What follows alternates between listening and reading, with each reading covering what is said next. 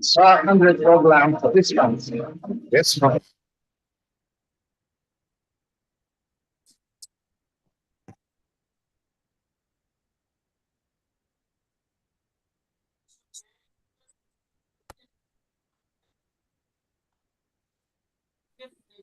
The Power Program programs, distinguished guests and colleagues. It is a pleasure to welcome you to the Asian Institute of Technology for the Capstone Week of the We Power SAR100 program. This is our first cohort. सीधा अलमारियां तो शुरू करें ये कह रहे हैं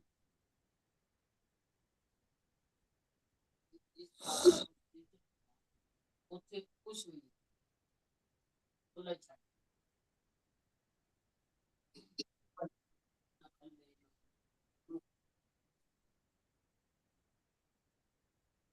Under the South Asia Regional Infrastructure Connectivity Program. And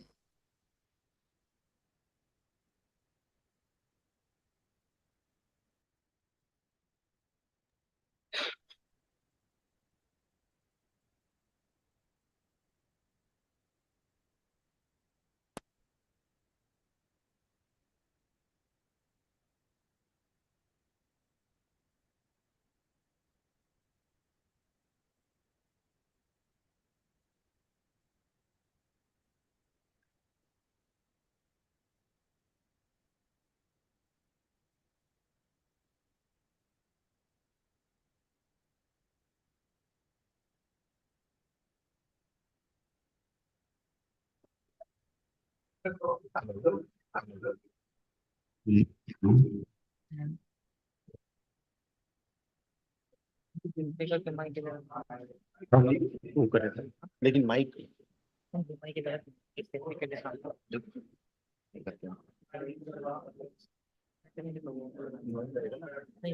okay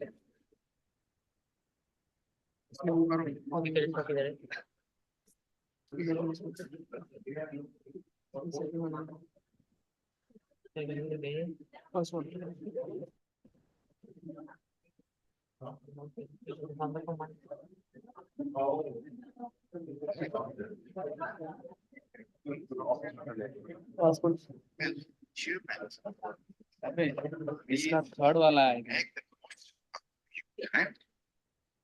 campus by engaging in meaningful conversation with you. Why it's not okay. All right. Complete. Sound कम कर देखना है तुरंत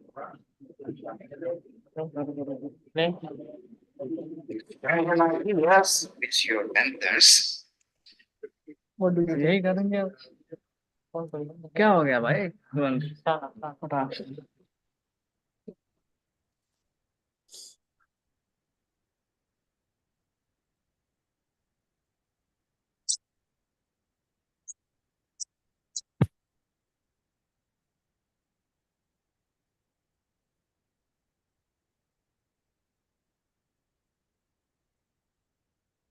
Before you start, give me a signal.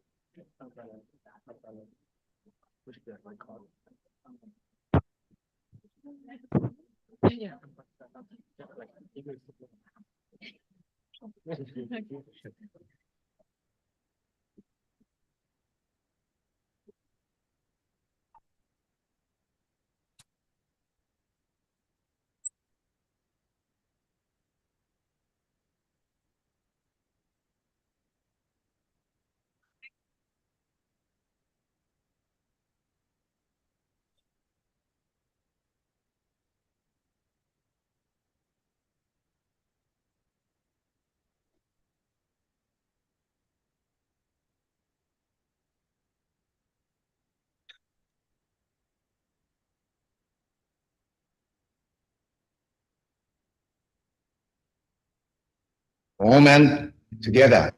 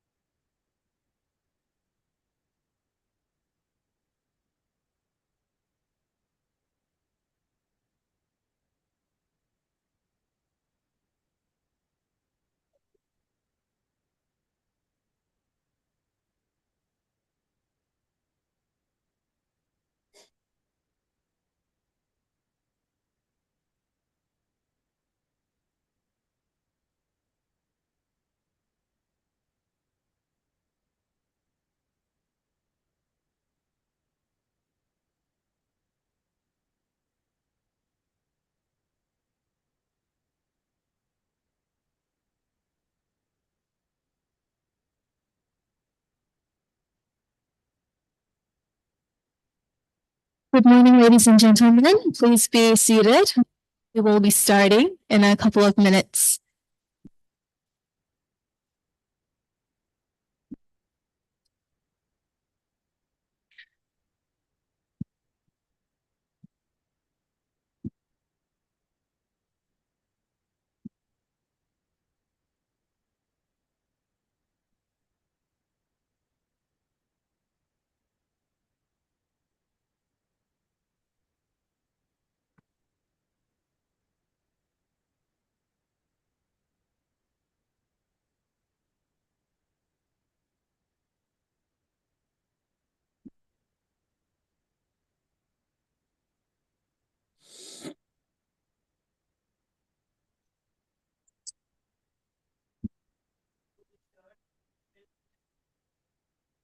वही होएगी, देखो hanger टंगी है मैं उस दिन।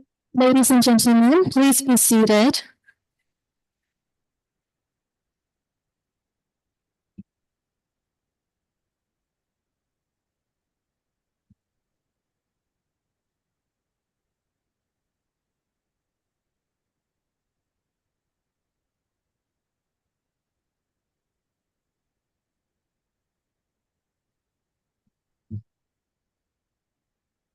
कपड़े आ गए अंदर।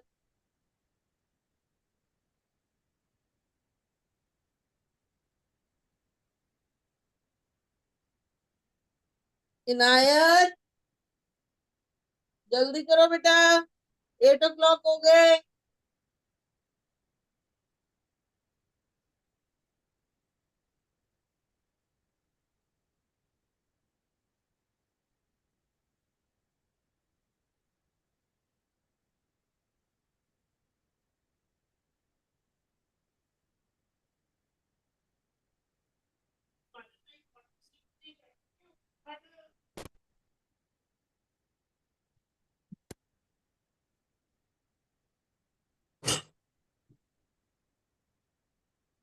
All right.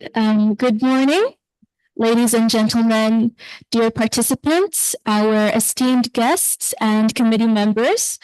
Welcome to the third day of the We Power SAR100 program here at the Asian Institute of Technology. I hope that you are all well rested and ready for the engaging day of presentations that we have ahead of us today. Before starting today's program officially, let us take a moment to look back at some of the remarkable moments from the last 2 days that we've had at our program.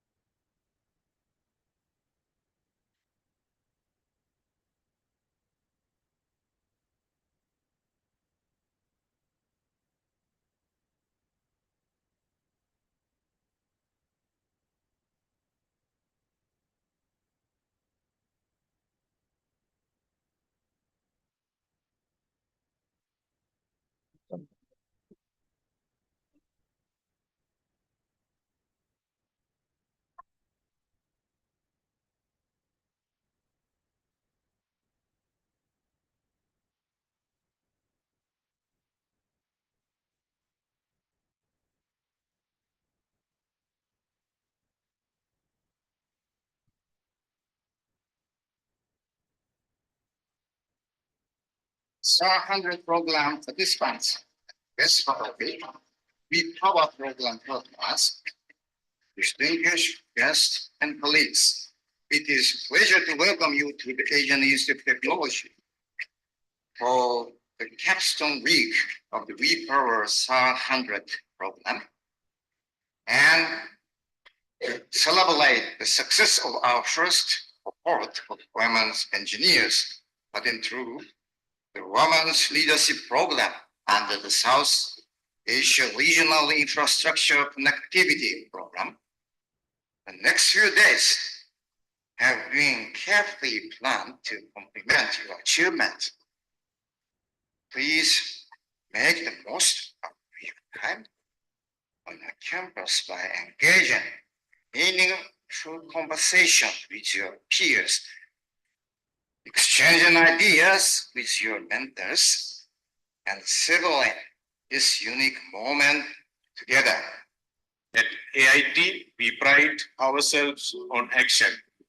Our Sustainability Energy Transition Initiative started in 1979, almost 45 years before we started Master's PhD program in renewable energy. Now that has grown into include a comprehensive range of technologies, policies, and strategies for advancing clean energy initiatives. As we look ahead to the upcoming events from next 4 days, including today, at AIT, including field visits, Capstone projects, presentation, and certificate award ceremony, let us carry forward the spirit of solidarity, learning, and innovation that has defined our time together. I am confident that lessons learned and connections forged. I think that one is the very great achievements. From beginning, there were little odd and even, but now everyone so much connected, like our power grid. Without your connection, things will be unstable. So that connection you achieve a stable connection.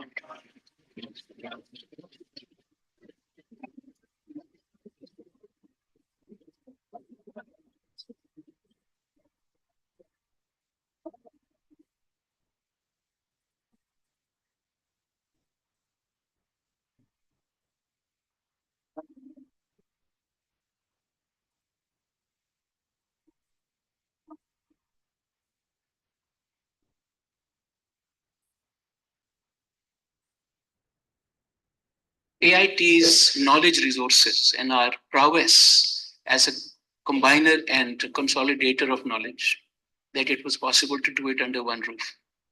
The UNIS Center, of course, helped design the aspirational model.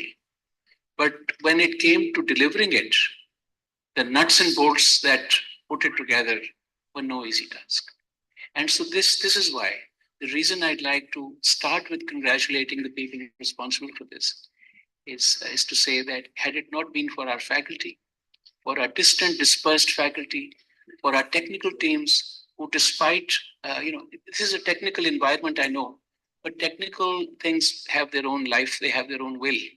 And to make this work continuously over 8 months, and then finally, my own team, the diligent people that most of us don't actually see or don't actually recognize as mentors or teachers, etc. All this came together in a remarkably miraculous way. So I've been always a bit of a skeptic when it comes to miracles, but I think I'm getting to become a believer now. The miracles that we saw happen, things coming in place, people found at the last moment, willing to bring their expertise to us at extremely short notice, the distances, and of course, finally, the ability, the aspirational willingness, and the enthusiasm of our 101, what I call super women, all brought this to a near miracle. I'm not expecting this to happen every day, but I do hope that now that we've tested the model, it is no more a miracle. It is work accomplished. And if it can be done now, it can be done again.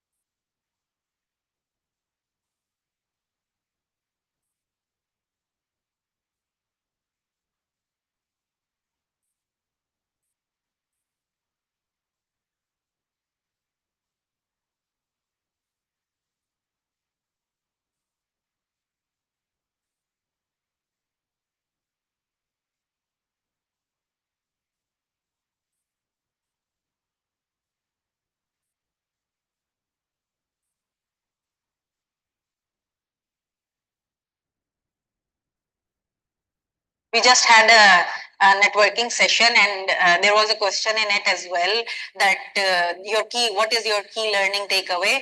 And my answer was that this program gave me enough vision for my whole career, probably.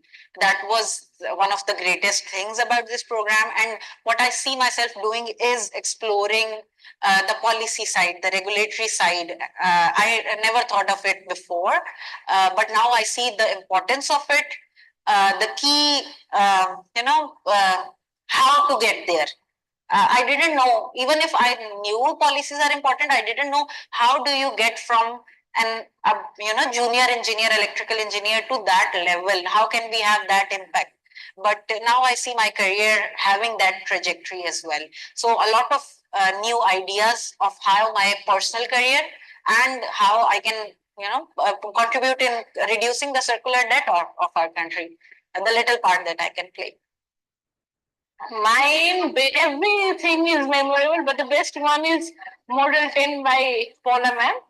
Yeah, that is something I basically can relate to my day-to-day, everyday working habit, because I was one of the first lady manager in a distribution in Kathmandu, and I faced the challenge of being the minority gender. So that was the problem, and whatever she was talking was my heart. Okay, so I felt so much connected with her at the moment. So everything is memorable and very much helpful for us even in future. But the best one was Paula ma'am model 10. Right. SAR100 has been a wonderful experience for me. It has been like a 8 months long online training, and it was really like the sessions was really planned very well. And when I say the memorable event, then I could see that the last moment when SAR introduced us with various role models and various persons from all over the South Asian countries, and the women engineers who has been done a very themselves are very struggles, and how they express themselves to us, and we felt that we are also suffering, not suffering but struggling in the same way, and we could also achieve in that way. So that kind of interaction was really wonderful to us, and which has been, I think, which has motivated to all the SAR100 people from the South Asian region, and that was really wonderful. Yeah, thank you so much.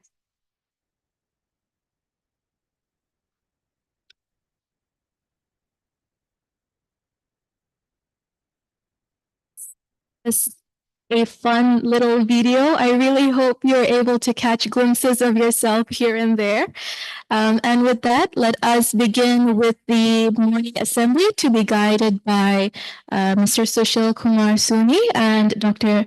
Jai Govind Singh. So yes, Mr. Suni and Dr. Singh, the floor is yours.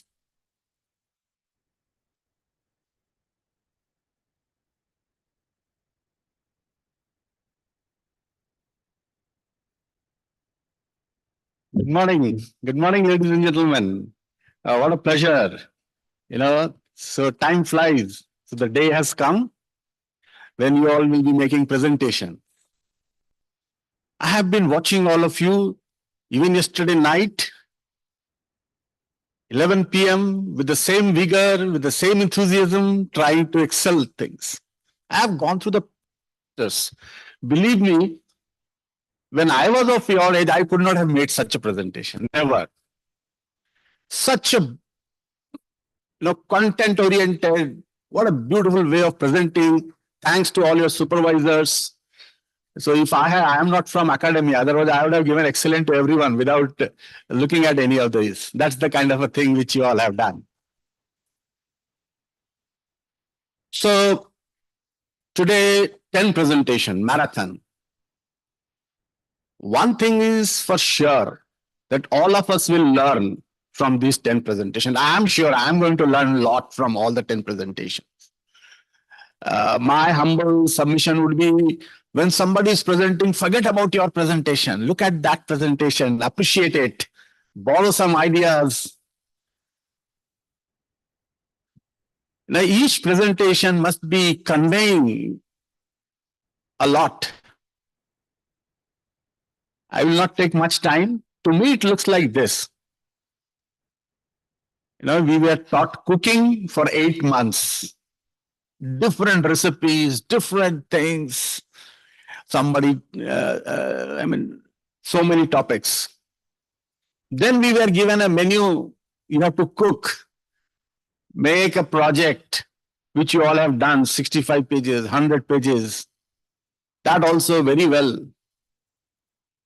But ladies, presenting the food, presenting it also is extremely important.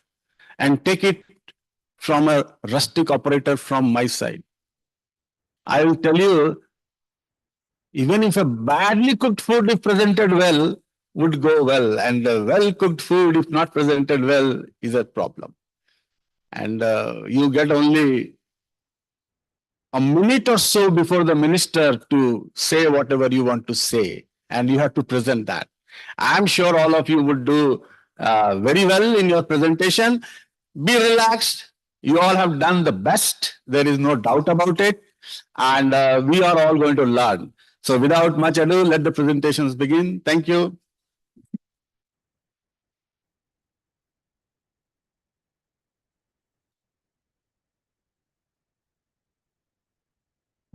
Good morning, ladies and gentlemen.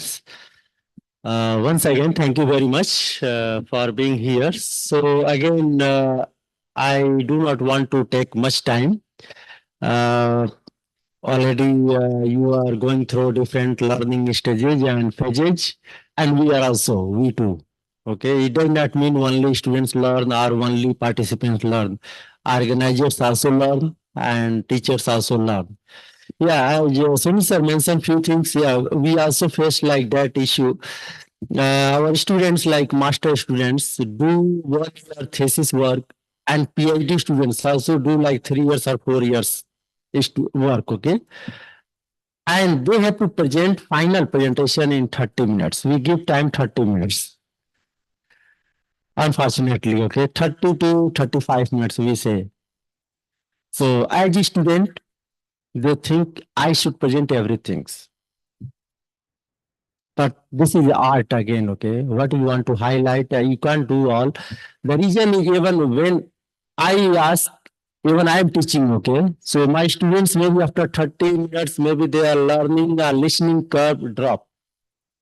In beginning high, then start after 5-10 minutes, it drop, okay? So I do not have a class more than 1 hour in continuous. So I take a 10-20 minutes break. So how to present, that's a big challenge, and that's what art, okay? As sir mentioned that, okay, how you present in that capture the your all things, okay? Coming back to the last 2 days, you have seen already here a nice video, okay, including all of your activities and uh, still last moment your preparations that still goes on, okay, for everyone, okay? So I mean, I can see that sometimes it becomes too much academic in terms of grading and assessment, but it should have some other way. But problem is also how to handle this one with the diverse things. So some mechanism had to follow. That's the one thing. So do not take much pressure of that. You do your best what you learn. Okay, the learning is the main things. And then so far, good. Everything's going well, and I hope you enjoyed. And then we have a few more things to come. And with this, I would like to thank you again, and have a nice day, and have a enjoyment from now and until Friday as part of this program. Thank you very much.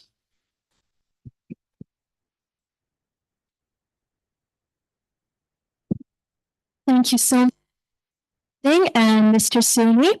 And with that, let us now dive into the first session of presentations for today. But before we begin, presenters, please be reminded that you will only have 20 minutes for your presentation.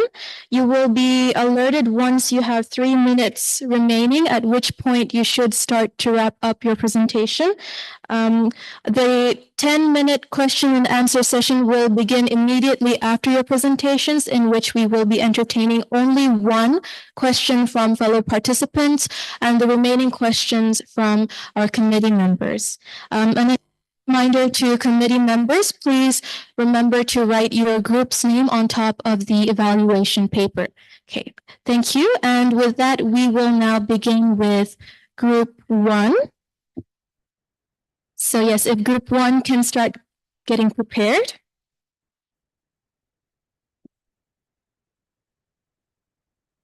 So group 1 has meticulously examined the intricacies of accelerating the secure and resilient energy transition in the electricity sector of South Asian countries. The comprehensive case study spans Bangladesh, Bhutan, India, Nepal, the Maldives, Pakistan, and Sri Lanka, offering insights into the challenges and opportunities within the region. Yes, so group 1, if you are ready, just give me a nod and let me know when you're ready to present.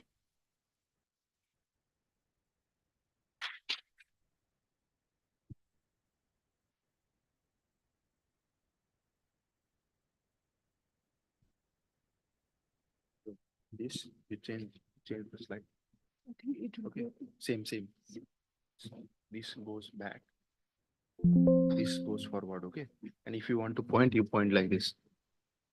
This one. You point like this. Fine, tall yes, that is all. One picture. Okay. Point. Mati one. Okay.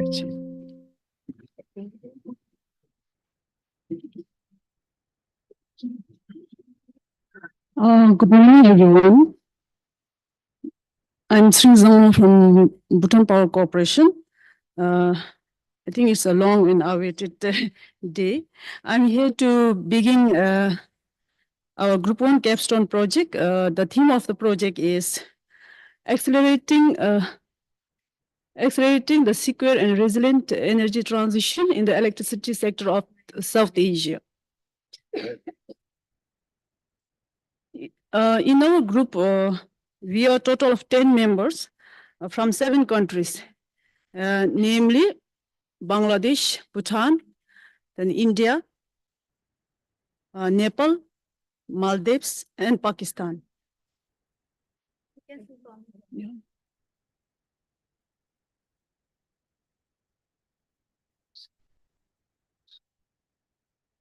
So,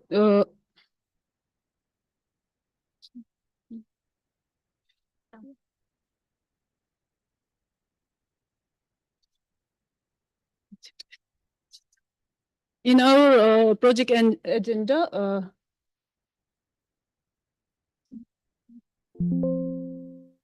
don't. Again. Not working. May I? Yeah. It's working. Sorry for this interruption. In our project agenda, we have introduction, literature review, that is background, and methodological framework, research and discussion, then a conclusion.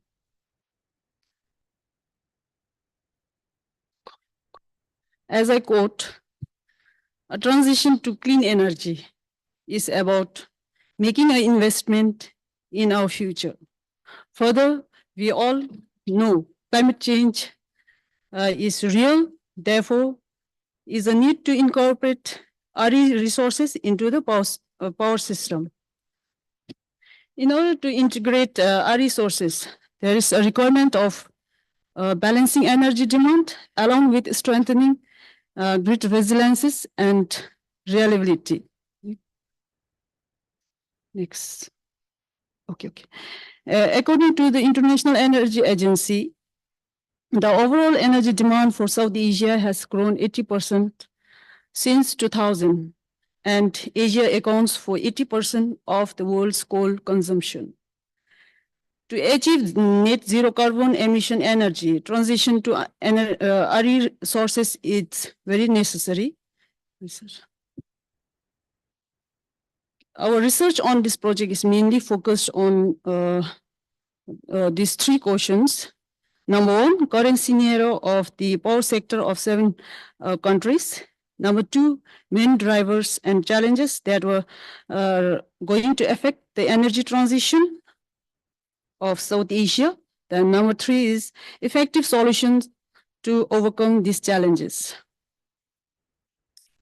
In our project objective, we have carried out SWOT analysis, that is strength, weakness, opportunity, and threat, in which we have taken views from various experts of power sectors, companies from 7 countries. Thank you. Then I hand over this podium to Mrs. Harshani, and she will continue the next chapter. Thank you. Thank you, Sharin. I'm Harshani from Sri Lanka. I will do from chapter 2. First one is our chapter is literature review. When it comes to the literature review, the most important thing is documental research. So when it comes to the documental research, the guidelines for the effective research is vital. So these are the guidelines for the documental research. Effective one, defining clear research objective, identify relevant document across various sources, evaluate document quality and organize data, and draw conclusions and propose proper recommendations. And the other part of our research literature review is taking expert opinion. We have done 2 key components of expert opinion assessment and factors influencing confidence in expert opinions. Those are the factors and key components. And when it comes to the questionnaire, crafting a questionnaire is a crucial for success survey activities and rely on practical knowledge rather than theoretical foundations. Key steps for questionnaire design is determining sample question, creating questions, testing, distribution, and data analysis. And SWOT is a strategic planning fundamental and offering structured approach to evaluate organization and sectors, and external analysis of the SWOT identified the threats and opportunities, and the internal analysis uncovers the strengths and weaknesses. And the other part of our literature review is power system analysis. Power system analysis is crucial for sustainable energy transition, evolving to meet challenges in energy transition, and it ensures the reliable electricity supply. And using of power system software is crucial for power system analysis. Key features of a power system software is system modeling, advanced applications, database management, renewable integration, and benefits are seamlessly integrate robust modeling to the cutting-edge algorithms, and those are widely used in universities and research institutes for research purposes. Then the last part of our review is the mechanisms used for loss reduction, voltage regulation, improvement, and avoiding bottlenecks and overload management. When it comes to the transmission systems, those are flexible AC transmission systems, capacitors, network reconfigurations, regulating transformers, and for the distribution system, we can introduce static compensators, network reconfiguration, distribution generation integration, voltage regulation devices, and active compensators. And also battery energy storage systems to peak shaving and voltage support. And it could be used in both transmission and distribution systems. And chapter 3 is our methodological framework. And this is the overall framework of our project, that is the nutshell of our project. We have started with the documentary research. We have done a comprehensive documentary research for 7 countries.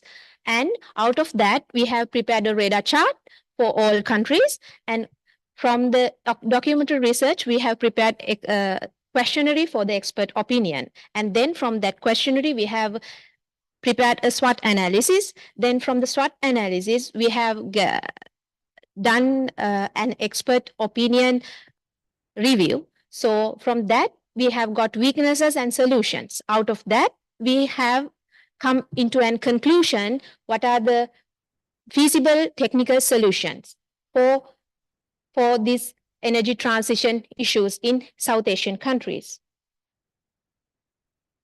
We have 3 actions as we specified before. First action was the documentary research to define context. So we have prepared 24 common questions to prepare based on the literature survey done by each member of each country. So each member conducted a research survey from their home country, selecting 3 experts from transmission, distribution, and generation in power utilities using the comprehensive questionnaire. The other one was the national and regional SWOT. The methodology was collecting data from experts, and then we have conducted a SWOT analysis for individual country. Then we have compiled it to one SWOT for region. The outcome was understanding energy sector dynamics, identifying strengths, weaknesses, opportunities, threats of SAR countries, and basic strategies and recommendations. The last part of our action 3 is computer-based simulation to access the most promising solutions. So we have the research team utilized PSSC and DigSilence Power Factory software, renowned for power system analysis software for researchers. So the representative test system of South Asian region countries was deployed considering primary and secondary system of transmission and distribution voltages. Realistic data for the publicly available sources was incorporated, including 24-hour load profiles for distribution substations. And for the integration of low carbon technologies, we have included PV power plants and battery energy storage were integrated into the test system to address the energy transition challenges. For the simulation methodology, we have used quasi-dynamic simulation to conduct 24-hour period evaluation to perform proposed technologies. We have used DigSilence for this. Focus was to address voltage profile, active power losses, and overloading, crucial issues identified in energy transition context. And the whole objective was to research aims to offer technically sound solutions to energy transition challenges in SAR countries to leveraging digital simulation and analysis techniques. These for the chapter 4, I will hand over to my colleague Natasha. Over to you, Natasha. Thank you, Ms. Harshani and AIT, to express my research project in front of you. Thank you. Here we go to the radar plot. You have seen we have generated a radar plot of the South Asian countries. We have set margins, set criteria. 0% is the minimum requirement of the South Asian countries, and 100% require the maximum requirement is very important issues. So in this plot, we have identified common challenges, and these challenges go to the transition in energy sectors. Here you can see the maximum countries have infrastructure challenges. So we have is done to the infrastructure challenges advancement in our research. Also, sir, it has climate change impacts, environmental and social concern, also regularity and policy issues. Energy access, affordability, and reliability and resilience. Labeling of all the countries here, it can be discussed, but haven't time to describe all the radar plot in such a tiny time. Thank you. The next slide is SWOT analysis. This SWOT is based on expert opinion, which we have collected by questionnaire. This is the final conclusion of SWOT of all 7 countries. The strength which we was observed of SAR countries, the investment in renewable energy infrastructure, potential for resource sharing and technology transfers. And the weakness we have observed are the aging infrastructure in generation and distribution sectors. Transmission and distribution challenges include network losses, reactive power issues, and voltage fluctuation. And what we have observed in opportunities of SAR countries, the market has been reforms and incentive to promote clean energy and policy alignment among neighboring countries also. Threats which they are bother us, that is the renewable energy sources can lead to grid instability. Also the limited energy storage solutions. The next slide. This is our model system. Now I will explain. This test model is created to reduce and modify a simplified and model of SAR countries, which we have tried to replicate of SAR countries. This test model comprises 33 buses system, which have 15 load buses, which comprises 608 megawatt and 396 MVR loaded. And there are 3 synchronous machines which are generating 634 MVA capacity.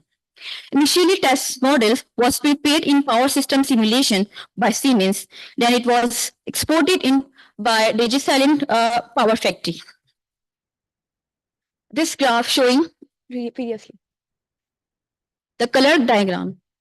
The color diagram showing the loaded area, the red zone called the heavily loaded area, and the other color is slightly loaded. The next slide. Here you can see there's a 6 graph, the plane base case, and in plane base case, we have only inserted the information from the South Asian, which we have collected information from South Asian countries, and we plot the some scenario. But you can see here some problem in voltage fluctuation. The first case is voltage profile, and then the second green bar is loading profile of each buses. And the second case is, you can see we have fixed some fixed capacitor through the reactive power compensation. Here we have improved some voltage profile.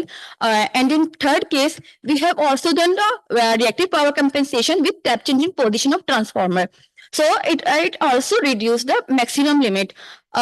In second case, the lower limit is adjustable, but the upper limit is higher than the limited area. So it is now in from the 3 cases we have took the case number 3 for further simulation for our study phase projects. Then next. This is the load profile of all 3 cases. This is the load. You can see from bus voltage per unit of each bus. The red one shows that these are heavily loaded, which are not in the limit cases. Voltage profile is our out of limit case. But in case 2, we have done some reactive power compensation. They are improved now. The red bar are less than in first one case. And in third case, as it means so much improved. Now it has reduces, and it is now in adjustable limit position of voltage profile. The second bar is cube case of bar.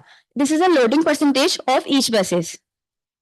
That bus one is showing the heavily loaded buses, which is a transmission line of 500 kV in 220 kV system. Then next, please.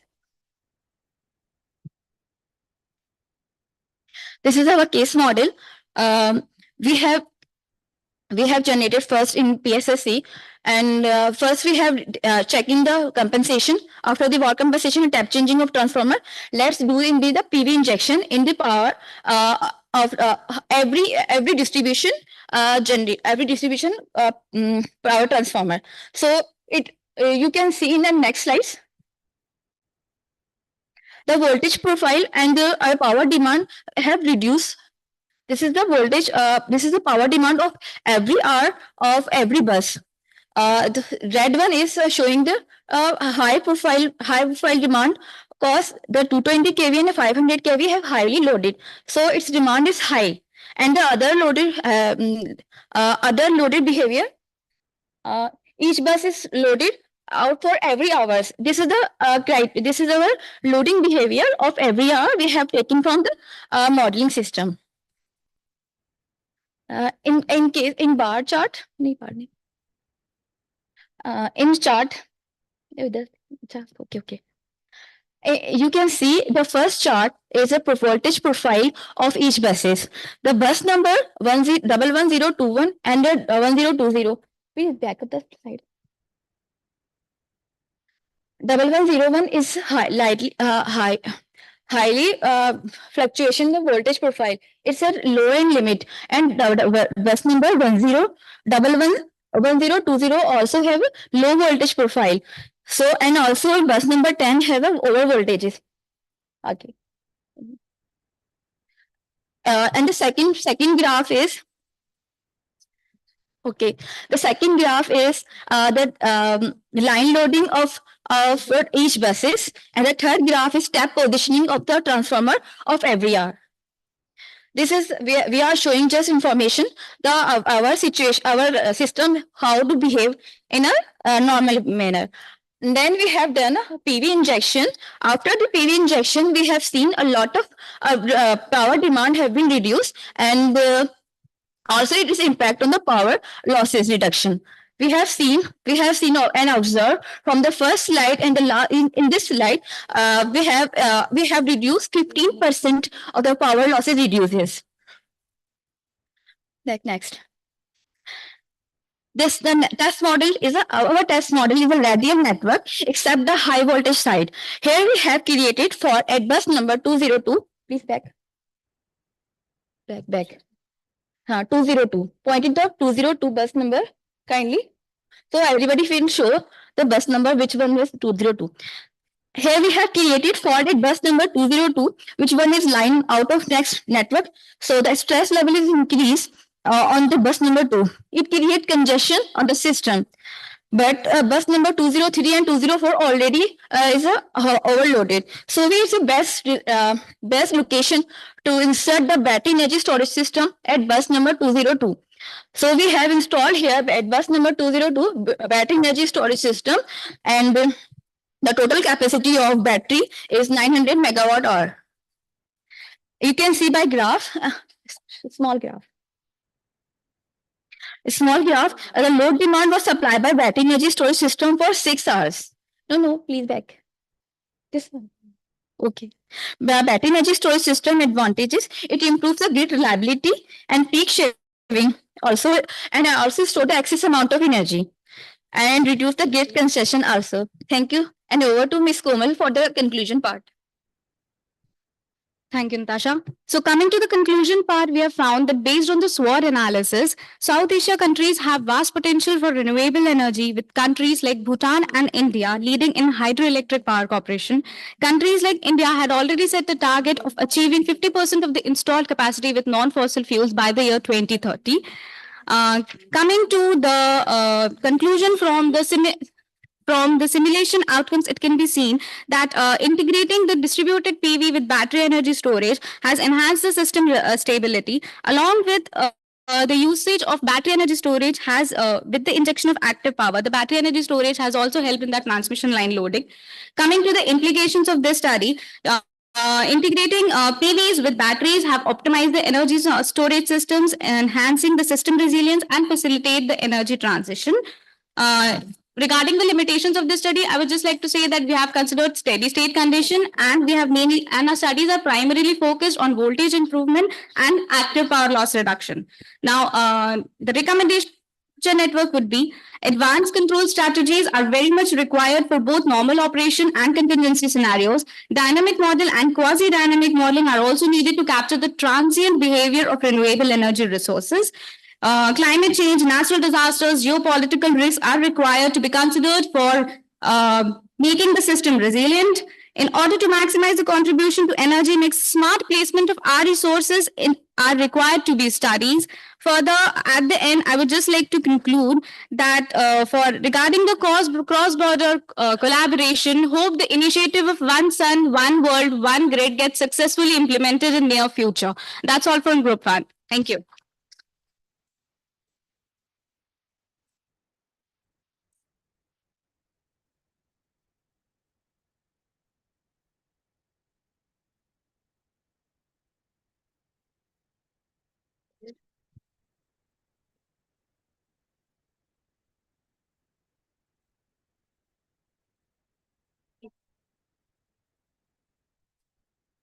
Thank you so much, Group One. So do we have any questions from our fellow participants?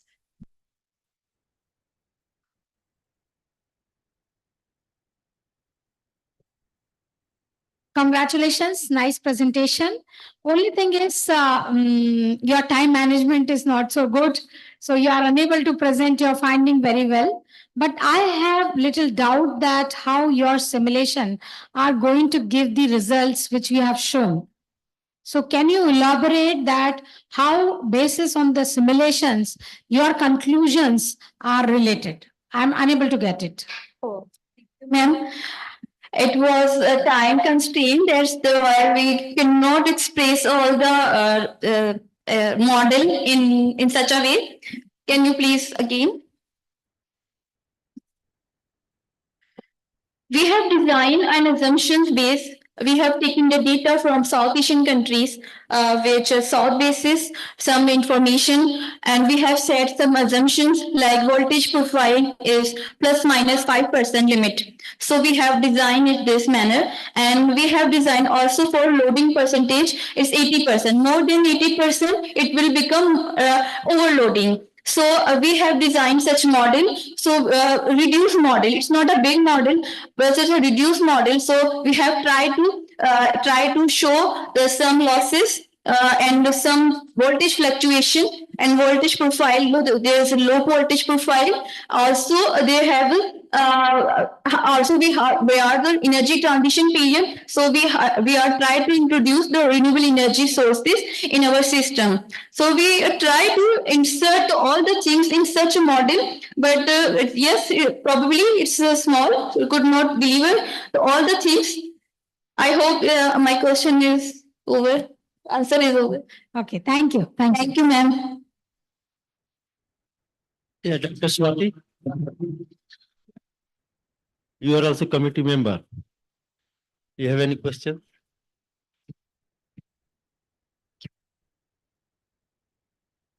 Talking about your title, it's about accelerating the secure and resilient energy transition, right? Can you explain what part of the study that you focused on the security or the resilience? I would like to know your understanding of the topic and the work you have done. Battery energy storage system is more reliable and its grid reliability increases and congestion also reduces. So it's secure and also it Remove the network congestion and contingency also. If we have a damage, I mean problem anywhere, so battery energy storage system will stand by position to give the power supply. So no any issue in voltage fluctuation. It also nowadays battery has been advancement. So voltage fluctuation have been removed from the battery energy storage system. So we have introduced the battery energy storage system in our system. So it's become more resilient and more transient. In your study, in the weakness part, I guess, you mentioned that limited availability of energy storage technologies. Now, have you considered studying other things that would help in when we research, we have when we research on these topic, then we will go to the transition period. If we will not do a study, though, then we will not do towards the energy storage solution. Yes, pump storage solution also is available, but but now we have research from the battery energy storage system is more reliable than the other storage system. So that's why the reason I'm write this is a limited storage solution. Okay. Other than storage systems in general, take any, do you think there are any other options to improve the security and resiliency of the system? Yeah, maybe, but we haven't focused on other part. We have focused only on our part. So sorry, thanks for being competitive. And one last question, maybe. So again, when it comes to the energy transition, I see that in your conclusion slides you talked about planning problem. How planning ahead is important. Can you relate your work to the planning problem when you're talking about energy transition? Yes, we have some plan, but it's not implemented. So it's very important to plan. We have not discussed yet in our presentation, focusly on planning section.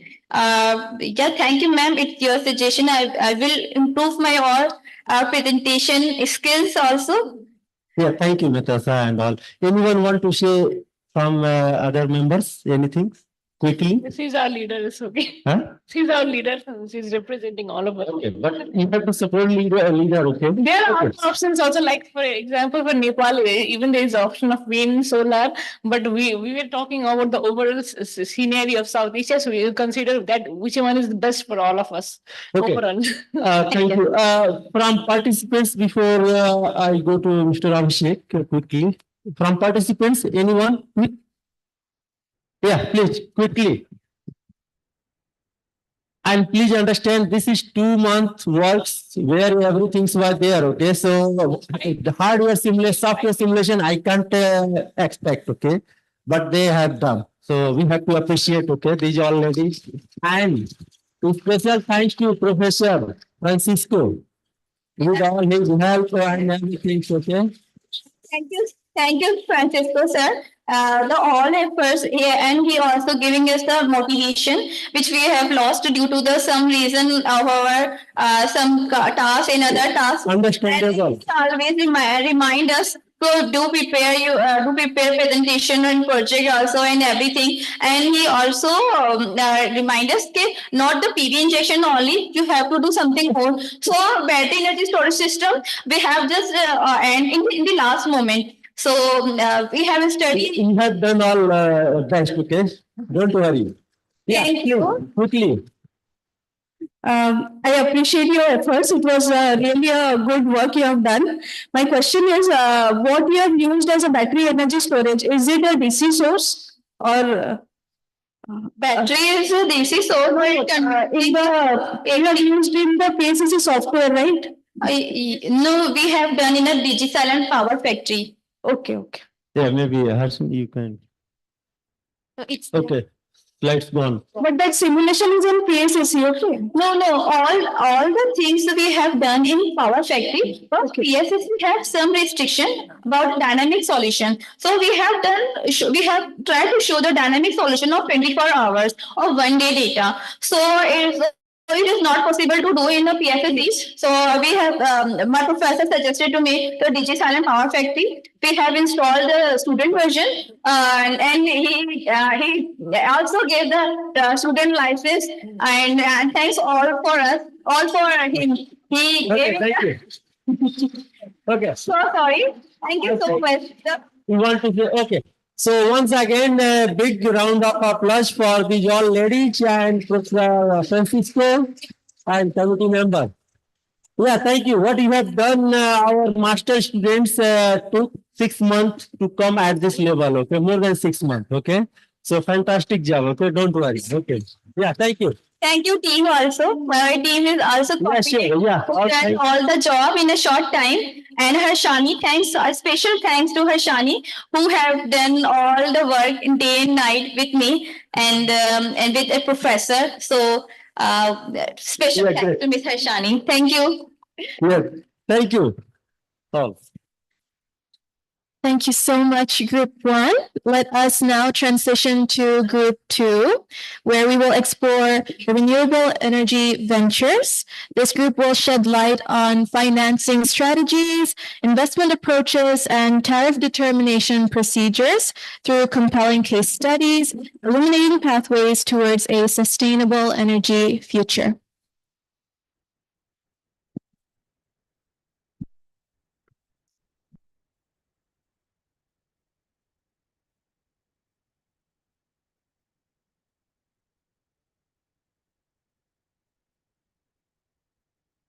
Yeah, just a suggestion for the other groups. Okay, please, if you read the slide, then you will take more time.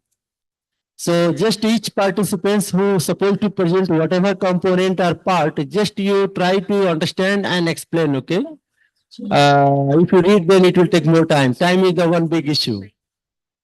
Okay, yeah, please go ahead. They will give, ma'am. Yeah, hello.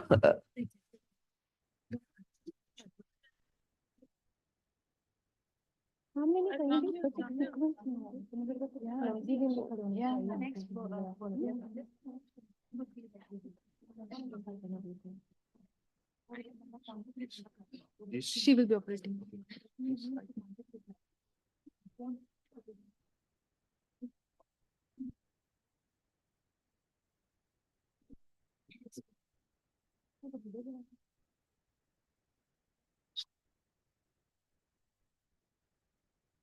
Good morning, respected guests, our seniors, and my friends. 2 days back, when the SAR team presented United Nations office, we heard a very new term. They said, it's not global warming anymore, it's global boiling. I want to ask you all, are we ready for that? No. Are we going to accept it? No. So what is the solution to global boiling? The solution is renewable energy integration. Transition to renewable energy integration, transition to a clean energy is required globally. All the countries in the world are targeting, working hard to achieve their net zero as per the agreement made. Transition to clean energy is required not only for our environment, but for achieving our sustainable development goals. SDG says, that is clean energy for all. So, how are we going to achieve that? We are going to achieve that through policies, through frame, and through invest. Moving on with, I'm starting my presentation. Myself, Amrita Tiwari, presenting group number 2 under the guidance of Professor Dr. Priyanka Paliwal ma'am. Our topic is renewable energy ventures, exploring financing strategies, investment approaches, and tariff determination procedures. Next, please, ma'am.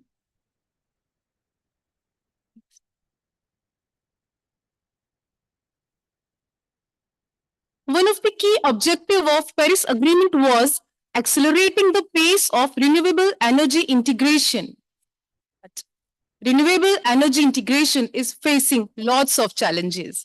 And those challenges are complexity in policies, complexity in tariff determination, ROI, high initial cost, and most importantly, uncertainty.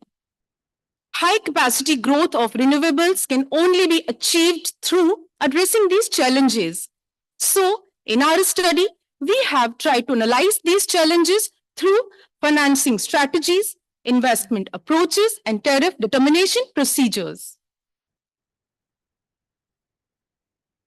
The research questions are limited access to capital, uncertainty in policies, uncertainty in tariff determination, risk management involved in energy forecasting and market management.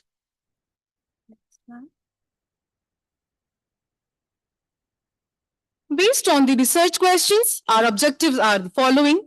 First one is study and comparison of various funding mechanisms.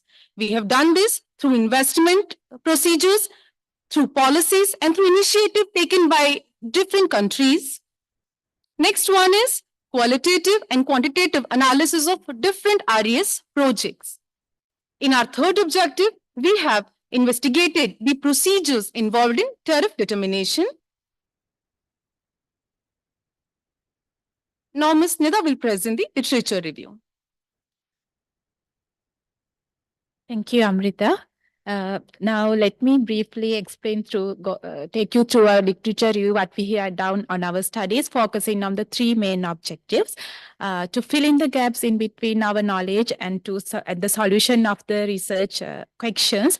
We have studied around 67 reports, journals, research papers, and technical papers. So it covered individually around 20 materials in each objective. So, bringing out the key takeaways of each objectives, the effective funding mechanism plays a major role in accelerating the renewable integration. Financing tools like debt financing, equity investments, government support, and innovative methods like green bonds and crowdfunding is playing a major role in globally. Some commercial banks, public sector banks, development banks, and institutional investors, they also encouraging developers to integrating renewable energy sector, their involvement. Particularly government policies such as production-linked incentive schemes such as tax concessions and the subsidiaries, it also has a positive impact on renewable integration. And the innovative initiatives like National Clean Energy and Environmental Fund in India, green mortgages in Denmark, and particularly in many countries, energy renovation grants and the rooftop solar schemes are playing major role in accelerating the renewable energy integration. So analysis tools or the techniques has to be taken into account, and it's also play a major role considering the analyzing the viability of the investment of those renewable energy projects. So in quantitative analysis, it's analyzed the financial viability and the cost comparative analysis.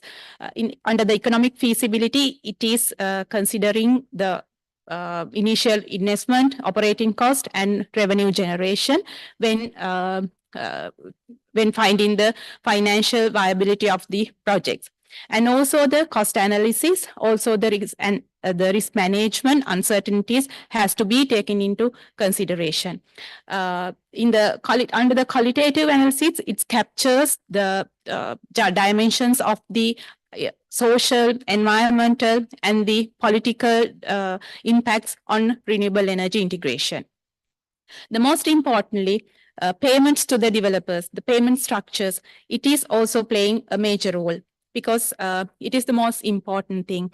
When we are studying about the payment structure approach, we observed that all the cost approach or the payment approach could be categorized into 4 main categories: cost-based, value-based, fixed price, incentive-based, and the auction-based mechanism.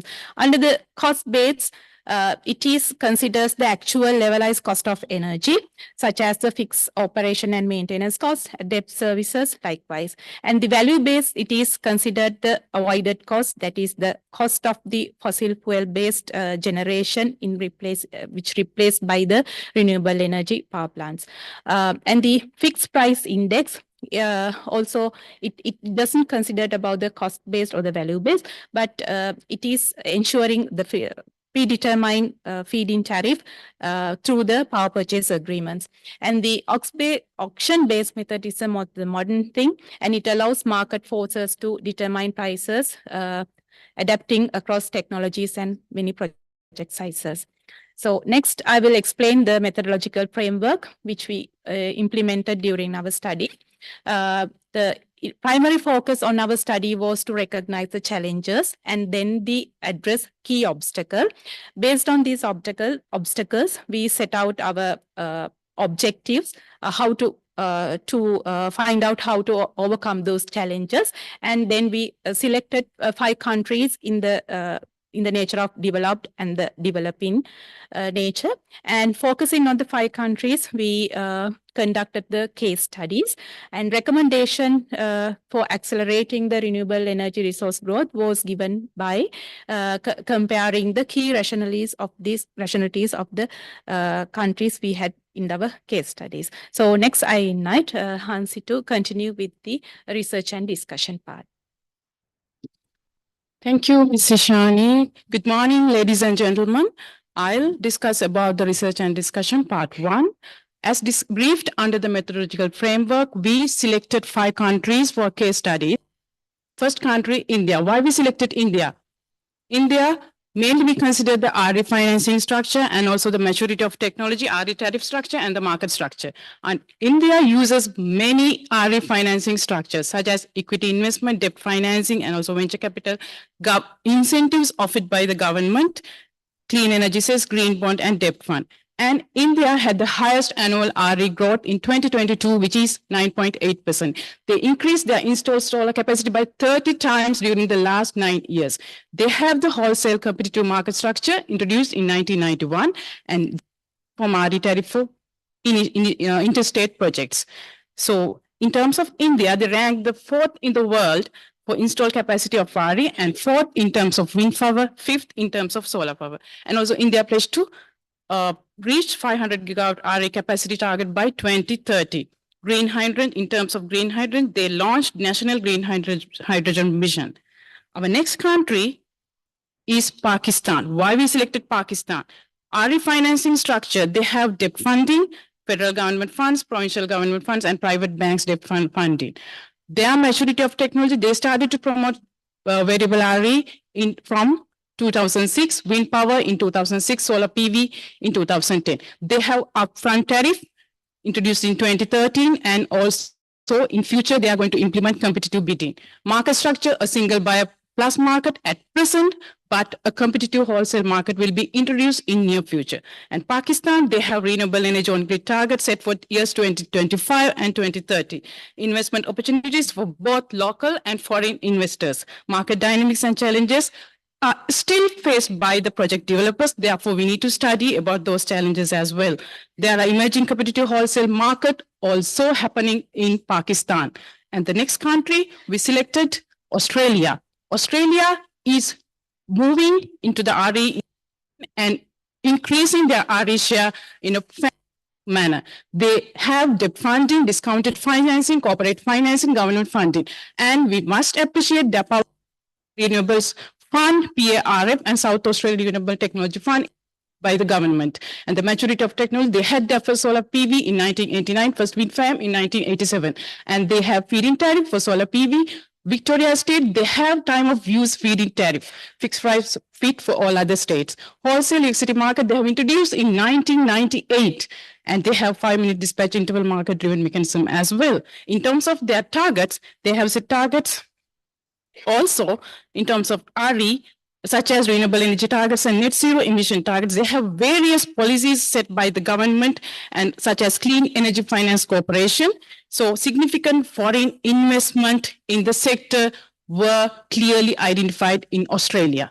Our fourth country is Germany, which is one of the best European countries in the European area, which has implemented in a superb manner. They have government grant subsidy bonds, are the world lead of wind and solar.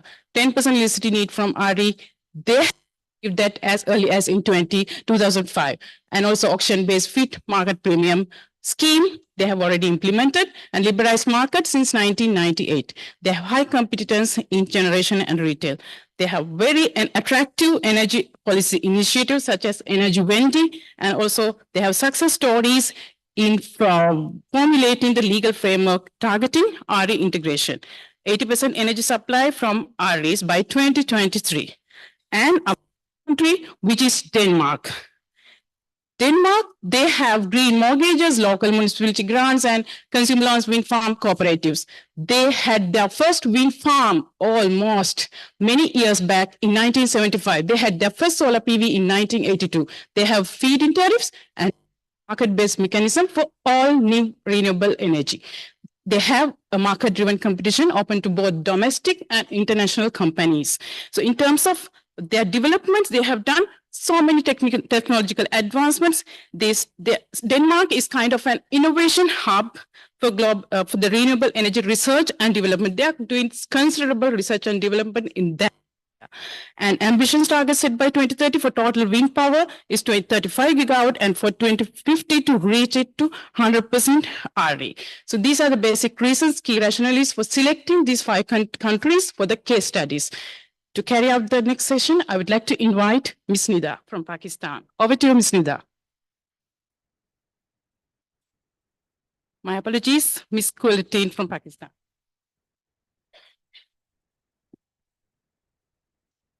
Hello, everyone. This is Kirtland, and I'll be presenting the financing mechanisms and investment frameworks for renewable energy projects in different countries. Starting with India, India needs around $363 billion investments for renewable energy projects by 2030. Financing mechanisms include debt financing with 50% financing from the foreign financiers. Lending rates have decreased drastically, which is promoting green bonds for refinancing. Equity investments have been enabled through pension and sovereign wealth funds.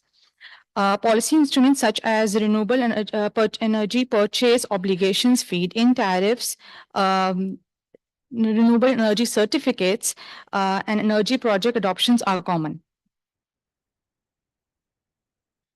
For Pakistan requires around $101 billion investments for green financing its energy sector.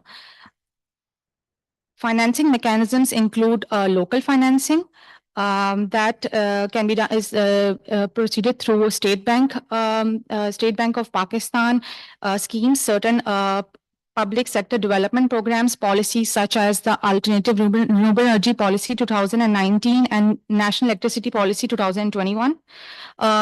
Local private banks are also investing, for example, the Mizan Bank, green bonds, and Sukuk banks, which are the Islamic green bonds, and international financing with China dominating.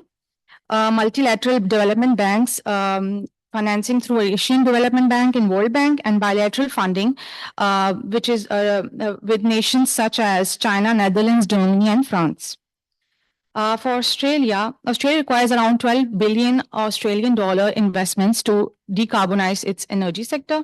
Funding mechanisms include a mix of government funds, corporate financing, green bonds, and financing through Australian Renewable Energy Agency ARENA and Climate Energy Finance Corporation.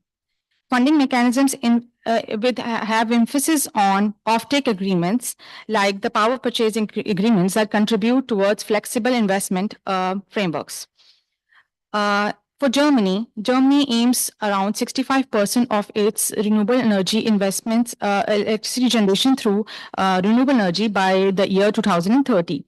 Investment frameworks include feed-in tariffs and tender models for larger renewable energy projects. Strong regulatory frameworks to support onshore and offshore wind induction. Financial mechanisms include a blend of equity investments, debt financing, government support like feed-in tariffs, and project tenders for large RE projects. Denmark has met a target of around 81% of its renewable energy integration in the generation sector in the year 2022. This target has been met through incredible strategy has been met through targets such as the green tax reforms, carbon pricing mechanisms, strategic planning for private investments in the RE sector, and public-private partnerships. Along with that are international collaborations.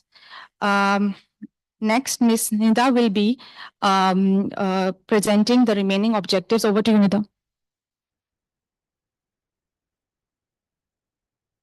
This is Nida. Our second objective is the quantitative and qualitative analysis of the selected countries.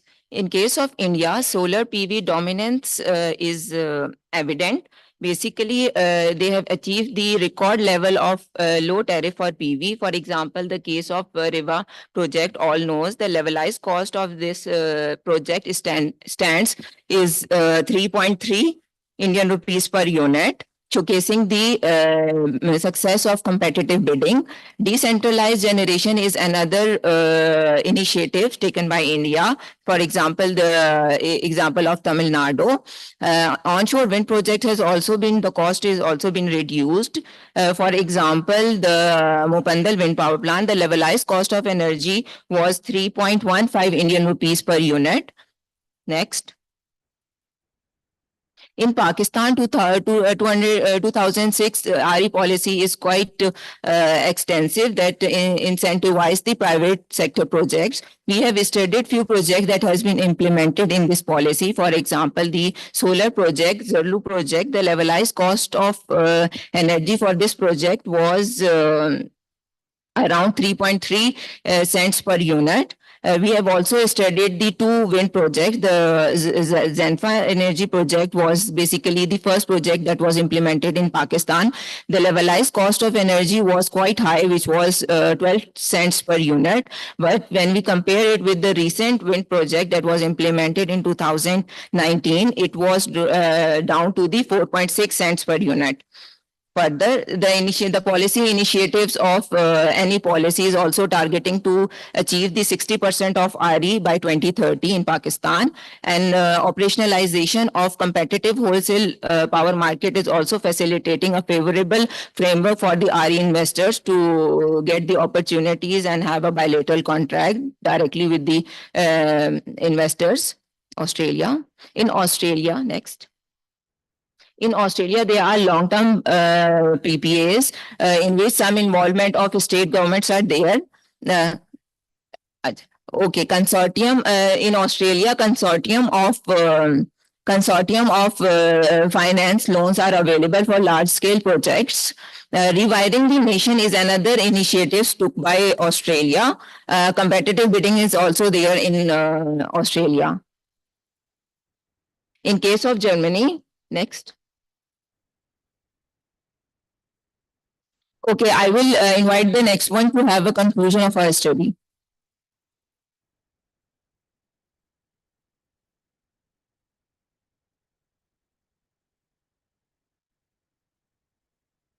Since we have a time constraint here, we will directly move on to the conclusion of the study.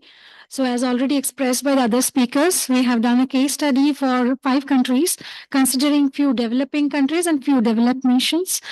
And these are the main conclusions that we have drawn from the case studies, that in all these countries, good financing initiatives and diverse financing ways and competitive wholesale market, feeding tariff to system, auction systems have borne fruit. Dairy producers and competitive we can find dairy producers now in the competitive spot markets in these countries, in some of these countries. And long-term PPAs, FITs have really borne fruit, in addition to net metering and feeding premiums. It has been found that the levelized cost of energy has been dropping with time. For example, in India, it has dropped from INR 13 to INR 2 or 3. Then we have higher share of RE in the total energy mix. And we do have RE participation in ancillary and balancing markets as well. However, there are always scope for improvement, and the levelized cost of energy for CSP and offshore wind is still on the higher side. It should be improved. Next slide. So the recommendations from this study include that green bonds and sustainable financing, carbon credits and offsetting, crowdfunding and community investment are good initiators which can help promote the adoption of RE in developing nations. And governments must also try to enhance demand, so to attract venture capitalist funds. The countries should have clear-cut renewable energy policies, and they should set, ambitious renewable energy targets, because take the case of India, wherein a target of adding 500 gigawatt to the grid by 2030 has been added, and we have witnessed a lot of success. And there is a requirement to harmonize the regulatory framework across the central and state levels. Next. Then there is a need to diversify the technologies and be prepared for new technologies and market changes. There should be incentives for integrating storage into the renewable energy sector. And the for renewables should be set in a transparent manner. And the regulatory rules should be aligned. Time is up. Please kindly wrap up. And risk mitigation strategies should also be there. A system of carbon pricing must be developed. We must encourage competitive bidding and market appropriate remuneration levels, and recognizing the different locational time and technological value, tariff must be set according to that. And these are the papers which we have referred. during our study. We have many more, but however, we have shown only few of them in the slides. Thank you very much for your patient here. Okay, thank you, ladies. So before asking quick questions, so may I like to invite Dr. Paliwal as a supervisor of group. So you want to quickly add anything? And of course, thank you for your supervision. And I know you know the first topic was technology. Now you see the finance. Okay. Yeah. Thank you, Dr. Singh. And I would like to congratulate all these ladies for their hard work. They have indeed put in a lot of effort in this project, I would say. It is a very big report that has come up about 150 pages. And I've told them they should bring up a journal paper and a couple of conference papers from here. The objective was to have a study in a way so that, if somebody is wanting to have a recommendation in a particular part, they can quickly refer to, this kind of report. So that is the objective. And unless we convert it into papers, it would not come into public domain. So the work is not yet over. They have to take it further. So now you have to work on papers, and congratulations once again for a very good effort, I would say, and a very good teamwork. Thank you so much. Yeah, thank you, ma'am. Your job is not yet done, okay? I mean, still you have after this. Okay, thank you. Yeah, may I like to invite Soni sir as a committee member to have a quick any suggestion? So I would say mesmerizing presentation. 146 pages, the references which are there, I wish there were hyperlinks. Then I could have gone through some of them also. And as Madam Paliwal mentioned, not only conference papers, even some policy papers can also come out of this. Now I have one, query or maybe a suggestion for all of you to think. The topic said tariff determination, which you covered very extensively. And in your literature review, you have also talked about tariff design. Now, in tariff design, if 500 gigawatt has to be done, do you think this tariff design of single part tariff, paisa per unit, or is it okay? Or should we have multi-part tariff? Should we have some kind of an innovative tariff design, not tariff determination? Tariff determination becomes a mundane thing. So just think it over, because you have formed an excellent group in the whole region, and this will help the region to take RE further. Thank you so much.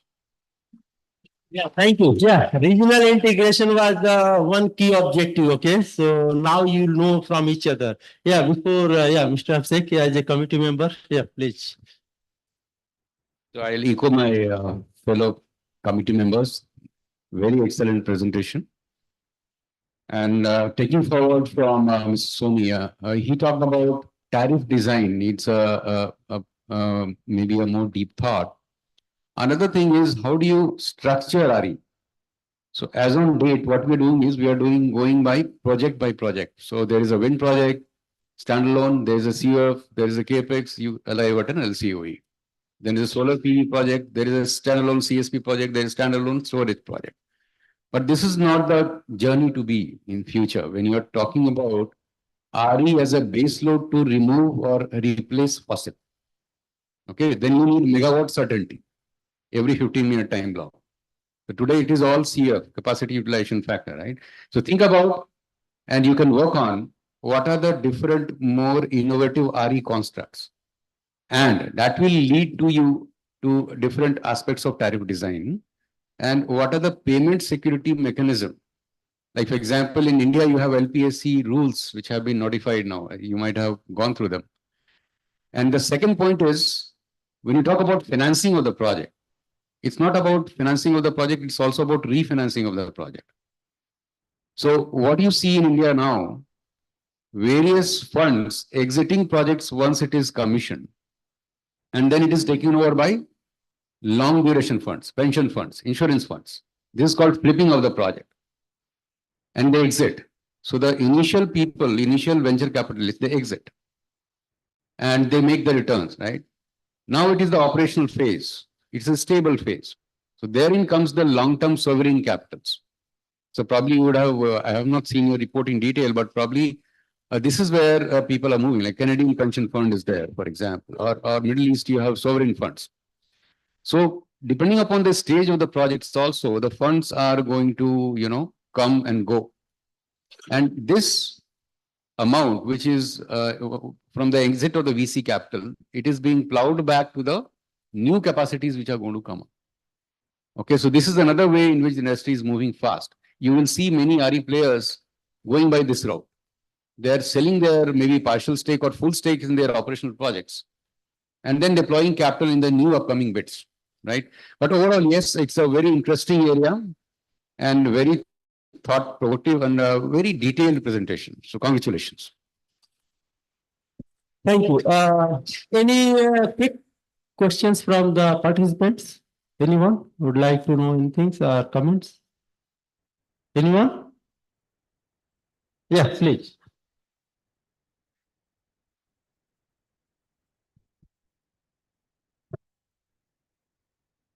Yeah, please tell your name and. Okay, sir. I'm Shushmita from India.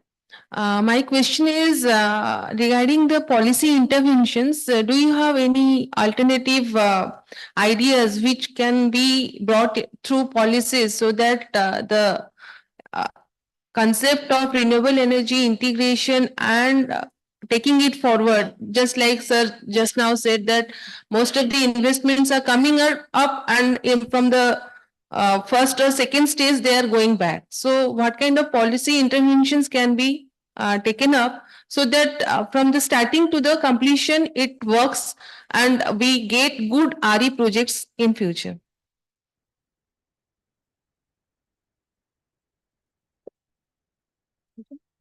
Yeah, during our study, we have also studied the Australia that in case of Australia, they have introduced a very good mechanism in which they basically said that and they are providing a new feature of market premium scheme for REs.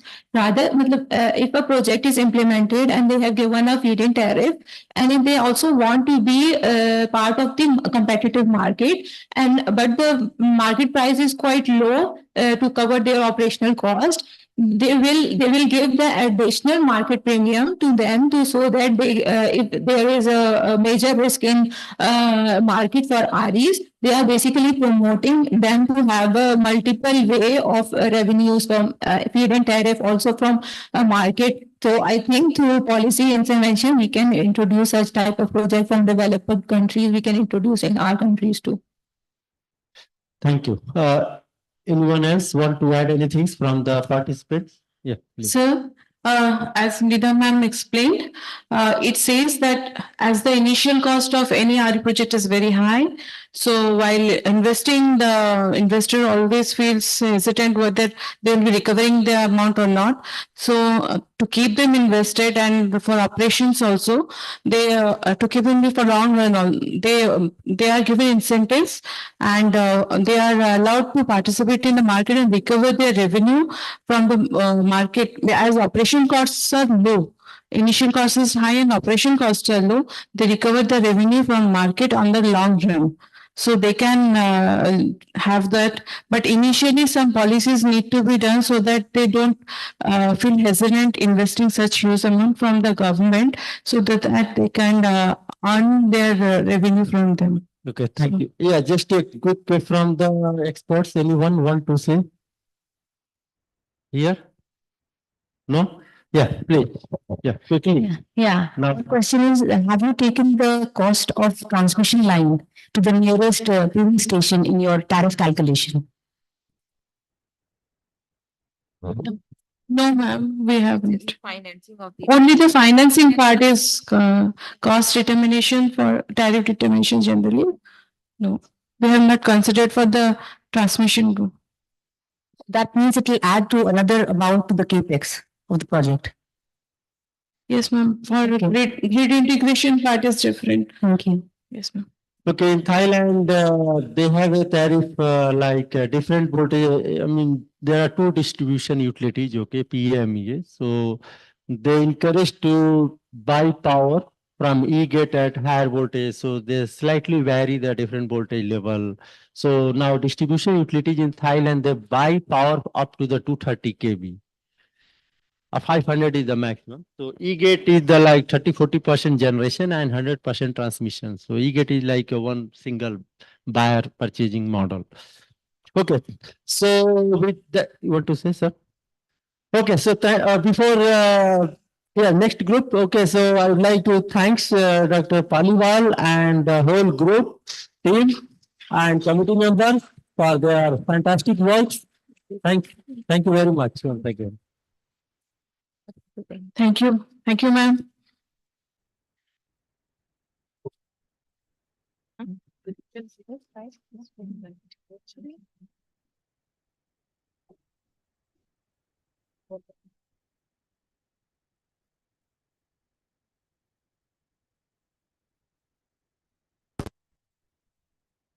Thank you so much, Group 2. We will now be having a brief 15-minute coffee break.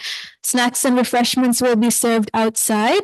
Participants, please note that if you would like to attend the cruise dinner tonight, please confirm your attendance and the attendance of any other family members you may have with you at the registration desk outside. No, yes, but confirm today. Yeah, the cruise dinner on Friday night. If you would like to attend the cruise dinner on Friday night with any of your family members, please confirm your attendance at the registration desk. And please be back promptly in 15 minutes at around 11:05 a.m. Thank you.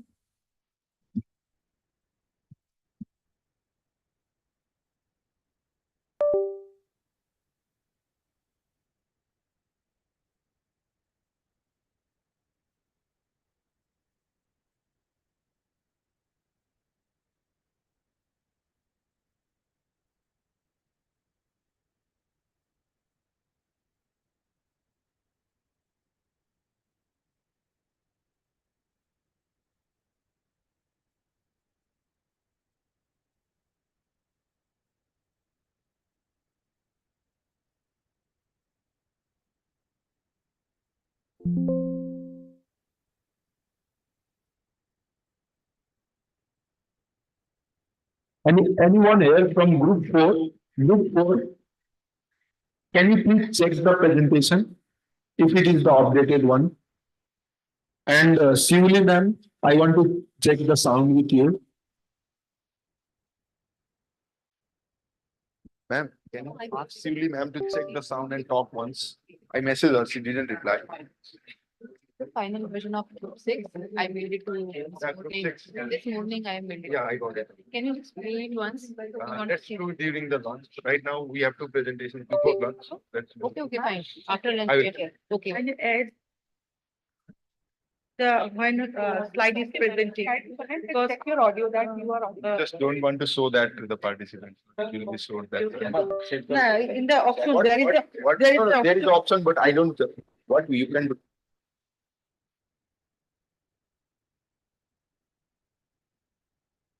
I just don't want to show to the participants. Oh.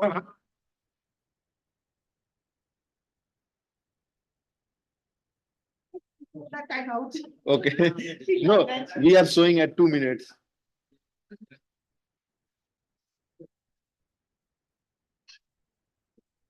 Hello.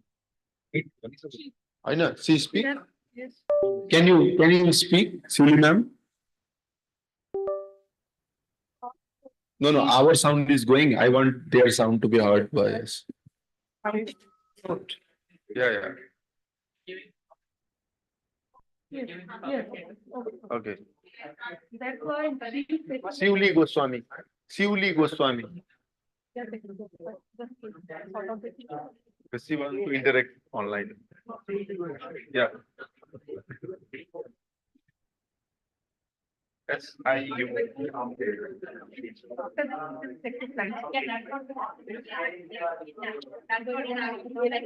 I must admire either people selected.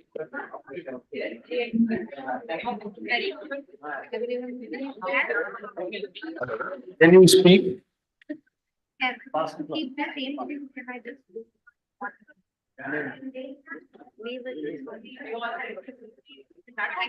वो ऐसा देंगे तो जैसा civil internet online तो ऐसा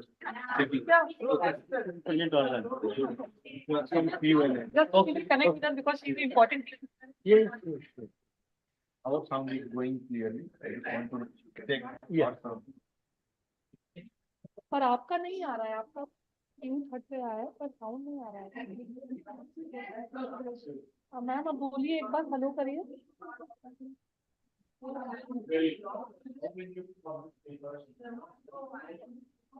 Hello. Hello. Am I audible? Yes, yes. Yes. Yes. Okay. Okay. Yes. Thank you. Thank you.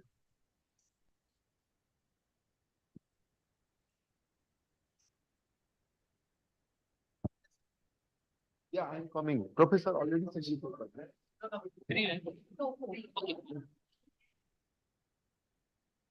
Yeah, I'm coming.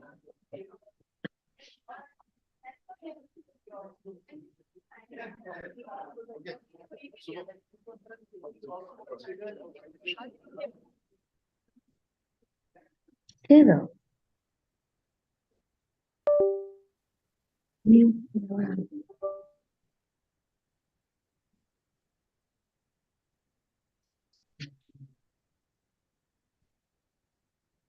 Namanital last.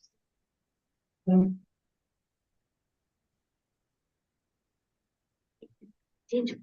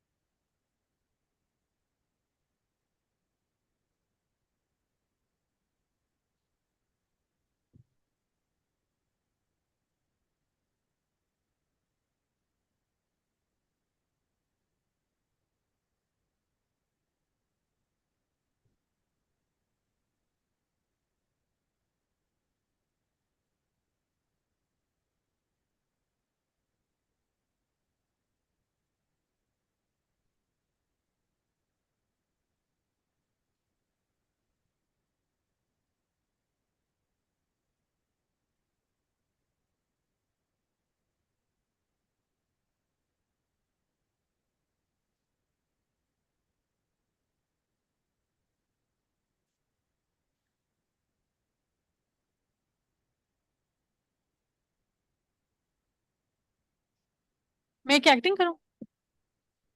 हाँ, आज की प्रेजेंटेशन अच्छी होगी गाइस। नहीं हंसी आ रही है, अब क्या करूं? Don't make me laugh now. Okay, my name is Koitlan Jamil and I am from Pakistan. And the topic that I'll be covering today, हो गया? इतनी चलो सारे आके इसी तरह इंट्रोडक्शन दे दो। यहाँ प्लीज यूज कैमरा। बोली जा रही हूँ, बोली जा रही हूँ।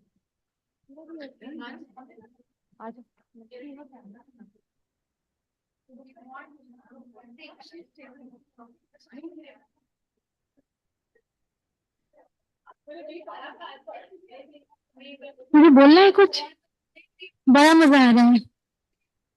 Tulika, nobody clicked the picture पहले क्या? Hi, I'm Tulika Bhattacharya from India.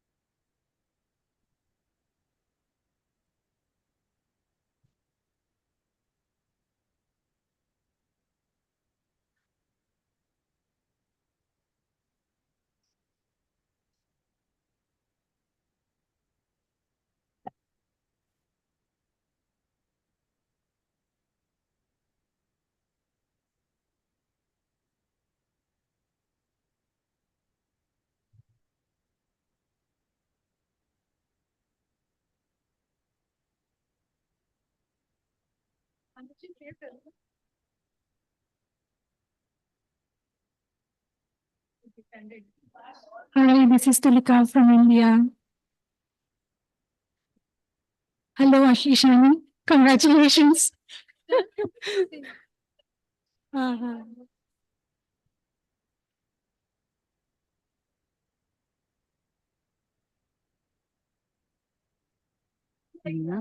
මොකද්ද දැන් බොරුවට කියන්න ඕනේ? වීඩියෝ එපා. Good morning everyone. Good morning. Good morning.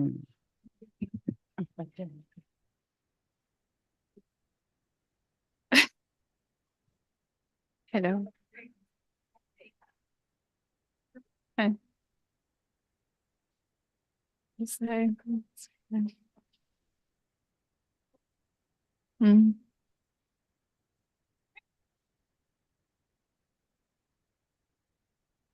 Okay.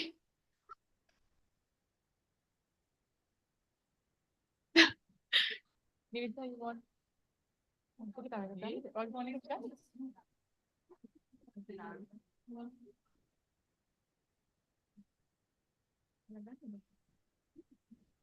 One more. First, I would like to talk about.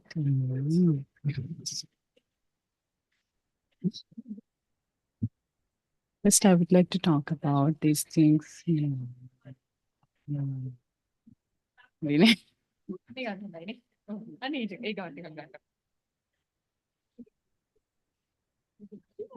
නේ ඒ අර එකපාරට මේ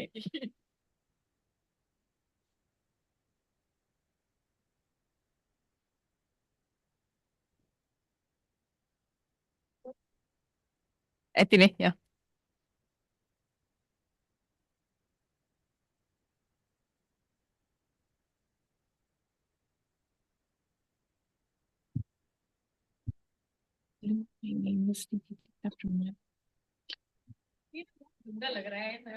Okay, don't do this.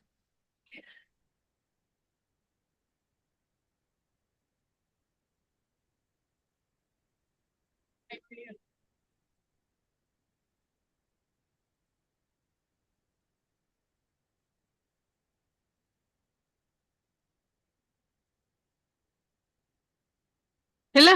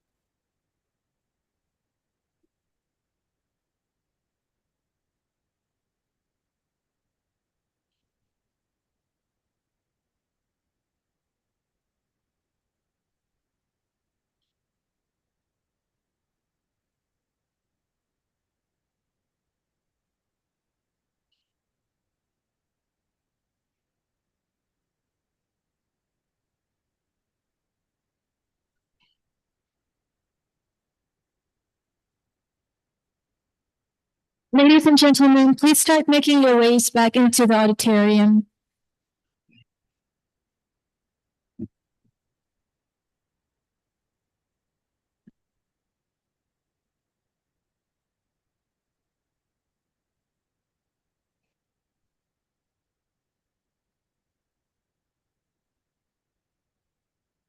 Ladies and gentlemen, please start making your way back into the auditorium.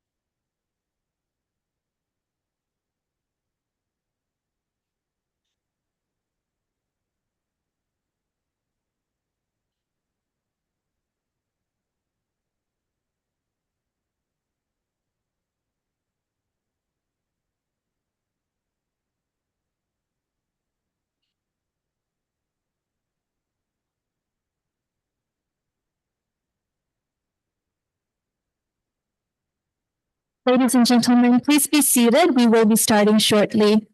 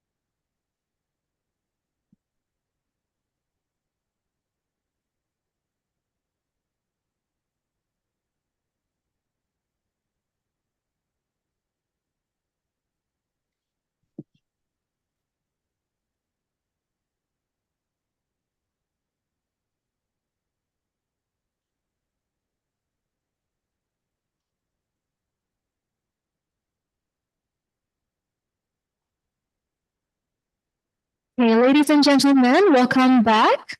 Hopefully you're all reinvigorated and ready to continue with the rest of the session for today. Let us proceed to Group 3's presentation. Is Group 3 ready? Okay. Their presentation will be on smart grid technologies and their application in the South Asian countries. Their exploration of cutting-edge technologies promises to revolutionize the energy landscape, enhancing efficiency, reliability, and sustainability across the region. So yes, Group 3, please come up front.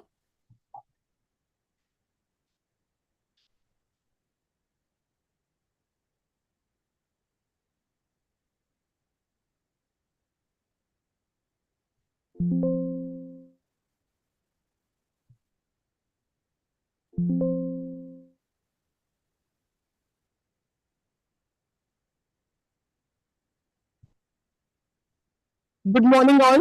Greeting esteemed guests and all distinguished faculty present here. We are delighted to present our Capstone project on smart grid monitoring technology and their application in South Asian countries. Our team comprises of 10 talented women hailing from 7 different nations, namely Rosalina Rafiq, Sanjay Priyadarshini,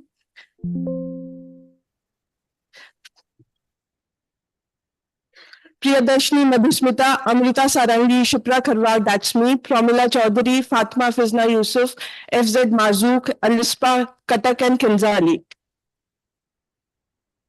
Months of hard work under the mentorship of and able guidance of Dr. Ranjana Sodhi, Associate Professor at IIT Ropar, India, have been put in project completion. The main outline or the objectives of the project are features, benefits, and domains of smart grid technology, smart grid monitoring technologies, overview of RAMs and AMI in South Asia, feasibility study of optimum PMU placement in South Asian grids, use of real-time PMU data for event detection, use of AMI data for load forecasting, followed by the conclusion. A smart grid is an electricity network that uses digital and other advanced technologies to monitor and manage the transport of electricity from all generation sources to meet the varying electricity demands of end user. Smart grid technologies are revolutionizing energy distribution and consumption in South Asian countries, optimizing resources and reducing environmental impact. Overview of RAMs and AMI in South Asia. Features of smart grids. The main features of smart grid are two-way communication, data storage, use of artificial intelligence for future prediction, remote access, and control of the system is also possible in smart grids. The benefits of the smart grid can be categorized into three categories: supply side, electricity network, and the demand side.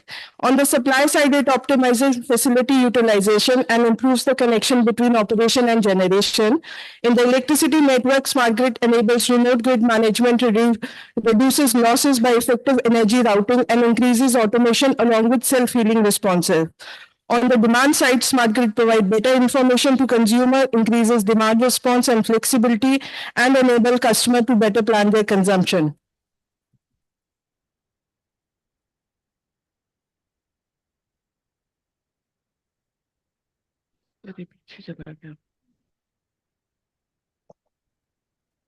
The main of smart grids are generation, transmission, and distribution. Distribution further covers industry, services, and residential.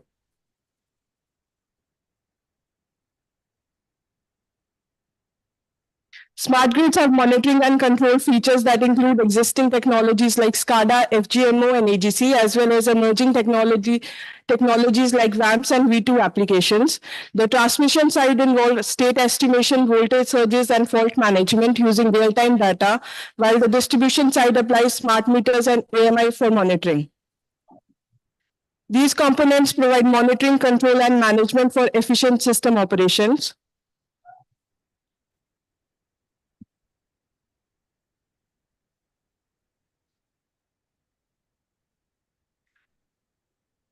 Wide area monitoring system has 4 layers of data acquisition. The first layer is data acquisition, which is done using phasor measurement unit, that is PMU. Second layer of VAMPs is data management, which is done using phasor data collector. Third layer is data services done by energy management system, which relays the data using dynamic IPs. Fourth layer of VAMPs is data application, where data is used for real-time monitoring.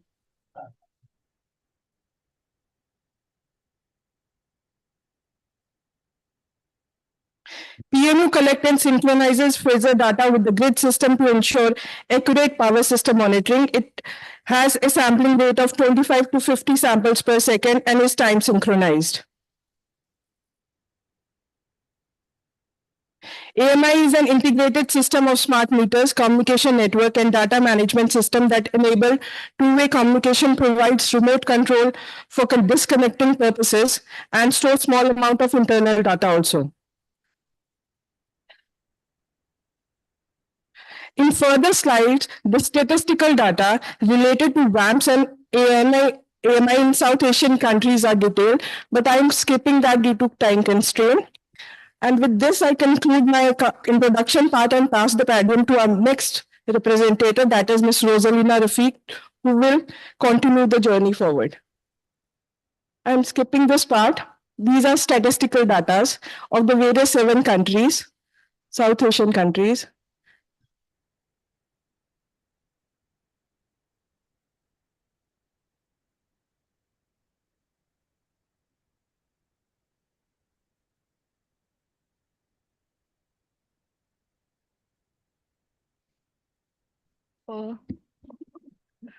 Good morning, everyone. I'm Rosalina Rafiq from Bangladesh. So I will be talking about the practical part of the project.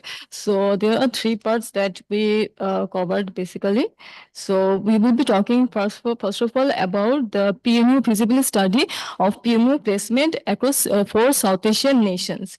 Now, as evinced from the across 4 South Asian nations. Now, as evinced from the detailed literature study of India, we found that India has found a major improvement in the grid stability over the past few years after the installed PMUs. So we tried to find out the optimal PMU locations across several 4 South Asian nations in the region.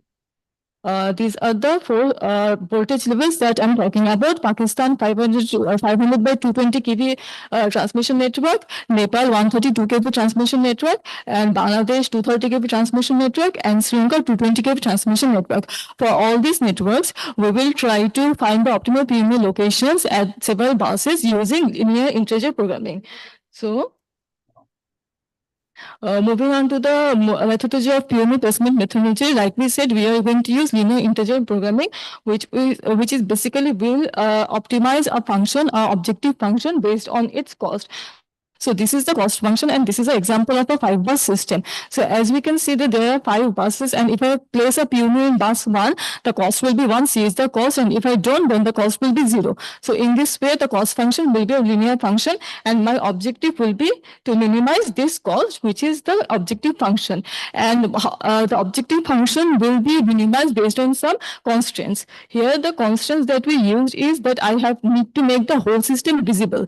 That means that if I place a PMO at one bus, I need to be able to make the whole system visible, which means like by the nature of PMO, a PMO can measure the voltage and phase angle of one bus, and also the other bus it is connected to. So in this example, if I place a PMO at bus 1, it can measure the voltage and phase angle of bus 1, bus 2, and bus 4 also, because it is connected to them. So in this way, we can figure out what are the optimal bus locations where the PMO can be placed. So this is a simple example, and it can be easily said that if I place a PMO at bus 2 and bus 4, then I can make the entire system visible. But for a larger system, like we are talking about in our case study, in that case, we need to be, we used integer linear programming using MATLAB to find the optimal PMO locations.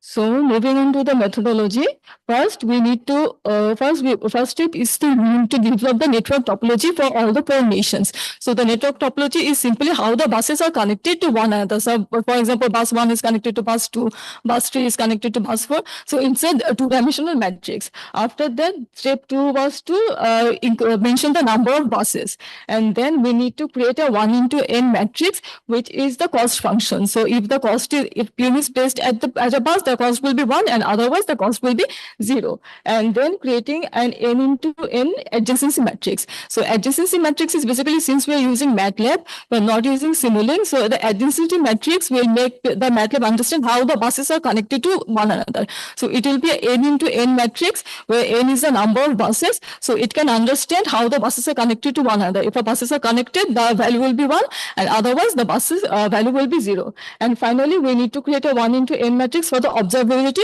and all of the value of this matrix will be 1, because I need to be able to see all of the buses. So the stepwise is using the linear integer programming of MATLAB function using these parameters, and which minimizes the objective function based on equation 2, and then we can find the optimal PMO locations of the 4 case studies that we are talking about. So moving on to the first case study, which is case study of Pakistan. So in Pakistan case study, there are total 37 buses, shown in this diagram, and the case study revealed that the optimal PMO locations to be placed at 10 of these buses, which include important 500 kV substation or Bothali substation, and many other important distribution networks. So these are the list of the 10 buses where PMO at Pakistan has to be placed. Moving on to the case study of Nepal. So in Nepal case study, there were total 26 buses at 132 kV level that were considered for the study, and we found out slow.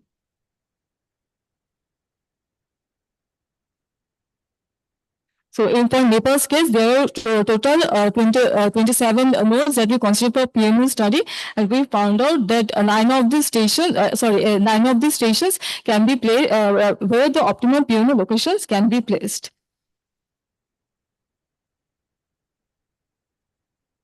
These are the list of the 132 kV buses. There is 1 generating station, hydropower station, and 8 other substations where the PMO has to be placed.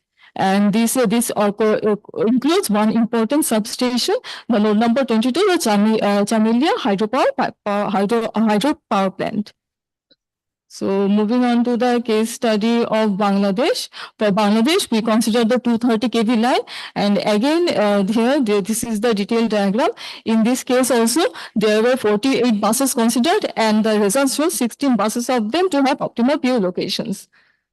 So the same results were found for in case of Sri Lanka, same case of in case of Sri Lanka. So there were 22 stations considered, and the result shows that 7 of the stations needed for optimal PMO locations in case of Sri Lanka. It's slow. Very slow. So this is the case study of Sri Lanka. So here you can see the list of 8 locations where the optimal PMO positions can be placed. And this is the SLD diagram, the simplified SLD diagram. So this is the key findings of this case study from Sri Lanka. Very slow.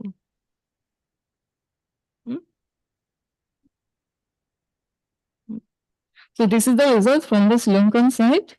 And now I'm going to talk about the overall results of the PMO study. So overall, as a rule of thumb, if the number of results in the PMO study is 1/3 of the total notes considered, then it is satisfactory. And in each cases, for the 4 case studies, we have found that the total number of notes for optimal PMO positions were around 1/3 of the total number of notes considered. So we can conclude that this study can be used for the utilities at the nations considered for introducing BAMS and PMO technology in their respective countries.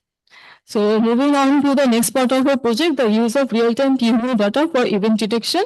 As it has mentioned before PMO measures real-time phase and voltage values, which can be used, the data can be used and analyzed using different algorithms and models, mathematical models for several event detections such as ground force or earth force or even generator tip. So in this case, since India has several PMOs installed at several of the locations, so we will be using the case study for India, where recently at a power station there was a generator trip due to heavy snowfall on 31st January 2024. Due to snowfall, there was a generator trip on 1st February nearly at 1:50 a.m. and that event was captured by PMO data. So we will be using a method called statistical change detection, which will reveal that the PMO can exactly detect the onset of the event. So onset of the event.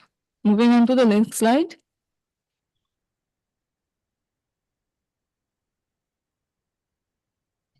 So I'll be talking briefly about the statistical change detection methodology. It basically measures the variance of the samples, incoming samples from the PMO in a varying window time frame. So in this case, the time frame that we have considered is 10 seconds, and the parameters for disturbance can be set by the user. So the parameter model will work irrespective of the parameters of the disturbance. So moving on to how the process works. So if a disturbance will be considered, a disturbance if incoming sample of a PMU, it follows this equation where Pi is the data voltage or frequency, whatever we are measuring, and mu(n) is the average of the data 10 seconds before the frame that we are considering, which is given by this equation. And the statistical K is the number of the sampling rate into the window frame, time window frame that is used. K is determined by that. And then the statistical, once the process detects a sample to be a disturbance sample, then the statistical variance will be calculated using this formula. And the process will start once a sample is detected to be a disturbance sample, and the statistical variance will be start calculating once the frame is formed with S number of samples, and it will not clear the fault until all the samples within the frame fall under the threshold limit. So this is the results that I'm talking about. The nominal voltage was around 246 kilovolt of the substation, and the voltage and magnitude are fit to the statistical variance approach to exactly determine the onset of the event. And it was found the limits were set for voltage of 105% and frequency 95% respectively.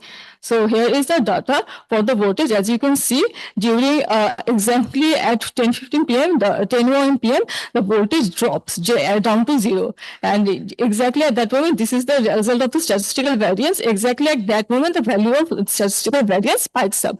So we can say that the statistical variation method clearly can detect the onset of the event. And this is the case result. The same thing is for frequency. During exact point, the frequency drops and the statistical variance of the frequency gives a spike, which is about 0.5%.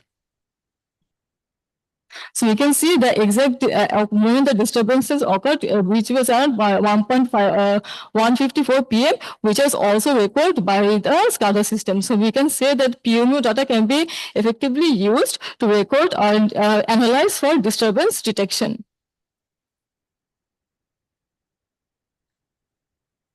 So moving on to the next part of our project, which is use of AMI data for load forecasting. So for load forecasting, the main methodology is the AMI data can be used for several functions like grid monitoring, customer engagement, revenue unit protection, and load management. So we'll be focusing on load forecasting using a real-time AMI data, which has been obtained from a substation at Bhutan. So this is the methodology of the process. We use multi-layer perceptron and Lebron market algorithm to calculate calculate the load forecasting. So we basically use the NN tool of MATLAB and use the neural network tool of MATLAB and a 10-layer sample to calculate the load forecasting. So the results and the conclusion of our project will be discussed by our next presenter. Thank you.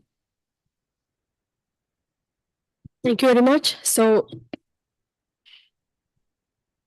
this is the algorithm used in this analysis, which is the Levenberg-Marquardt algorithm. And it has an artificial neural network with 10 layers. And we feed the data into it, and through some algorithm, we get the results. So what we did was we obtained the advanced metering information from a particular meter from a particular country. And we did not have much time, so we focused only for 4 weeks. So we got 4 weeks of data and we analyzed the data. And if you can see the demand variation of week 1 and week 2, it can be seen that the demand is changing in this manner. And again, if you go on to the next 2 weeks, we process the data to sort it into 15 minutes time for the use of our analysis, and then it changed in this manner. And then we use the algorithm, Levenberg-Marquardt algorithm, and we train this data set. And the results for the first week was as presented here. You can see the training and the validation and the test accuracies. The validation accuracy is around 95%, test accuracy 95%, training accuracy 99%. And the same was repeated to week 2 and 3 with these results. So the accuracies are about 90%. So basically what we found out is the overall data accuracy of the results were about 90%, indicating that there is an effective pattern recognition. And also the training accuracy is highest for all weeks, around 97%. Validation test indicated that lower the accuracy than training. And week 20 test accuracy exceeded validation accuracy.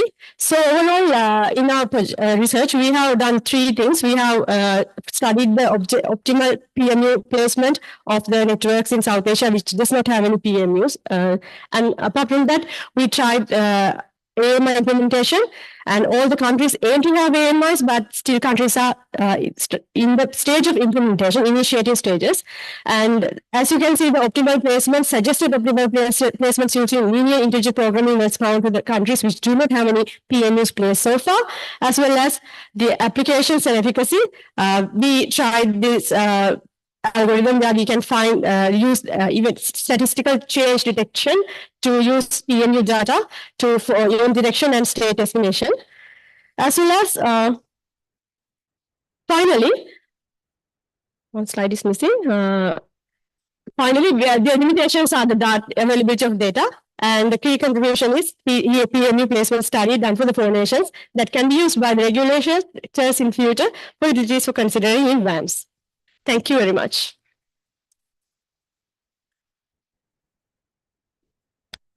Very much. Technology, it is said, half-life of technology. So by the time we get used to PMU, something else will come. Yeah. Did you do something about micro PMUs? Or 1/3, let's say if I want to have redundancies in PMUs, Hello, sir. So, as far as I know, micro PMUs are for distribution levels. So, in at least 4 of the nations in Bangladesh, Pakistan, Sri Lanka, and Nepal, there is no PMU in the transmission level in the first place. So I'm just trying to make it you think. I never thought that somebody will put a PMU on my band, my watch. It's almost collecting more data than anybody can think of. So Yes, micro PMUs are coming and Yes, sir. redundancy becomes very important, you know. Yes, sir. You don't So get that is a key that we need to remove the redundancy. very nicely covered and statistical changes. Lot many use cases every day are coming. Yes, sir. So any questions from the other learned professors, supervisors, committee members? Yes, Professor Thakur. See the Yeah, I would see the load forecasting only for 3 weeks. So any specific reason to consider only 3 weeks? No, sir. Actually, due to one was time constraint, so we are running out of time. We did all of this in 1.5 months. One is time constraint, and other was actually shortage of data. So none of us are at the distribution level. This is the best data we could find, and there are actually a lot. We did the results for 7 to 8 weeks, 8 weeks, but we did not include them in the report because the report would be too big. So we had an idea that we had to shorten it. So we just consider the first 3 weeks. Okay, okay. And what was the accuracy? You are quoting there, it is approximately 98%. Yes. So overall accuracy for week 1 was 98%, and the for the next 2 weeks that was lower. And how So many numbers of layers for the neural network? 10. We used 10. 10. Or 9? No, sir. 10. Okay. Any specific reason to consider the 9 or 10? Why you are not taking 7, 6? Sorry, sir. Any specific reason to consider the layers? 10, you are considered 10 layers? Yes, yes, yes. Any specific reason behind it? Why you are not considered less? We did some literature review, and most of them it was considered 10 actually. We consider less. What will happen? I think in my results, the accuracy will be. Chance to another participants for members in a group. They can discuss. I think like the more the depths in the layers, the accuracy could increase. So that means if you're, for example, if you're using a 3-layer artificial neural network, more than that, the accuracy of a 10-layer artificial neural network is high. So we based on the literature review, we selected 10 layers. Okay, fine. Good. Thank you. I really would like to congratulate very hardworking group for putting PMU, which is really VAMS PMU, which is so important for power sector. I was looking throughout the presentation, any cost benefit analysis, but finally I saw that future scope you have mentioned that we will do cost benefit analysis. So thank you. Thank you, ma'am. Thank you. Thank you, Professor Thakur. Actually, I have been in this PMU business for more than a decade and a half. I'm still learning. Yeah. Base So- I have picked up is Really appreciable. yeah. Yes, Professor Mini Thamar. He has also been on this. Yes. So congratulations, very nice work. You covered PMU as well as AMI. That's really nice. PMU, your general conclusion is 1/3 of the buses. Yes, ma'am. What's the drawback? 1/3 of the buses is too less. And Sunil sir should explain why we went for 100% of the buses in India. Ma'am, then they will be redundant. Like I have mentioned before, if I place the PMUs at these buses, at least for observability that I need to observe in entire system, then these buses are enough. So we haven't considered further like state estimation and other applications of PMU. In that case, the number can increase, but for this project, we only considered the observability. So we have seen that if we place the PMUs at this number of buses, then the whole system, I can monitor the entire system. That was our objective. Okay, very nice. Thank you. Yeah, yes, yes. Ma'am, I want to add more to what she had said. Actually, 1/3 is the thumb rule, but the number of PMU, that optimal PMUs, it depends upon the configuration, system configuration also. Yes. More the interconnection with a node, less will be the number of PMUs required. Yes. Good. Thank you. Thank you. Very much. Actually, the use cases will change and if some area gets blind, no data comes, then it becomes a very serious issue for the operator. So, but yes, optimal is there, but you want to have more. And the best part is the cost is coming down. So now we want to put at all the places so that data should not become a constraint. But very nicely you have explained. I was just telling whom I said, see, this earthquake happens. Just give me 30 seconds to tell a story. Earthquake happens. Before we know, you will get a tweet. Earthquake has happened at this epicenter. This is the Richter scale intensity. This is the depth. So I was always wondering that how can they quickly so find out? Then go into the details. Huge, setup is there. Now in power system also, it's also all the time there is some earthquake happening. Maybe at 11 kV, maybe at 400 kV. How do we quickly find out that? And tell the operator that here is this substation of this kind. And that's where these PMUs are helping us in this respect. So use cases are completely changing and technology is helping us. But very nicely covered. Any other suggestion? Yes, please. Not a suggestion because for me it was quite a new topic and I was very interested earlier in doing this. I wish I would have been in your group initially. Also, what there? I wanted to ask about the line data that you used for the calculations. Did you do the distance-based, impedance-based line lengths? What data from the lines did you use? No, we just need to know which node is connected to which another adjacent node. So the impedance is not involved in the No, not for optimum placement. Okay, thank you. Yes. They're only talking about connectivity. Yeah. Yes. Anyone else? Okay. Yeah. Yes. Pragata? First of all, I would like to congratulate the team. I just have one observation that I think you have taken the PMU data for the line itself, which tripped during the event, right, for India. So I think if you just take the PMU data for some other line at that substation, then you could get the signature of the fault and you could have analyzed better. So in the next study, you can include that. That's my suggestion. By the way, she is an operator on the desk. So Yes, sir. She uses the PMU. Very good. Very nice suggestion. Thank you very much. Sir, actually, the problem was, sir. Oh, we have to have Dr. Ranjana. No, please. Yes. Absolutely. Absolutely. Yes. Yeah. Must take time also. No. Yeah. So first of all, it was a pleasure actually to supervise such a talented team, that to a multinational team, right? Because we are used to supervise the local students, or you can say mostly Indians, but it is a pleasure to have inputs from different countries, right? What is the state of art in their countries and what can be done, etc. Coming to your question, actually that is the whole purpose of having these SWAMs, right? The phase angle. Sadly, we couldn't use it for the event detection because we didn't have the data.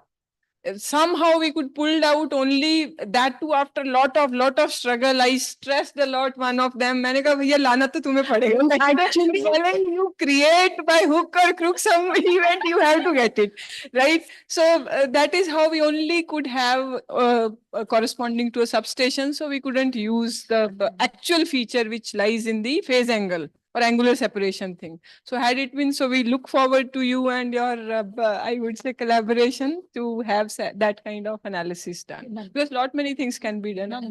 Thank you.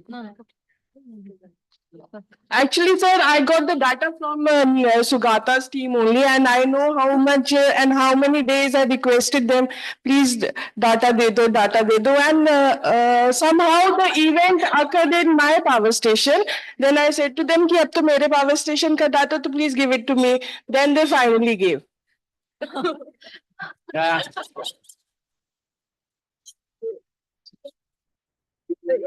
Actually, ma'am, actually, you have approached first. You have approached SCADA for the PMU data. After that, you approached us and we given you with the wire. Finally, that's why we are able to make the report. Yeah, but these are the practical problems Yes, of the sir. large Yes, systems, sir. you know. You to get the data is an issue. I agree with you. Anyway, once again, a big round of applause for the and also for Professor Ranjana. Thank you.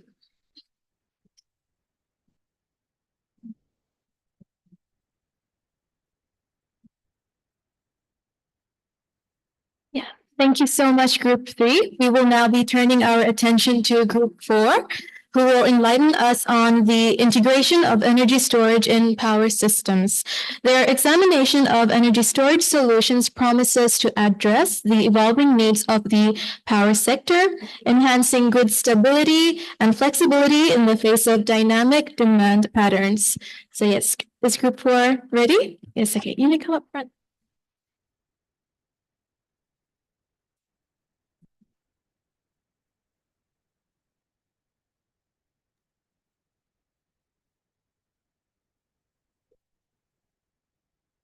Next कर लेना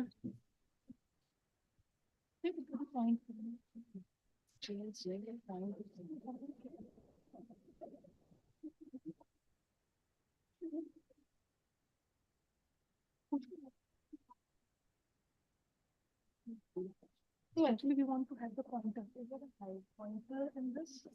Pointer? Highlight. What there? No. Like. I am sure that answer.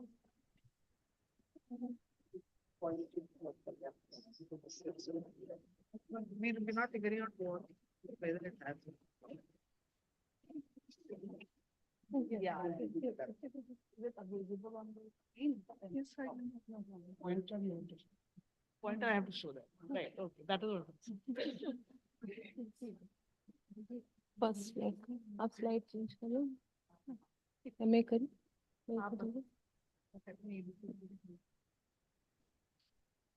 It's not working. It's not working. It pointed that.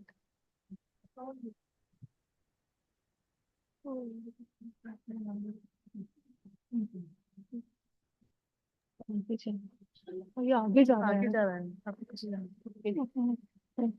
आप वहां से कर दीजिए। हो रहा है मैम नहीं अम्मा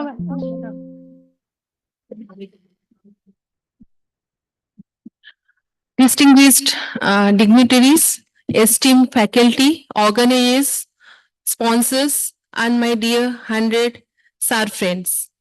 A very good morning to all of you. Today I am here to present before you the presentation of Capstone Project Group 4.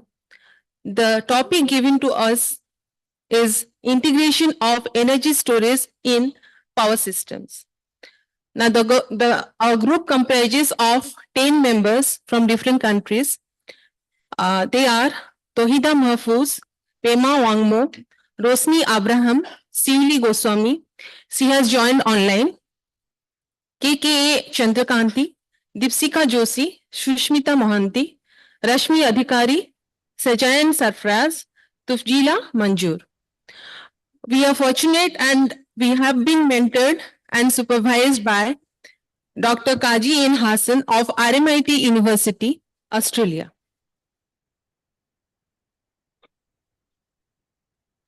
The presentation outline is as follows. Objectives of the study, methodology followed, power systems services by energy storage system, case studies, conclusion and recommendations. Coming to the objectives of the project, we have three main categories. First one is rationale of the research, objective of the research, simulation studies performed in this research. Now coming to the most important part, that is rationale of the research, it's about mitigating challenges of reliability and stability posed by increased penetration of variable and renewable energy through integration of energy storage systems. Now, here I would like to emphasize upon three important aspects. What are the challenges we face while integrating the energy storage system into the traditional power system? What are the technologies we have to cater these challenges? And what are the services we have recognized which could be helpful and instrumental in coming out of these challenges? Next, we have objective of the research to identify the most appropriate energy storage system which could be integrated into the traditional grid of power system services applicable at generation different levels, that is generation, transmission, distribution and customer levels. Next is to identify the most appropriate energy storage system based on their response time. It is very crucial. Next is our simulation studies. It is the fulcrum of our project which we have carried out since last 1.5 months. And we have two case studies. One involves the use of battery energy storage system and the second one is hybrid energy storage system. Coming to the project flowchart, what we did. First, we had literature review and we did extensive studies of various scientific reports, followed by identification of energy storage system technologies. Then we identified the energy storage system based on area of service, as I said, generation, transmission, distribution, and customer level. Followed by identification of energy storage system based on response time. Then we carried out simulation using MATLAB and Simulink, and we did two case studies. From those case studies, we had results from simulations and we have certain recommendations. Now, what are the different kinds of energy storage systems we have? We have 5 major energy categories of energy storage systems. They are mechanical, electrical, thermal, chemical, and electrochemical. And we have identified the subcategories.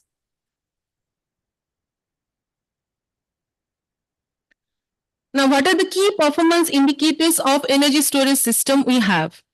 We have different key performance indicators. They are energy storage capacity, charge and discharge rates, response time, lifetime of a storage system, efficiency or round trip efficiency, energy density, and power density. Amongst all these performance key indicators, key performance indicators, response time is the main key performance indicator based on which this project relies, and we had some detailed analysis. Now I request my group mate Rosni ma'am to carry further. Thank you. Yeah, so we already discussed the various options of energy storage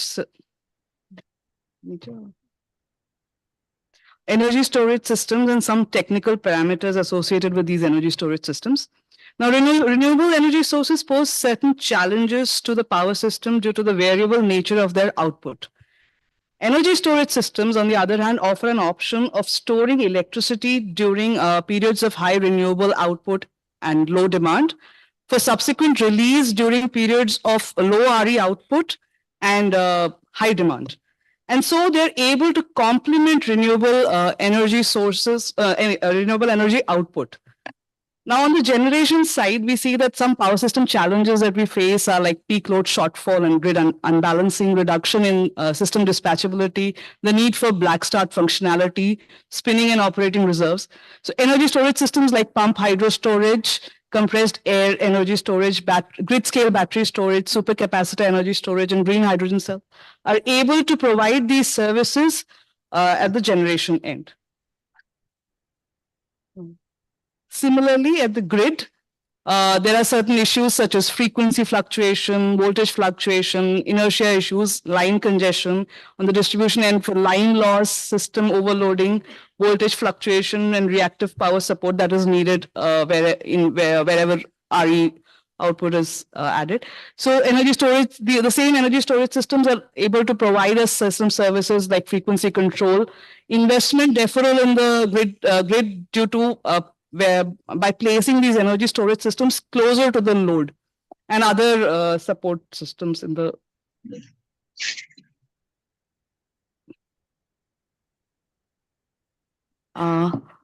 the consumer also has the option of deploying energy storage systems on his premises to address issues that he faces, like voltage fluctuation, power quality, reactive power control, and a reduction of his energy consumption bill. We visited Energy Absolute yesterday, and they were also telling us how they have set up a renewable energy storage system on their plant to address when there are issues from the grid output.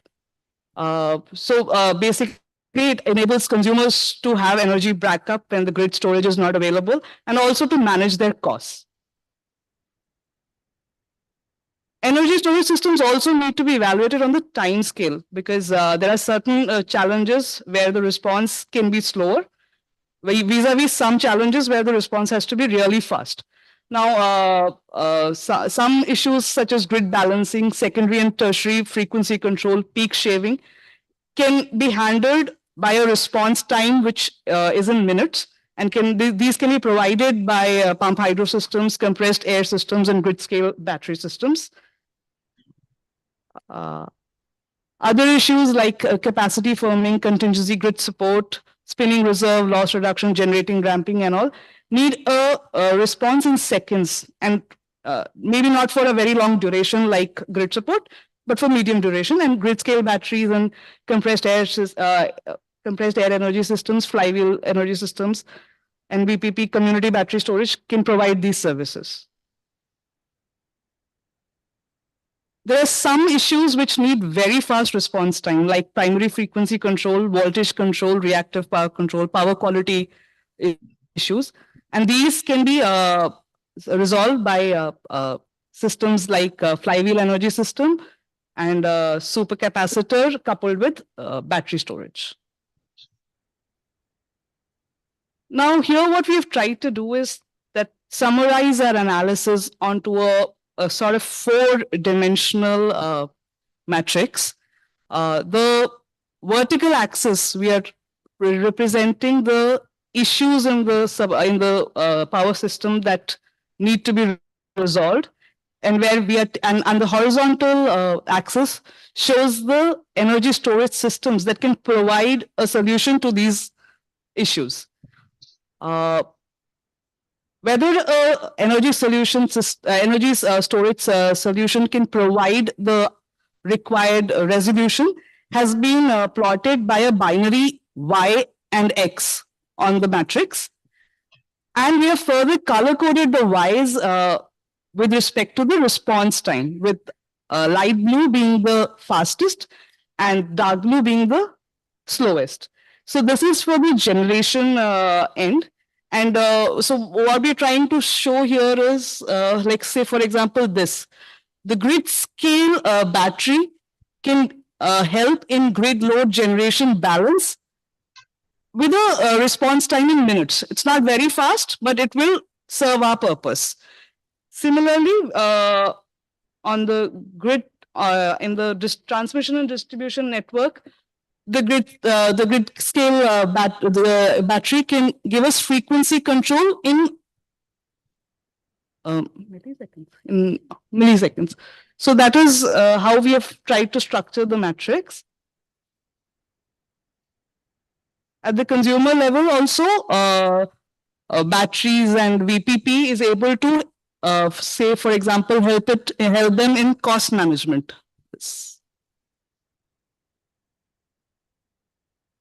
That is the summary of our result. For the case studies, I call Ms. Deepshikha to present.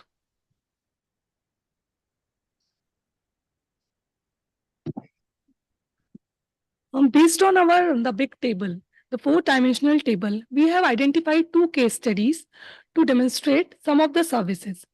First case study is about the battery energy storage system. This battery energy storage system we have considered at the distribution level and connected at the point of common coupling between the grid and the load. For this, we have used the MATLAB Simulink platform. And in this MATLAB Simulink platform model, the BESS mainly consists of the three blocks: the charge discharge controller, which oversees when the battery is getting charged and when the battery is getting discharged. The other one is the power conversion system, which takes its input from the charge discharge controller and then directing the output either towards the grid to charge the battery or towards the load to discharge the battery. And the third one is the battery itself, where we define the parameters such as SOC and the initial state of charging and the load and the load level at which it charge and discharge. We have demonstrated three applications using this model. The first application is the peak shaving application. We all know that to mitigate or to lower the tariff in a high peak period, we can use this peak shaving application. Here are the BSS. The left side figure shows the BSS parameters which we have used. Then that the battery will be charged when the load consumption is below 300 kilowatt, and the battery will be discharged when the load consumption is about 500 kilowatt. The results are shown in the right one figure. On the x-axis, we have plotted the time in hours, and on the y-axis, there is power in kilowatt hour. And there is one more axis regarding the battery SOC. The peak load is highlighted in the yellow one figure. So we can easily see the red curve shows the power output without BSS. The blue one shows with BSS, and the purple one shows the battery SOC part. It is easily can be seen that from the morning hours, means non-peak hours, 0 to 7 in the morning and in the night, the battery is getting charged and its SOC gets sufficient so that it can discharge during the off-peak hours. So that the load level, the peak load demand is clipped off and it is getting shaved off at 500 kilowatt.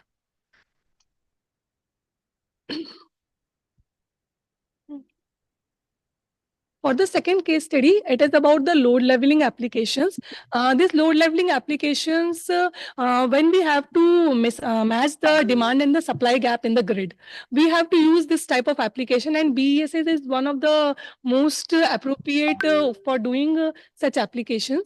For these load leveling applications, we take the charge battery level at the load consumption of 400 kilowatts and discharge the battery when there is a load consumption of 400 kilowatt. Yes.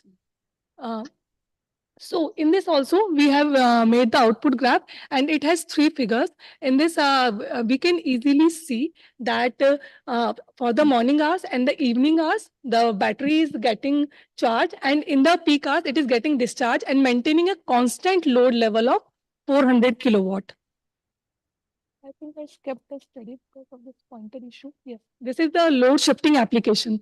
The load shifting application here also demonstrate the same things. Here we want to just shift the load peak from the peak hours to the non-peak hours, so as to reduce the tariff bills on the utility. We demonstrate all these three case studies using our MATLAB Simulink platform. For the next case study,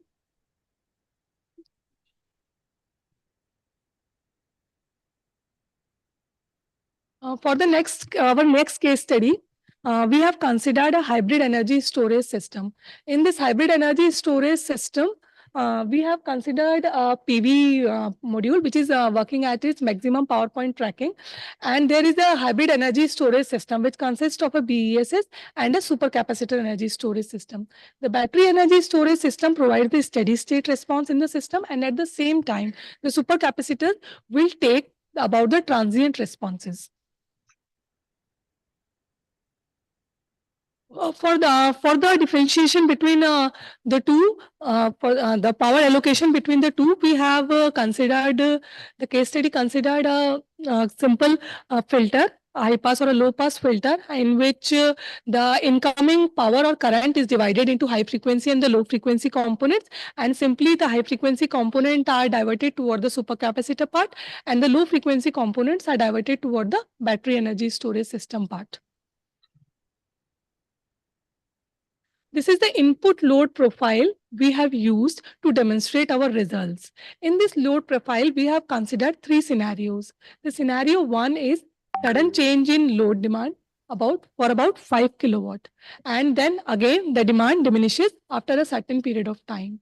For scenario 2, we have considered that there are pulsed variation in the load due to some pulse load output. And for scenario 3, again, we considered a sharp increase in load from 10 kilowatt to 19 kilowatt, and again a decrease from 19 to 10. So the first and third scenario can be due to additional load in the grid or some loss of power in the grid, and the second scenario could be due to the introduction of pulse power load. This is the output figure we get from the HESS model. Here we plot the time axis in seconds on the x-axis and the power in kilowatt on the y-axis.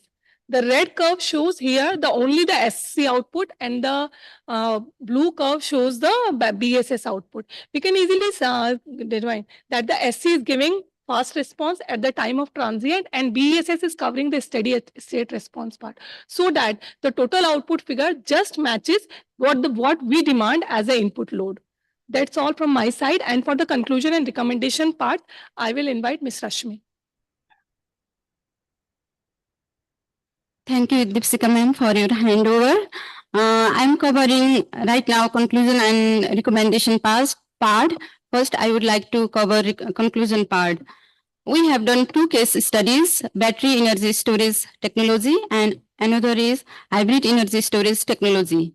Battery energy storage technology is very fast, scalable, and independent of any geographic location. However, if we need very fast response for a short duration of time, we need hybrid energy storage technology.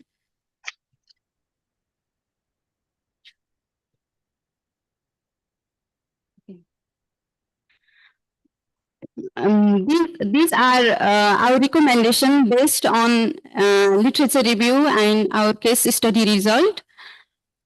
For power system services like fast frequency control, voltage control, so on, we need millisecond level of response. For that, it is recommended to use battery energy storage technology, supercapacitor energy storage technology, and flywheel. And for the power system services such as capacity forming of renewable generation, generator ramping, load following, etc., we need second level of services. For that, it is recommended to use hydrogen storage, battery energy storage, and supercapacitor energy storage. Likewise, for the power system services such as peak load saving, load leveling, energy arbitrage, etc., we need minute level of time response. So for that, it is recommended to go to the technology such as pumped hydro storage, compressed air energy storage, battery energy storage, hydrogen storage. So these all are our conclusion and recommendation. Now we would like to wrap up our presentation. Thank you so much for listening. Thank you. Namaste.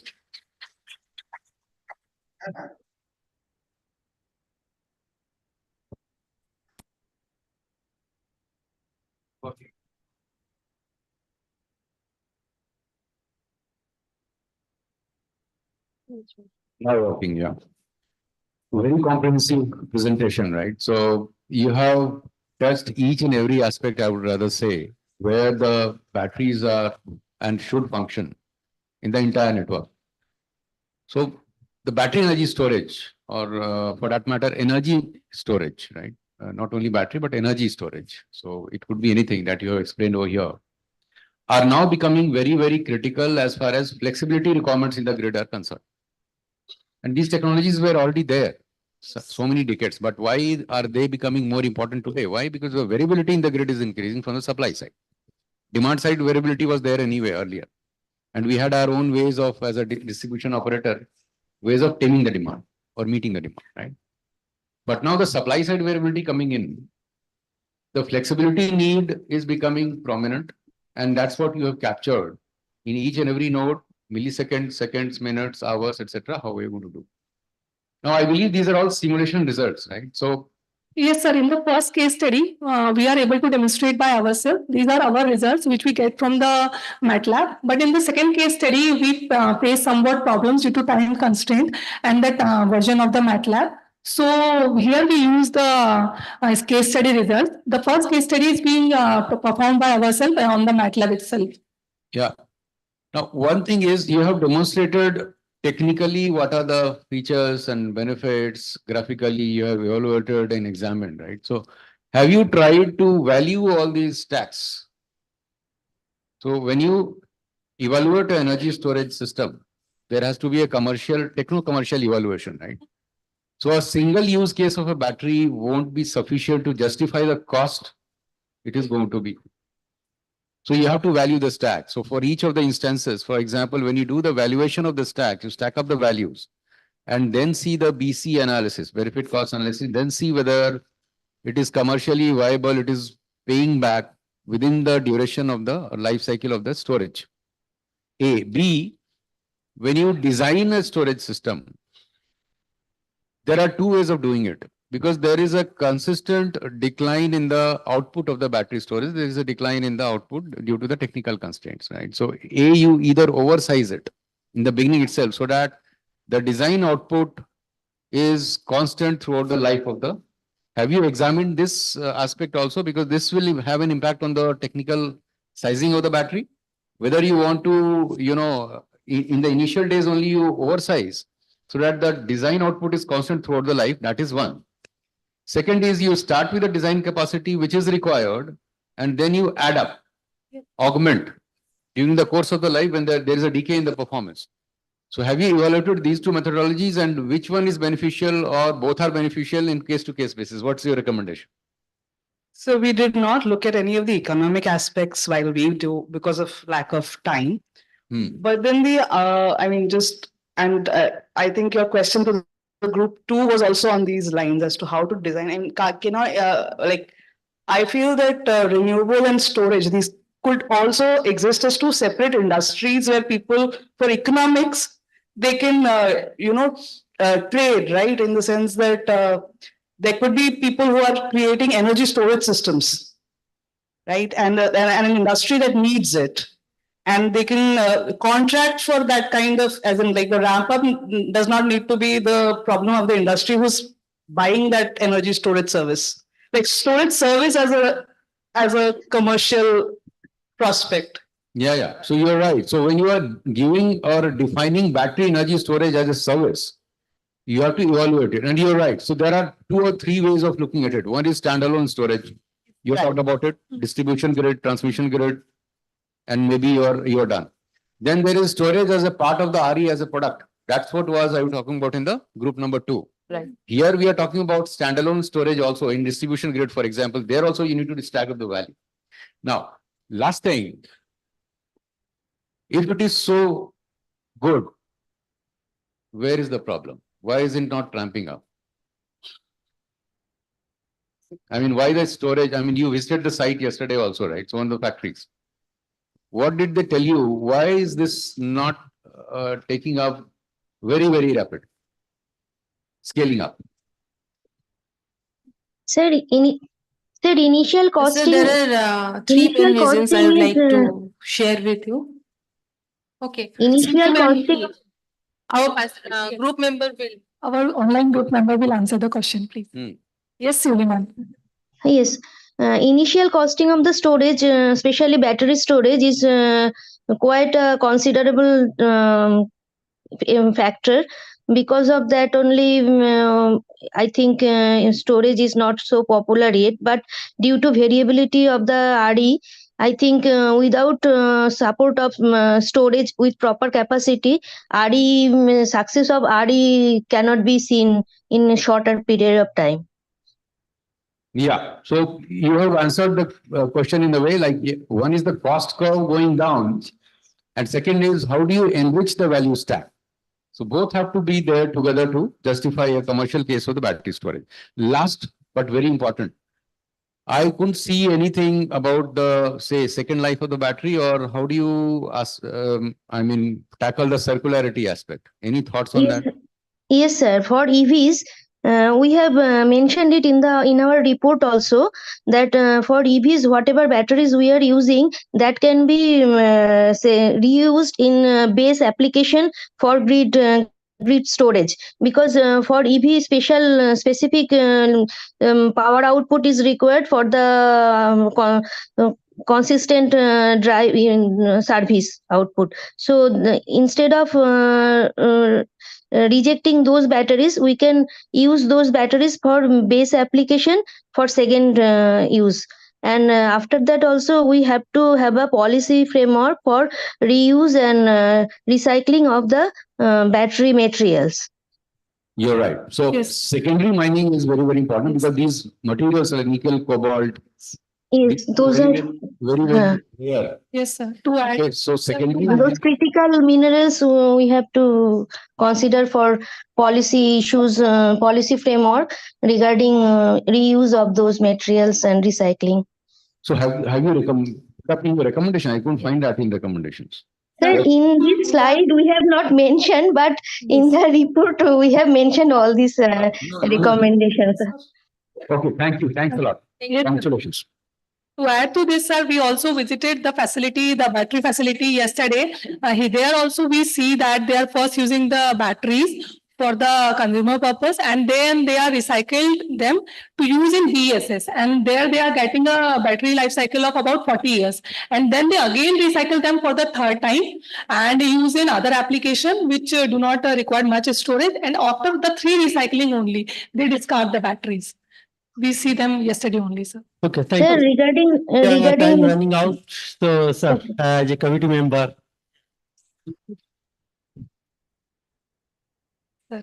Everybody is talking so much of battery that nobody is holding the other side of this thing. So I will hold the other side. Okay. Number one, what are the side effects of it? Number two, what Mr. Abhishek, why it is not coming up?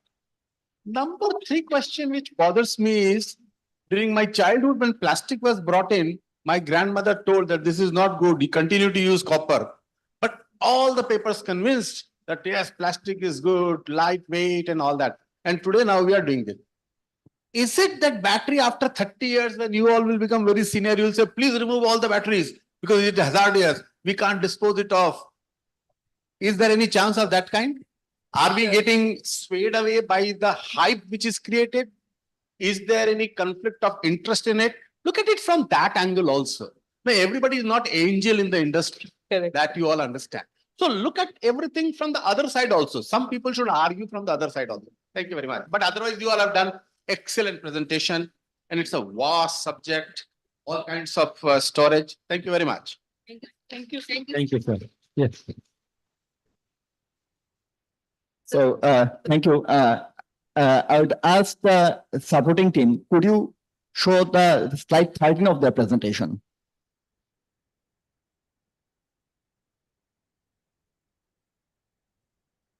Slide 13.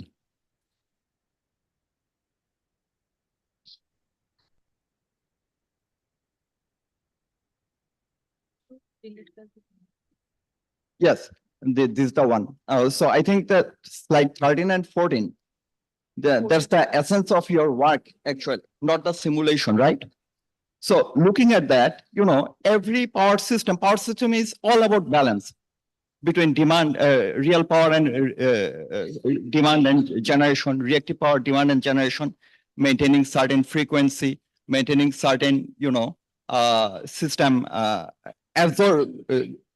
energy absorbing capacity so that system becomes not too stiff.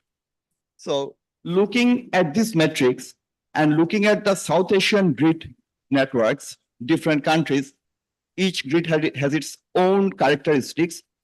Could you comment on the application of energy storage, not particularly battery energy storage, but energy storage as such that can aid in maintaining a good resilience and not a very stiff network? Would you comment on that? Sir, Simply put, in my view, could you comment on? Oh, okay.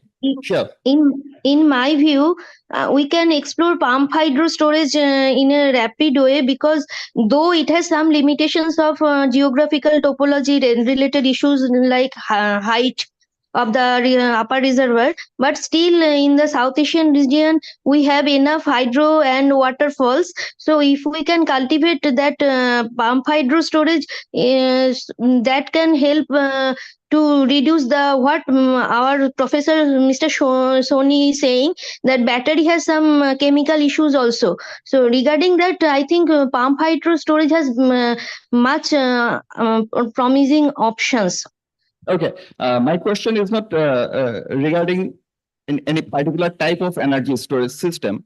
Rather, looking at that different characteristics of different grid network in South Asia, do you see, and looking at this matrix, do you see a certain requirement of energy storage in this region?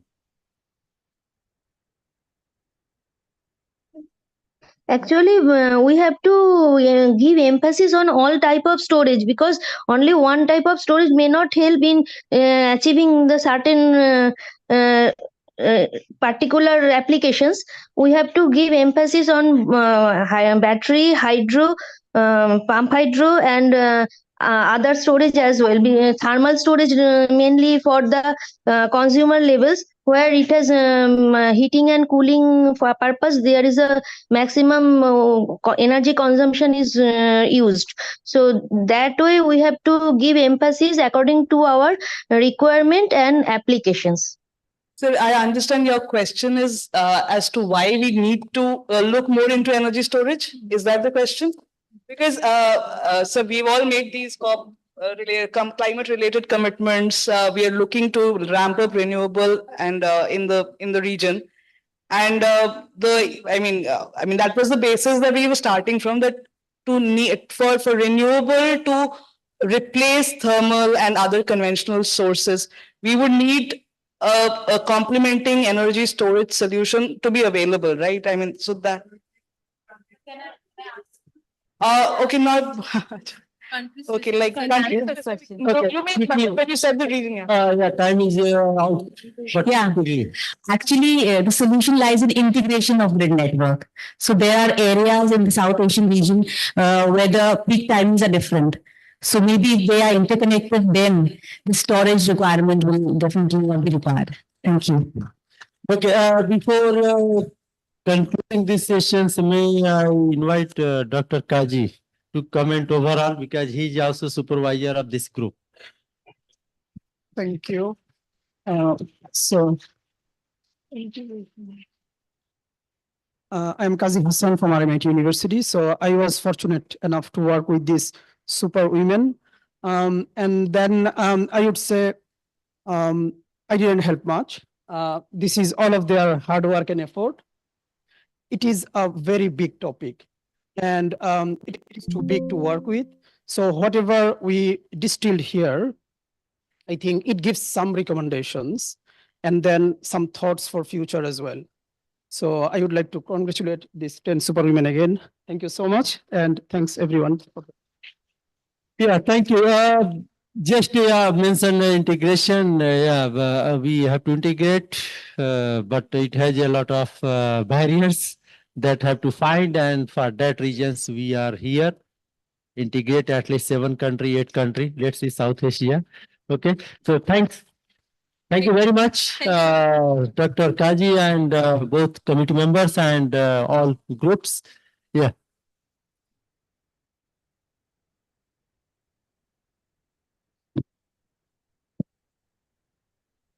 Thank you so much, Group 4. Now we proceed to Group 5, where we will explore price risk management in the power market in perspective of various market participants.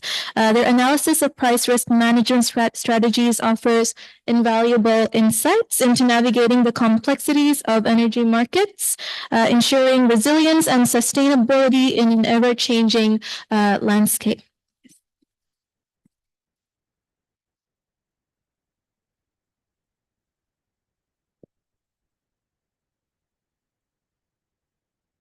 Hello, everyone. I'm Rabia Kulsoom. I'm representing Group 5. Our assigned topic is risk management in power markets, for which we reviewed various power market models across the world and literature, 32 literature works under the guidance of our supervisor, Dr. Swati Batula. Volatile nature of electricity. Volatile nature of electricity makes risk management a major concern as we move towards more renewable energy integration, competitive markets, and spot markets particularly.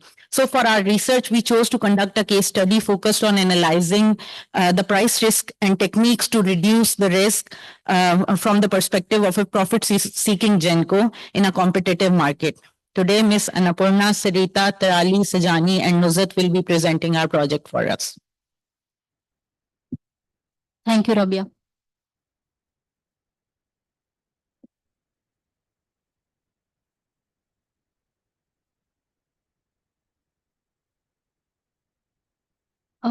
Why risk management is required? Because we have to supply reliable supply to the consumers, and it has to be resilient and sustainable operation for the energy infrastructure also. That is the reason risk management is required in the power sector. And why price risk management? Because of the volatility nature of the electricity market, we have to manage the price risk. What are the aspects involved in the power market? And identification of the risk, and this one we'll see in the upcoming slides, and hedging strategies.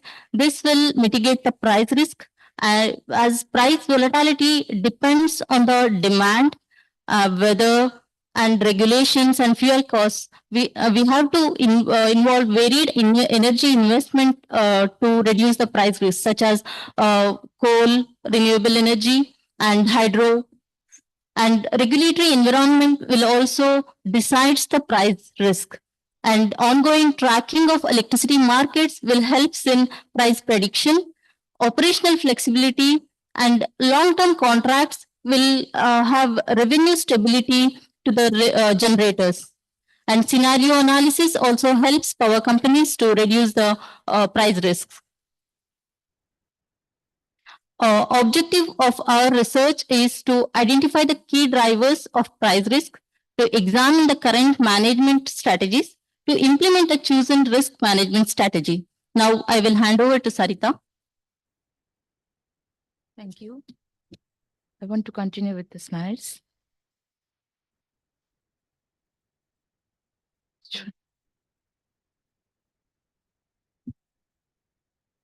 From the literature, we could find that there are mainly three types of risks in the power markets. First is the strategic risks, which is basically related to the political risks, and which is related to the change in the regulation and legislation in the sector, like change in the regulatory framework for import, export, and interest rate, change in the interest rate, change in the currency rate, etc. Second risk is market risk, which is related to the price fluctuation resulting from the unpredictable nature of supply and demand of the energy, which involves price risks, basis risks, counterparty risks, liquidity risk. And the third risk is related to the technical risks, which is associated with outages of generation and the transmission facilities.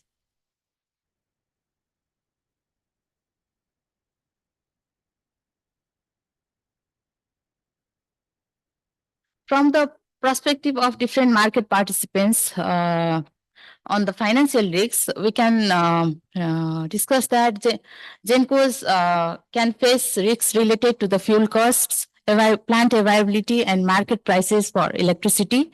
Similarly, utilities and retailers need to manage the risks related to the purchasing of power at wholesale prices and selling to the end users. And from the consumer part, they experience the risks related to the volatile electricity prices. Similarly, investors and financiers need to evaluate the risks when financing the new power projects and trading in the electricity markets.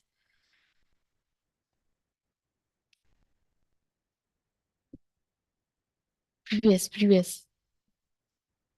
Previous. Is widely discussed in the literature. There are mainly two ways to manage the financial risks in the electricity sector, and they are risk management through risk hedging, and another is through the risk diversification. Hedging is related to the buying of different market derivatives or financial instruments to offset the risks, and whereas diversification involves the trading of energy through different trading approaches, which involves both physical trading as well as the financial trading. And similarly, using CFDs, both supplier and buyers may protect themselves from the risks and unpredictable nature of the spot market, in which both suppliers and purchaser agree on a strike price for predetermined amount of time, with the supplier or buyer receiving payment for the difference between the strike and spot prices, which can occur in the electricity market. Similarly, locational marginal pricing, LMPs,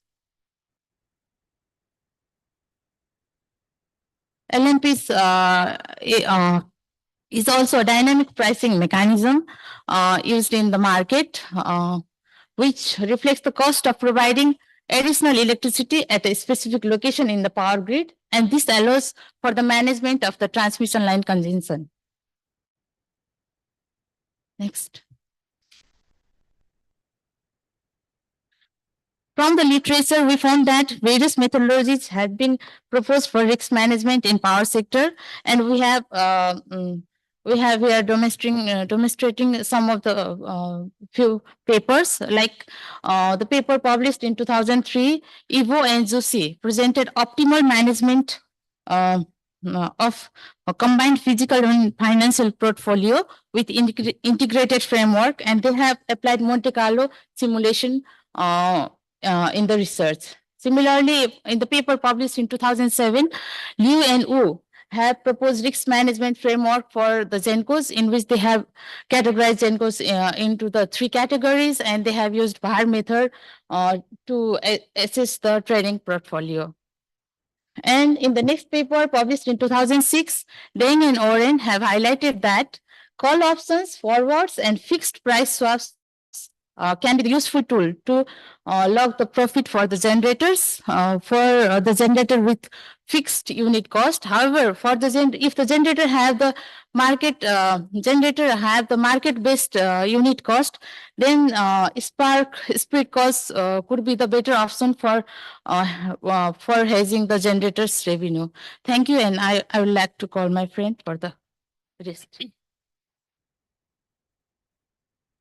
Continuing the literature part, in 2011 also, Christian Saint published a paper in terms of the Nordic market, where CFDs were used as a risk management instrument to mitigate the risk in transmission congestion. And then in 2019, Gross TH, where research investigated how the financial risk-taking behavior of market players affect both the financial and technical aspects of the microgrid operations. Next.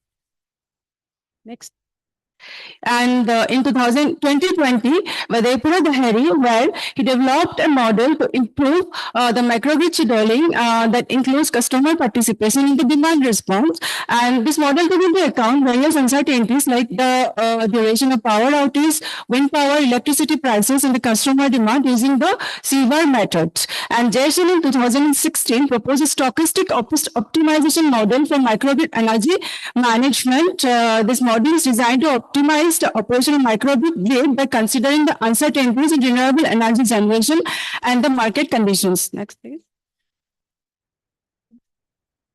So after studying the various papers for literature review, we have come to the point that various electricity market has been evolved, and also the competitive market have been improved in for the prices for consumers, and also financial instruments and techniques like hedging and diversification are vital for managing financial risk in the electricity market, which we have been understand. And then also we have understand how to mitigate the risk management for the financial risk management, and then we will move forward for our research studies, which will be continuing next by Nijuhat. Sorry. The primary objective of this case study is to examine the price risk involved in generation companies in competitive energy markets. Especially, we aim to understand how market price volatility, intermediate renewable energy generation, and unpredictable demand variation impact on the generation companies which involved in competitive markets. We will explore risk mitigation approaches, particularly through bilateral contracts with load-serving entities. Also, our analysis will be based on conditional value at risk methodology, providing insight for informed decision-making in contract negotiations. And also, furthermore, we will be evaluate the impact of varying contract volumes on the conditional value at risk for bilateral contracts. This is the case study methodology. The forecasted load data used in our code study is sourced from the smart platform providing comprehensive insight into the German electricity market. To ensure the compatibility with our analysis framework, the load values have been scaled down to fit to our framework, which is around 200 megawatts. The first dispatch order is computed using the economic dispatch principles, aiming to optimize the generation resources while meeting demand requirements. And hourly dispatch power flow calculations are connected to simulate the power flow of electricity through the network. If line limitation violations are observed during the analysis, dispatching adjustments are conducted in order to ensure the network reliability and the security. And LMPs are computed for each bus in the network, representing the marginal costs of the supply at addressing the units of electricity at the locations. And these prices serve as the critical indications of market dynamics and resource allocating efficiency. The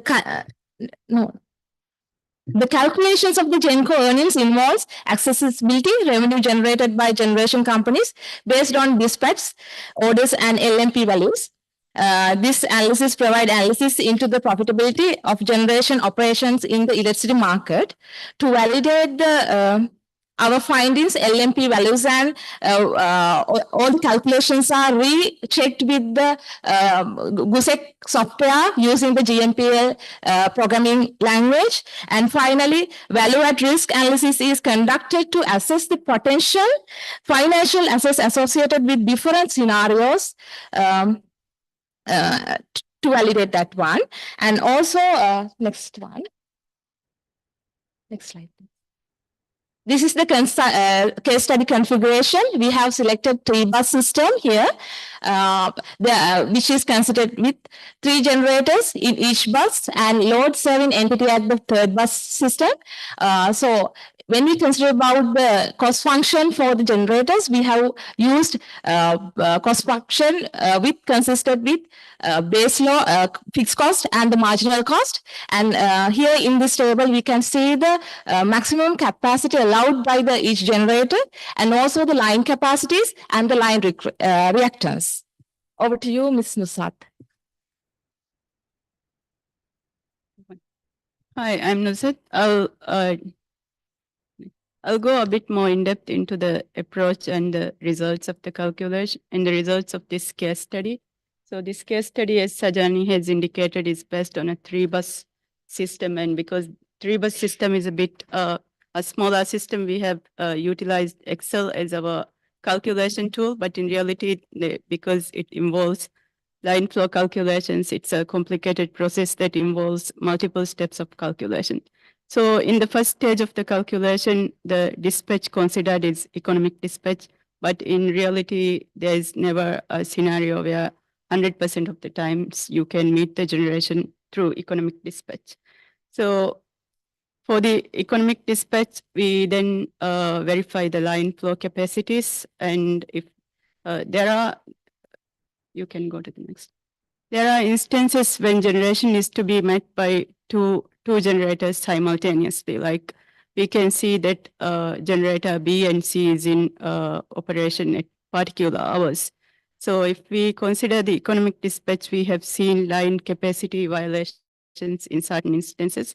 So we had to like reconsider the dispatch and consider these line limit violations. So we again calculated an alternative dispatch and verified the line limits. And once it is in line with the capacities of the line, then we went to the LMP, or it is the point which sets the LMP at that bus.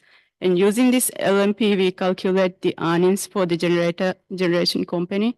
The earnings is like the earnings that you get from the sale of electricity units, and you deduct the generation cost, which is again tied to which generator you are operating. There could be a generator that is marginally expensive to run. So you need to consider which generator is being serving at that particular hour. And from that earnings, we then proceeded to calculate the conditional value at risk, which is the risk measurement metrics that we have employed. And it is also something that is evident from a lot of research. So I have included a demonstration calculation here for the particular hour of 9 to 10 a.m., where we had the issue of line limit violations, where we ran two generators. You can proceed.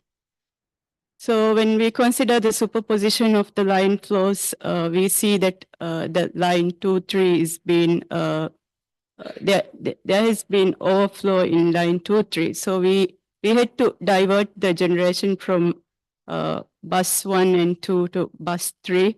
Bus 3 is a more expensive generator, but there is no option because there is this technical constraints.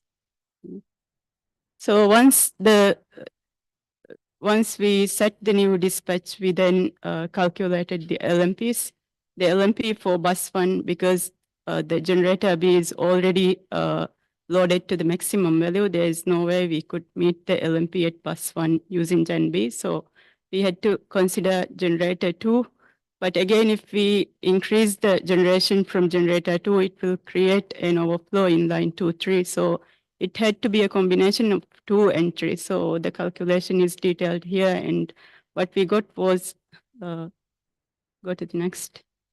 So the LMP at bus 2 came out to as $14 per megawatt hour, bus 3, $16, and bus 1, which is a combination, and came out as 15, I believe. Go to the next. Yeah, and then here, the graph shows how the LMP varied across the 3 different buses on the date, 12th February, and we can see that along with the demand, the LMP keeps shifting between the marginal cost of different generators. Next.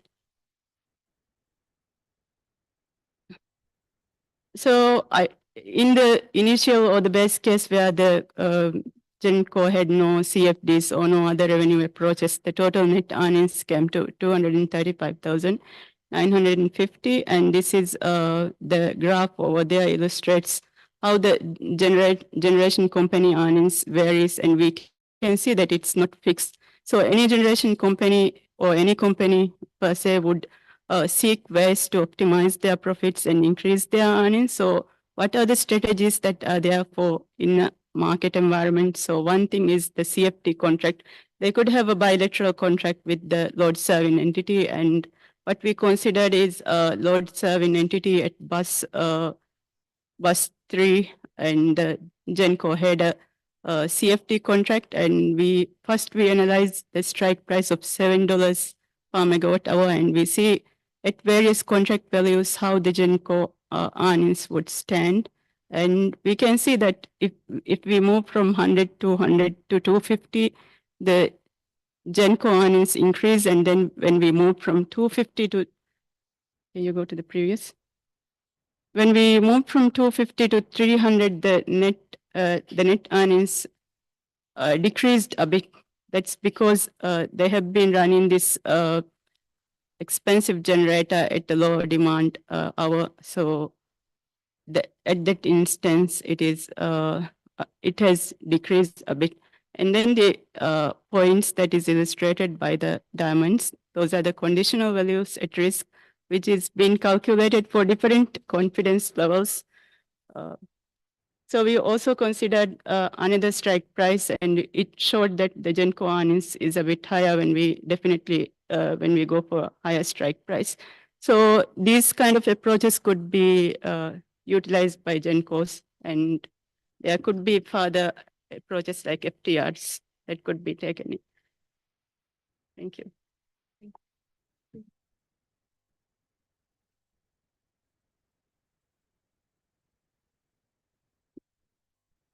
Okay, thank you. So, may I request a committee member to have your reflections on that? Dr. Paliwal? Yeah. So congratulations, everyone, and also to the supervisor, Swati, for putting up the work so well. I just have a couple of questions to ask. I read your report. I mean, like I found some time to go through the report also. And as you mentioned in the slide which stated the objectives, that you would be considering this risk management analysis in presence of renewable energy generation and also the variation of demand. So I do not see any, thing coming from renewable energy integration as such. Yeah, so initially we considered to have these two case studies. The initial case study was focusing on the demand that's been given, which is by generators that are kind of have a definite or dispatchable generation, and then we wanted to repeat that for a variable generator like renewable, which is non-dispatchable. But due to the time constraints, we could not go in depth into the second case study. And that's something that we have highlighted as a future work. Yeah, actually, we have mentioned that one as a future research study because renewable is a main thing which we have to be considered when we talk about the market price risk. But the thing is, due to the time constraints, as Ms. Musa told, we couldn't able to do the research study, case study on that one. Yes, ma'am. Yeah, I understand that completely, of course. So I think it would make sense to remove that from the list of objectives when you submit the report. And also the report also stated that you had performed a Monte Carlo simulations on the topic, and that would have made a bit of sense. I, of course, would suggest going ahead with it for your future work. So, sure, ma'am. Yeah. So we were working on it until the last night. We tried Monte Carlo as well, and then at the last moment we had to drop a couple of things. That's why they are in the report still, because we tried to achieve it on the last night when we got here actually, and we tried to include it here. But it just couldn't happen due to the schedule we were following in the Capstone. Yes, of course, of course. But we tried each and everything, but we couldn't include it in the final thing because we couldn't, present it that well. Yeah. We weren't that prepared, but we have it, and we would probably run those after this session. Yeah. Wonderful. So there's a small suggestion, last suggestion that I want to make from my side. It's a small one. Would not be, it won't take much. So please put up a list of acronyms in your report, just to in order to increase understandability. I had a hard time, going back and looking at the things. So a list of acronyms would be handy. Please do that. Yeah, okay, I'll add that. So thank you so much. Okay, thank you, Dr. Paliwal. Yeah, next. Me? Oh my God. Okay, thank you. So I don't want to take any time. Okay, so just anyone else want to have any comments, suggestions? Anyone? Yes, sir. Yeah. Take a rustic operator like me. I don't understand any of these mathematics. And my power system has no constraint at all. Okay? Constraint-free transmission. Now tell me, where is the risk and how do I manage? Sir, so I'm sure you are also going towards the hour ahead market, your system, Yes. and you are also working a lot on getting intermittent generation, renewable generation. Yes. So it's coming. Markets, Dr. J made a study over the course of 8 months. We know that South Asia is going to face these issues sooner rather than later, and these techniques will come in when new transmission constraints arise due to the intermittent generation, renewable generation, and the spot markets as well, because our system doesn't respond like Australia, 5 minute market. So our systems are probably, they need to be ready for that. So you are telling me that get ready for congestion. It may not be now, but it will come. Yeah, That's it very will come. nice. Yeah. That's correct also. Thank you so much. Anything? Anyone? Anyone? Right. So yeah, before, Dr. Swati as a supervisor and as overall mentor.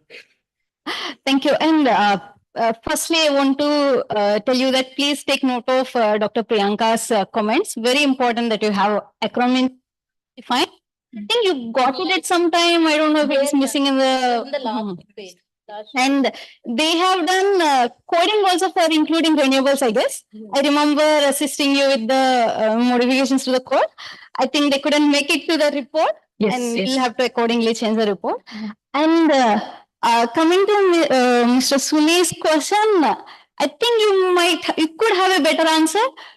So what if there is no electricity market?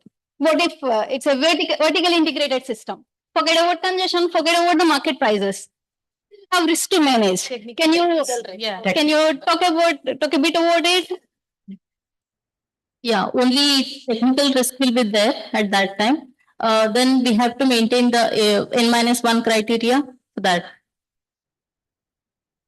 Okay, Vertically integrated companies do buy the ancillary services, they manage and backup sources as well. I think I troubled you enough. Thank you. Okay. Okay, so any quick from participant? Yes, sir. Go after that.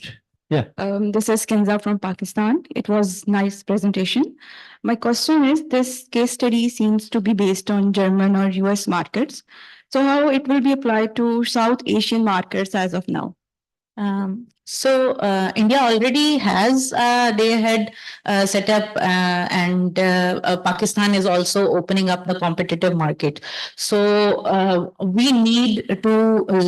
This was more of an academic project because we need to have these strategies and these techniques. We need to do the capacity building so that we can, when we move to that market, we need this knowledge and we need to practice these techniques in our systems as well. So South Asia critically needs the expertise in this area. Okay, thank you.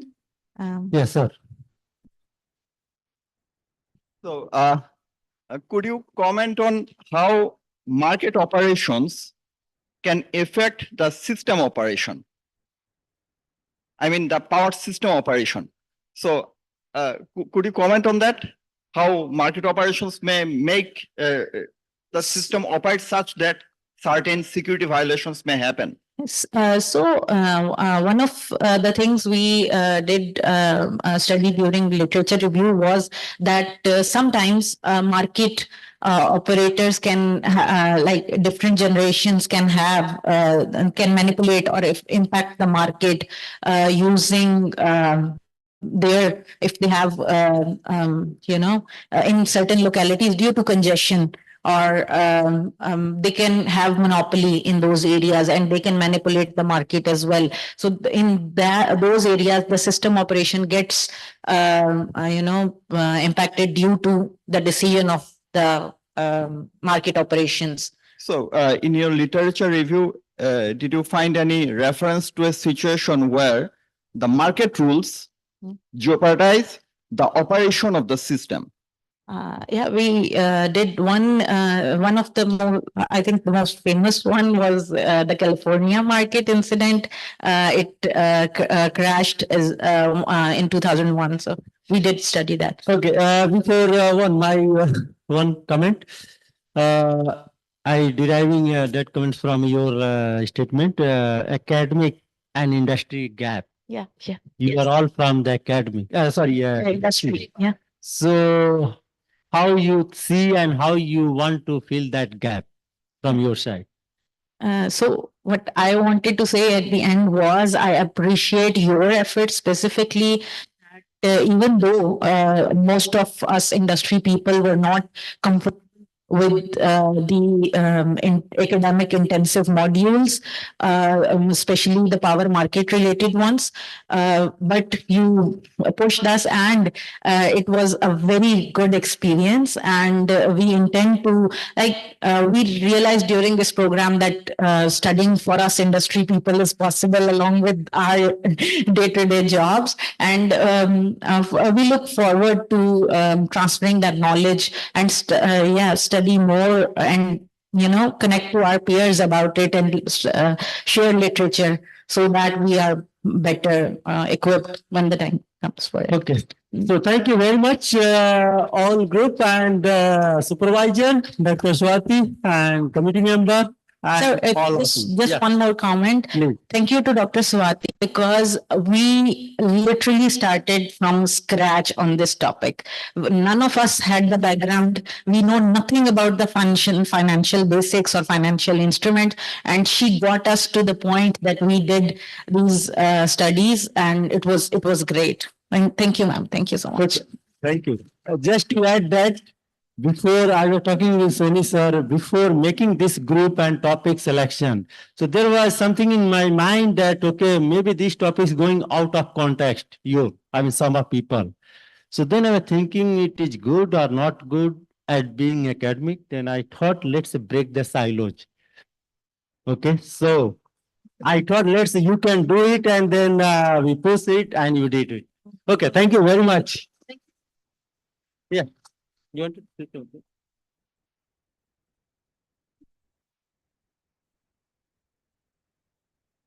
Thank you so much, Group 5. And now that we've wrapped up 5 insightful presentations, it is time for a well-deserved break for lunch.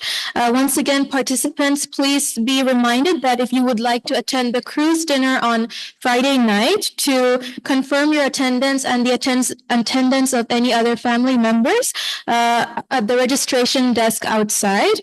And yeah, have a nice lunch, but please be reminded that we will be resuming at 2 p.m. So be back on time. Yes, thank you.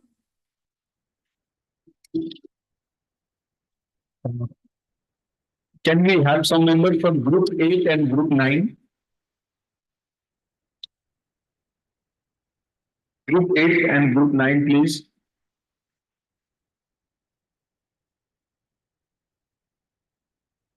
Seven. Group 8 का presentation चाहिए. Group 8, can you send me your final presentation? You can keep our. Yeah, sir. Fine.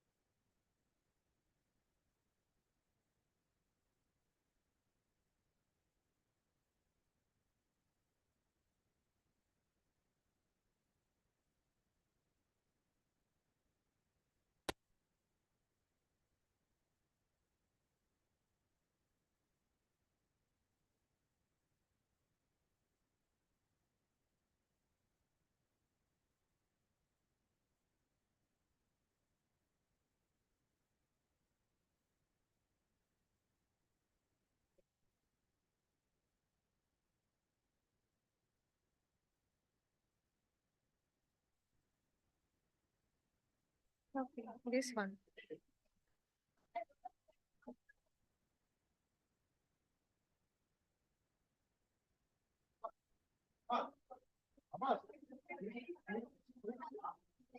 अब होगा अब ना ना this was actually clicked. It should be clicked. No, you click.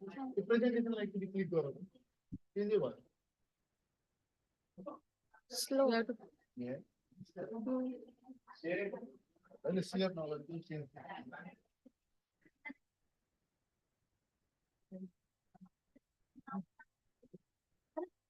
अच्छा upper one. Okay, okay, okay, okay.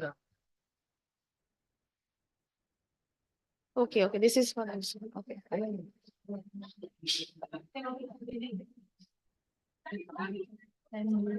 you hand over. Now it's working fine, na? It's one check. What happened? बंद कर दिया. Okay. Switch off कर दिया. हाँ हाँ. No, no, background.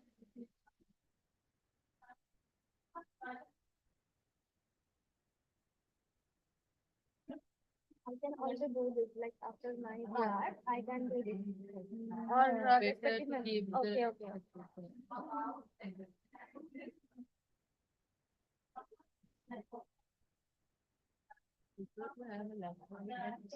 From this one. Ah, it was like, You are everybody looking here. doing that.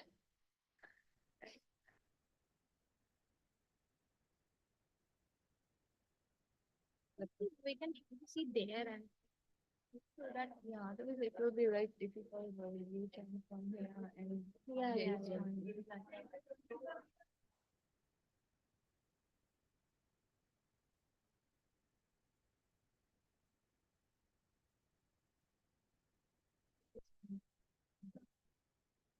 After my part, I will say over to you, Mariam, and then we will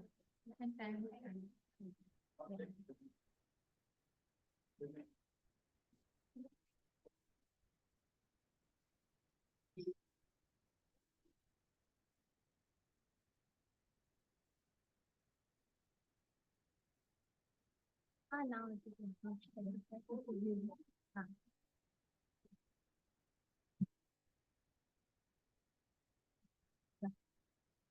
Right.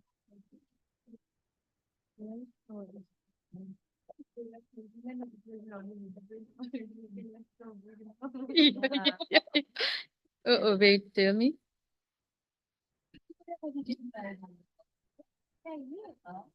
Presentation तो बढ़िया बनाते हैं लेकिन content नहीं है मैंने कल एक लास्ट स्लाइड भेजा था तो ये रख लें ये रख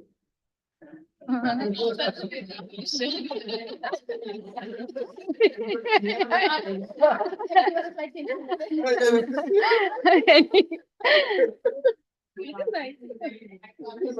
can do like this also, no? And if you are pointing is like this one.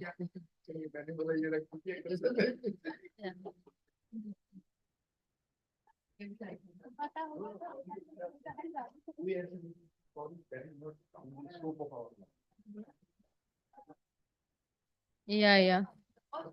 So if they ask the other part, that's not enough. Our scope was limited to this. Yeah. Hari. Thank you.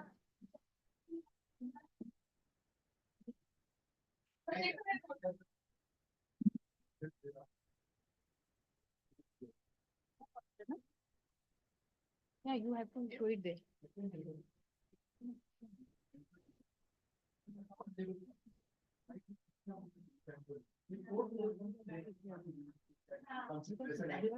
You have answered and also told that. Because other people are there, so you can. Vinny, how to change the slide? How to? We have to. Same thing. Just press one. You just press them.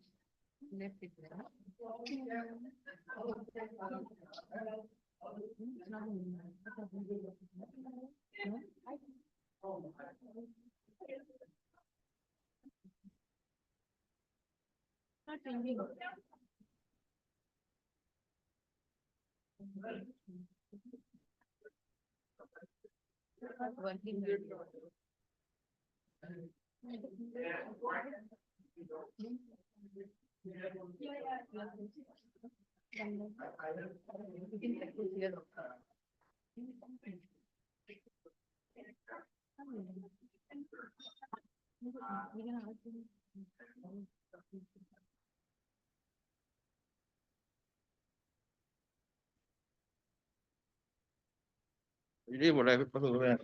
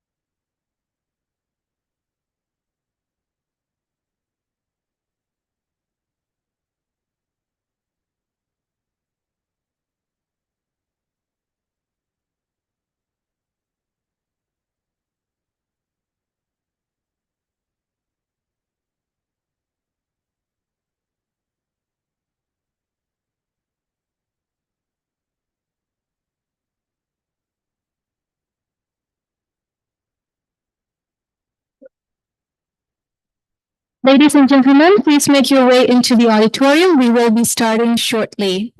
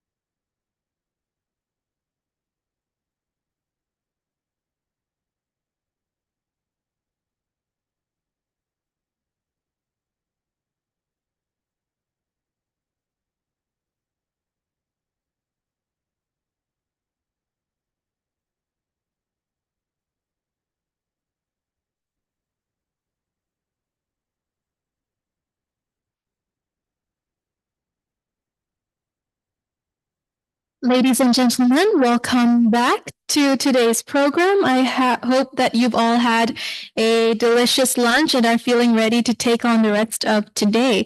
So we will be resuming the second half of today's program with a special workshop on gender budgeting led by Professor Paula Banerjee. This session underscores our commitment to inclusivity and diversity, highlighting the integral role of gender perspectives in shaping equitable and sustainable development strategies. And so with that, Professor Paula Banerjee, the floor is yours.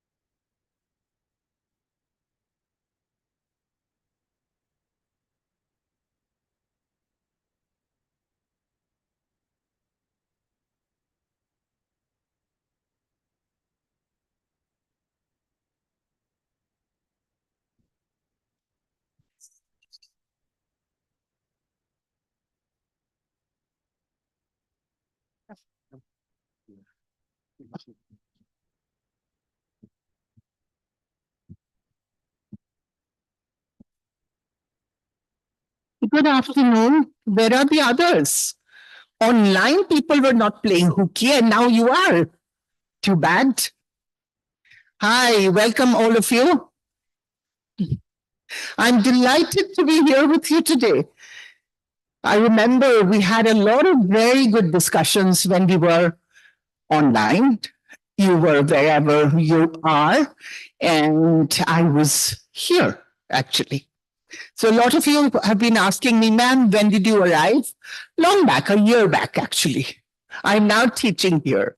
So I'm delighted to be here today. I'm delighted that AIT welcomed you. This is a lovely institution. Have you been around AIT a little bit? This is a very, sit down. This is a very green institution. Have you seen our pet? You've seen the monitor lizards? Ah, that's the mascot of AIT. So, and every semester we are taught to live with nature. So it's a lovely campus. Maybe you should think about it for your brothers, sisters, children, etc. It's a great place to be. Okay, on to gender sensitive or gender responsive budgeting. We usually call it gender responsive budgeting, GRB, or simply gender budgeting. But gender budgeting has a completely different connotation. So today we will go by gender responsive budgeting. Let's start with some facts, okay? Only 19 countries in Asia Pacific follows ILO recommendation C183 in paying maternity leave to women. Among them, only 12 countries actually adhere to C191 in providing the stipulated maternity leave. So although 19 countries agrees to it, only 12 countries pay the stipulated maternity leave budget. Only Philippines belongs to the top 10 gender equal nations in the world from this entire region where we have over 50 countries. Only Philippines is among the top 10. Yet, if you look at the emigration rate, remember when we talked about responsibilities, I told you there's an enormous amount of migration. So one of the best countries for gender equality is Philippines.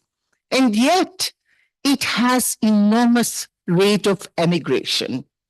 Only 30% of women in Asia Pacific are in non-agricultural wage employment. And embarrassingly, the region that we come from, South Asia, has only 20%. And it is one of the lowest in the world if you don't look at sub-Saharan Africa. It is the lowest. You know, whenever we talk about sub-Saharan Africa or anybody in Africa, we consider that we are much better off. But look at it this way, we are not really better off, you know, in terms of sheer statistics. In South Asia, more women die in childbirth than, again, anywhere else on earth other than sub-Saharan Africa. 500 for every 100,000. You know, in terms of our gender responsive, indicators, India, my country, and I'm very proud of my country, from where I come from, ranks one of the highest in terms of political power of women. South Asia itself ranks quite high in terms of politics. But do you know which indicator is the worst in South Asia? Health. In terms of calorie, in terms of, how many calories women eat, in terms of what we provide to women in terms of health. Now, health and education are the two basic indicators. In both, we have not really come up very well. The best country in terms of indicators at one time was Sri Lanka.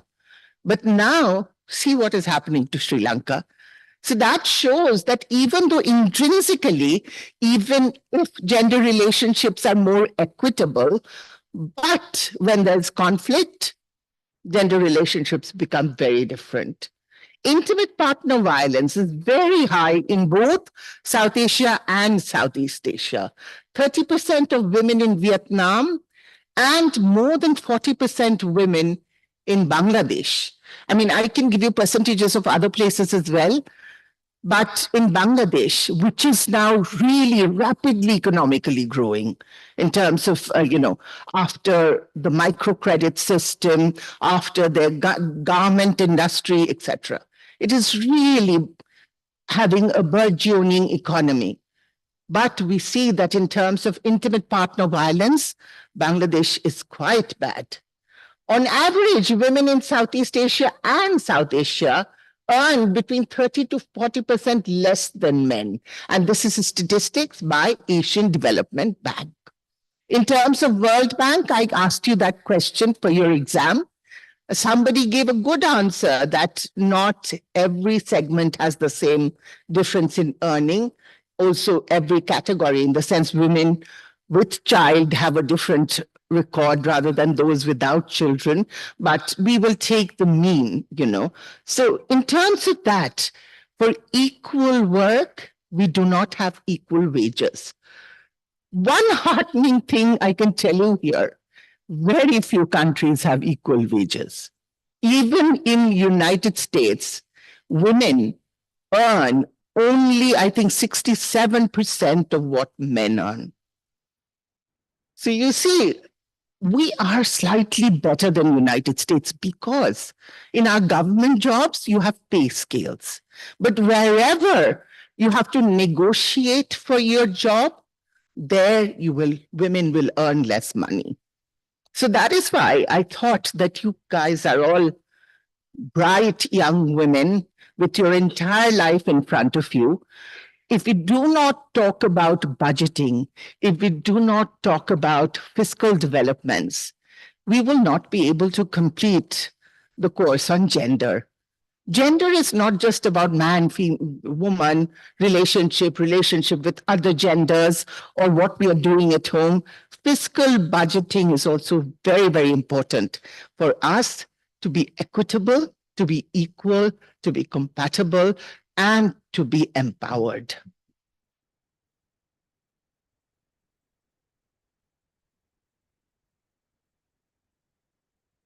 Okay, now in the last 1 decade, we have seen that both in South Asia, definitely in South Asia, but also in Southeast Asia, women are one of the fastest takers of the opening up of economy.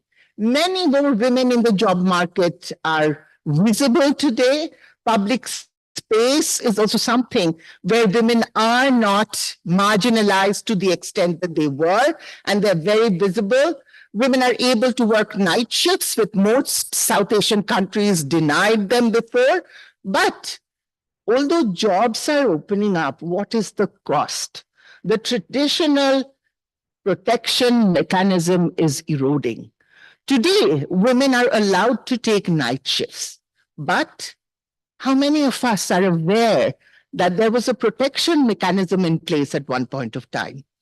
That is no longer there. You will ask me, why should we need protection? True. Why should we need protection? Then from the beginning, we have to be trained so that we can face any vulnerability and look it straight in the face. The bad thing in South Asia, all of you are South Asian women, is that in school, what are we trained in? One of the very important subjects that we are trained in is home economics, isn't it? We all had home economics. Crazy things like crocheting, sewing, embroidery, cooking, etc. Are male children asked to do home economics? They're not asked to do that. They are jumping, playing sports, doing all kinds of things, tumbling down, but we are not allowed to do that. I was with the University Grants Commission in India for a very long time. Once I was in the advisory committee about curricula for schools. So I said, in male schools, we should have home economics. For women's schools, we should have sports as a compulsory subject. So people thought I was joking, but I wasn't. See, I think that is where the lacunae is in terms of our teaching, where the caveat is we are not following up there. And we are trying to sort of set up gender norms. I spoke a lot to you about norms and stereotypes. So we are trying to set up norms and follow those stereotypes. Okay. Gender responsive budgeting is a key tool for gender equality. And since this module is on gender and we're talking about equity, equality, it is very, very important. But what is not mentioned here is that it is not just gender responsive and responsible, it is also fiscally responsible. Why is it fiscally responsible? Because if you don't take into consideration the condition of 51% of the world population, then that budgeting is not the right kind of budgeting. So around 2.4 billion women of working age are not afforded equal economic opportunity. Not just in terms of wages. The playing field is not same. The economic opportunity that they are given is not equal. And also, they do not have the same rights as men. 178 countries globally have legal barriers that women's full economic participation is affected. Yet over 100 countries agreed to accept gender responsive budgeting in the United Nations when it was proposed. And yet 178 countries have legal norms that deny women that fiscal equality. Philippines calls for only 5%. And I was telling you, Philippines is more equal than the other countries in Southeast Asia. But it only calls for 5% of their total annual budgets for gender programs. Now, if today somebody comes and tells me that, okay, we will give 20% for gender equality in the budget, I will jump with joy because women don't have more than 0.5% to 1% and all. So you see, we are not even demanding equality or equity. We are happy with 20%. We are happy with 10% because we do not know that we can demand more than that. Okay, what are the international instruments? And these are not the only instruments. These are the larger instruments that call for gender responsive budgeting. Let's start with the Convention on the Elimination of All Forms of Discrimination Against Women, or CEDAW.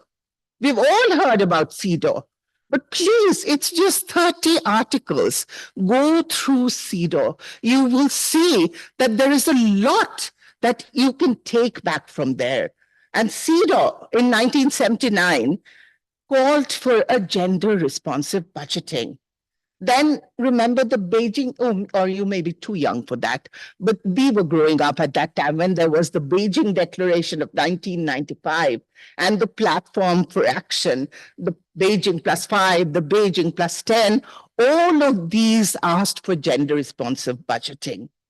We hailed it, we supported it, yet we're not doing it. And we are so quiet about it.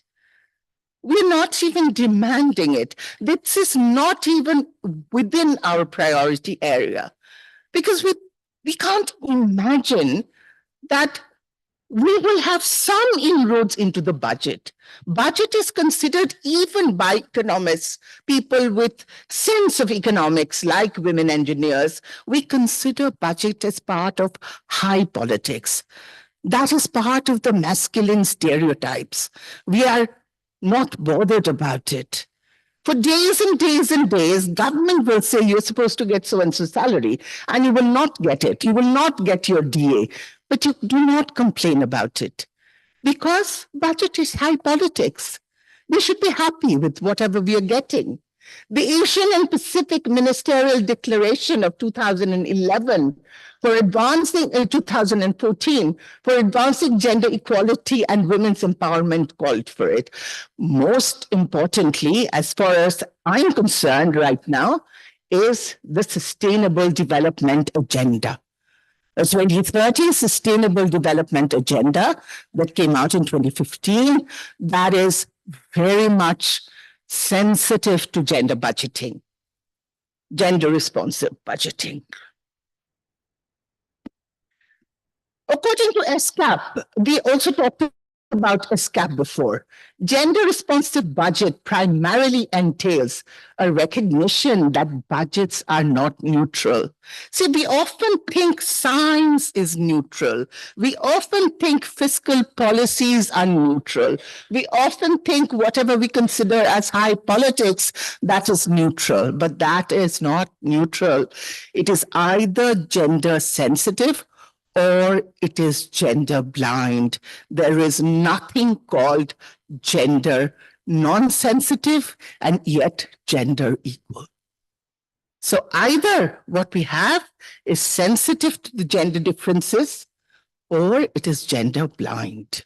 Now you can come back and tell me, does SOFA have a gender? You know, why do you always bring gender into everything? We can, but that will be tautology. We can argue that SOFA does have a gender. Who is it built for? What is the paradigm for which that is built? The same way, the budget. What is the paradigm for making this budget? Who is the audience for this budget? Who benefits out of it? Policies and how they are funded have different and unequal impacts on women and men. And different groups of men and women, young, old, urban, rural, indigenous, non-indigenous, cosmopolitan, you know, all of the secular, non-secular, everybody are affected differently as a result of this budget. Budgets should incorporate gender analyses and concerns into all stages of budget cycle. It should understand that what are the vulnerabilities in society? What are the inequalities in society? Where do we need more spending? Because what is the budget for? But to increase prosperity. It is not important what the GDP is. What is important is what is the living standard of people? What is the price of insulin, which almost, 1/3 of the women all over the world use? Compared to that, what is the price of other drugs? All of this should be in the purview. How much of state support do we have for sanitary napkins? That is a necessity for all women, particularly teenage women. I myself critique myself. I work on migration. That is my field. How much of my time do I find questioning these paradigms when I'm talking of migrant labor? I was designing a policy brief for ILO, and I insisted that I have to talk about menstruation. Everybody was shocked because I was talking about a terminology which is used very regularly today, decent job and just transition. What are we transiting into? If young migrant women do not have support for menstrual health, we are talking of gender responsive budget. Do you know how many women in the working class, in the building, house building, or in certain agricultural sectors have enforced hysterectomy? Because they do not want to give up working days because of menstruation, because menstruation is problematic for them. Okay, so budget should incorporate these analyses, but it seldom does. This does not call for a separate budget. I'm not saying that there should be a separate budget for men and separate budget for women. That completely dilutes the purpose. Budget should be one, but it should be reworked in a way so that it equally affects men and women. No different budget. If there is a different budget for women, then what is its relationship vis-a-vis the society? Then we will say, okay, we will have a 0.5% amount of allocation for women and the budget has to be prepared for that. We do not want that. We want to be part of the major state budget.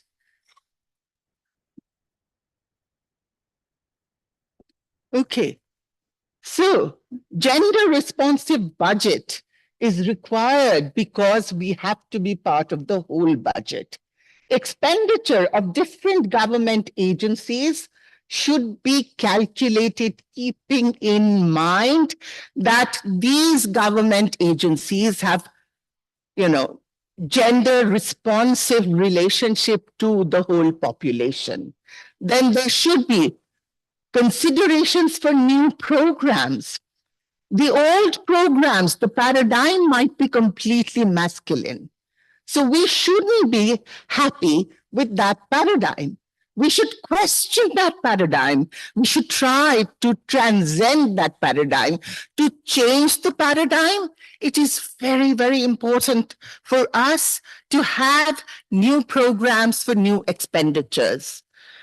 We should also question how revenue is generated. When I talk about gender responsive budgeting, in our minds, largely, we think about spending.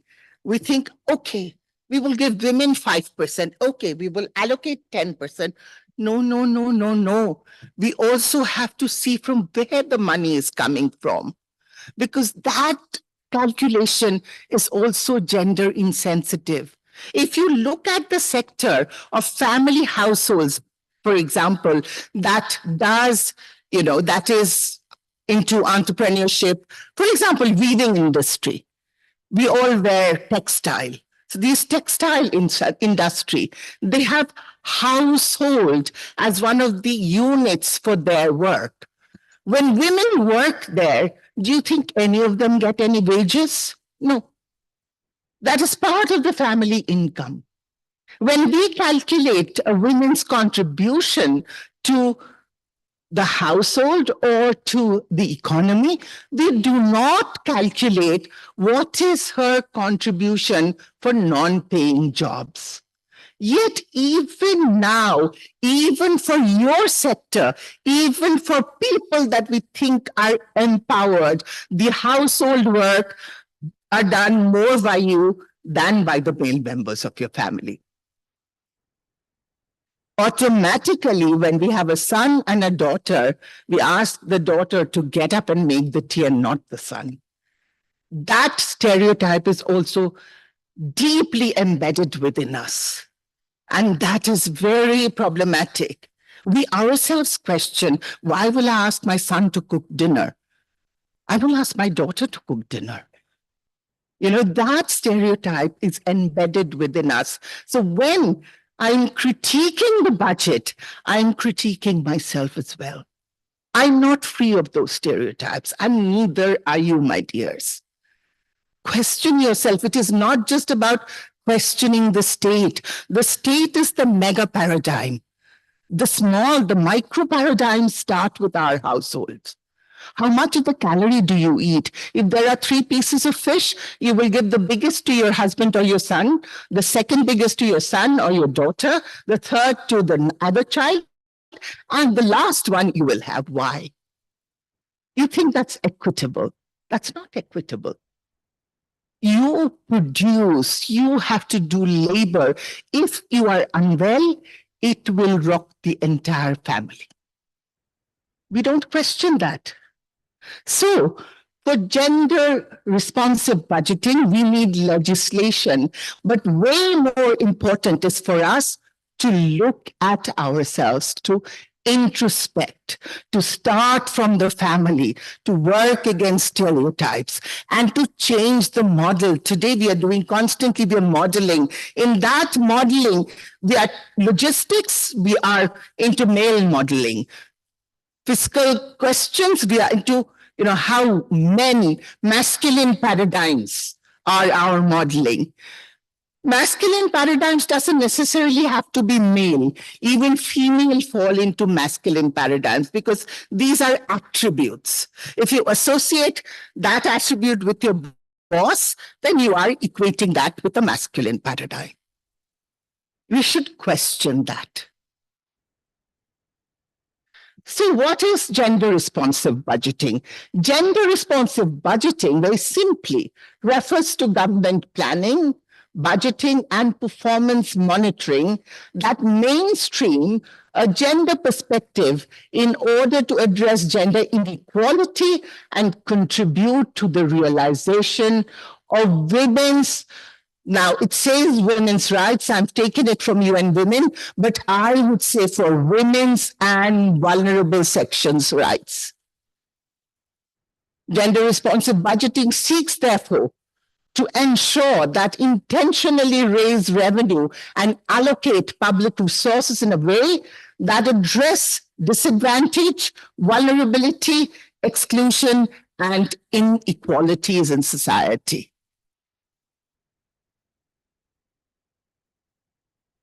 Why is it necessary? It is not just necessary for women.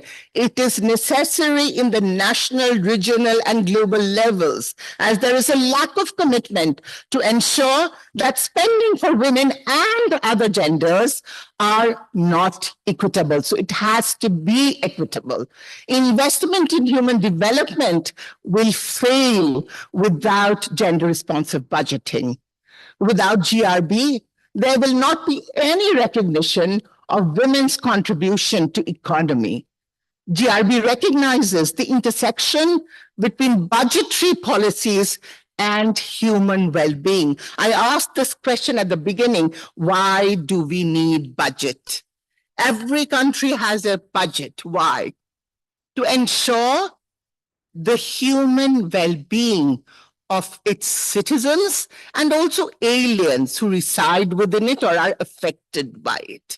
So that is why a budget is very, very necessary. Don't we say, even when we are going on a holiday, don't we say, let us make a budget? So in that budget, don't we calculate that, okay, this is the amount that should be allocated from this source and spent on that source? So that is very, very important for all of us. Oh. Now, this is the last slide. I told you, I promised you, I will not talk too much of theory last day. So this is the last slide. After this, we can chat, we can have a discussion.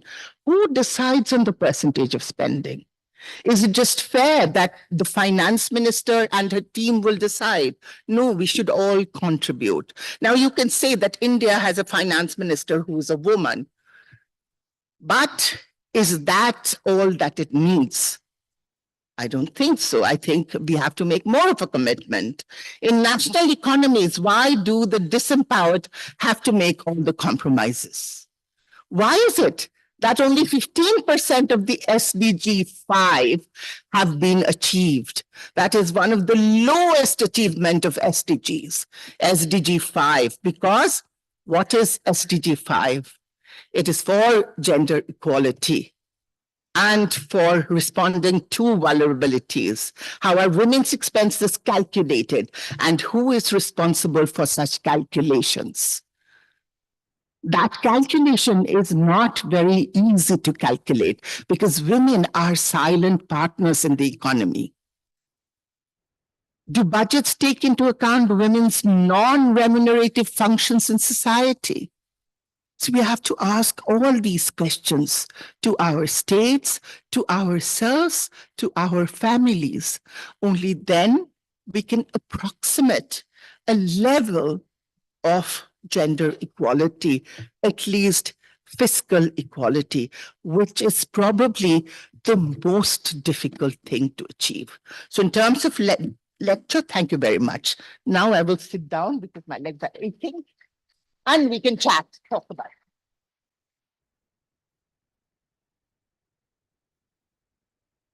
I think, ma'am, better you take. Thank you, Professor Paula, for this insights into the gender budgeting. I'm sure it's very useful and beneficial for all of us. Just wanted you to highlight with an example, like how the policies can be, more gender neutral and the budgeting can be, you said, let's not keep special budget for women, but it should be incorporated into the budgeting as such. So if you give an example, maybe it would be beneficial. Thank you. Yeah. Since Madam and me, we have a lot in common, let me take her question first. After that, I will come to you all and we can have a discussion. Okay, very simply, I do not believe in neutrality. Neutral is never neutral. Neutral is also a position. So that is why I use the term sensitive. I believe that budget should be gender sensitive. Very simply, budget for schools, okay, certain amount. How much of that budget contributes to women coming to school? For example, a young girl of 13 or 14 in rural India or Bangladesh or Pakistan, when her mother has childbirth, she is expected to do the household chores while her mother is, segregated, because we have those, pollution, concepts of pollution, purity, etc. So that household then is responsible for that girl who is doing all the work. So for school budgeting, do we ever think of allocation for money or for resources or for help for these kids so that they cannot lose school days and come and join their work? That's one example. We can talk about many more examples for us to be gender sensitive. Thank you. That reminds me of, one, recently we approved a proposal in IEEE Women in Engineering of a, IEEE Foundation grant for supporting a lady to attend conferences, because many a times we are not able to attend conferences because I need somebody at home to take care of my kids or my parents. So this grant is to support those aspects. Suppose, I have to hire somebody to look after my house or parents. So this grant is for that. So, this is something That is wonderful. That's a wonderful initiative. So it's open. You have been wanting to meet Professor Paula and interact with her. So you can direct your questions. We have another few minutes to go. So this is your chance, not only on this, but on any other topic. On anything that you want to ask. You want to ask. Yeah, what Madam talked about is very, very important. We are, even as women, establishing a system where one generation of young women are exploiting another group of young women for going forward. So we have to be very careful of that. We have to make sure that that group also deserves resources for their empowerment. Even in our behavior, I am also very responsible for that. When I come back from work, bothered about this, that, till yesterday I was doing a workshop, I barely talk to my housekeeper civilly. I just bark orders. And yet it is on her labor that I'm standing here today. So we have to, that is also something that is related to economy. Behavior also is related to economy. All of these, if you want me to, I can show you how all of these are related. Yes, do ask me questions. Yes.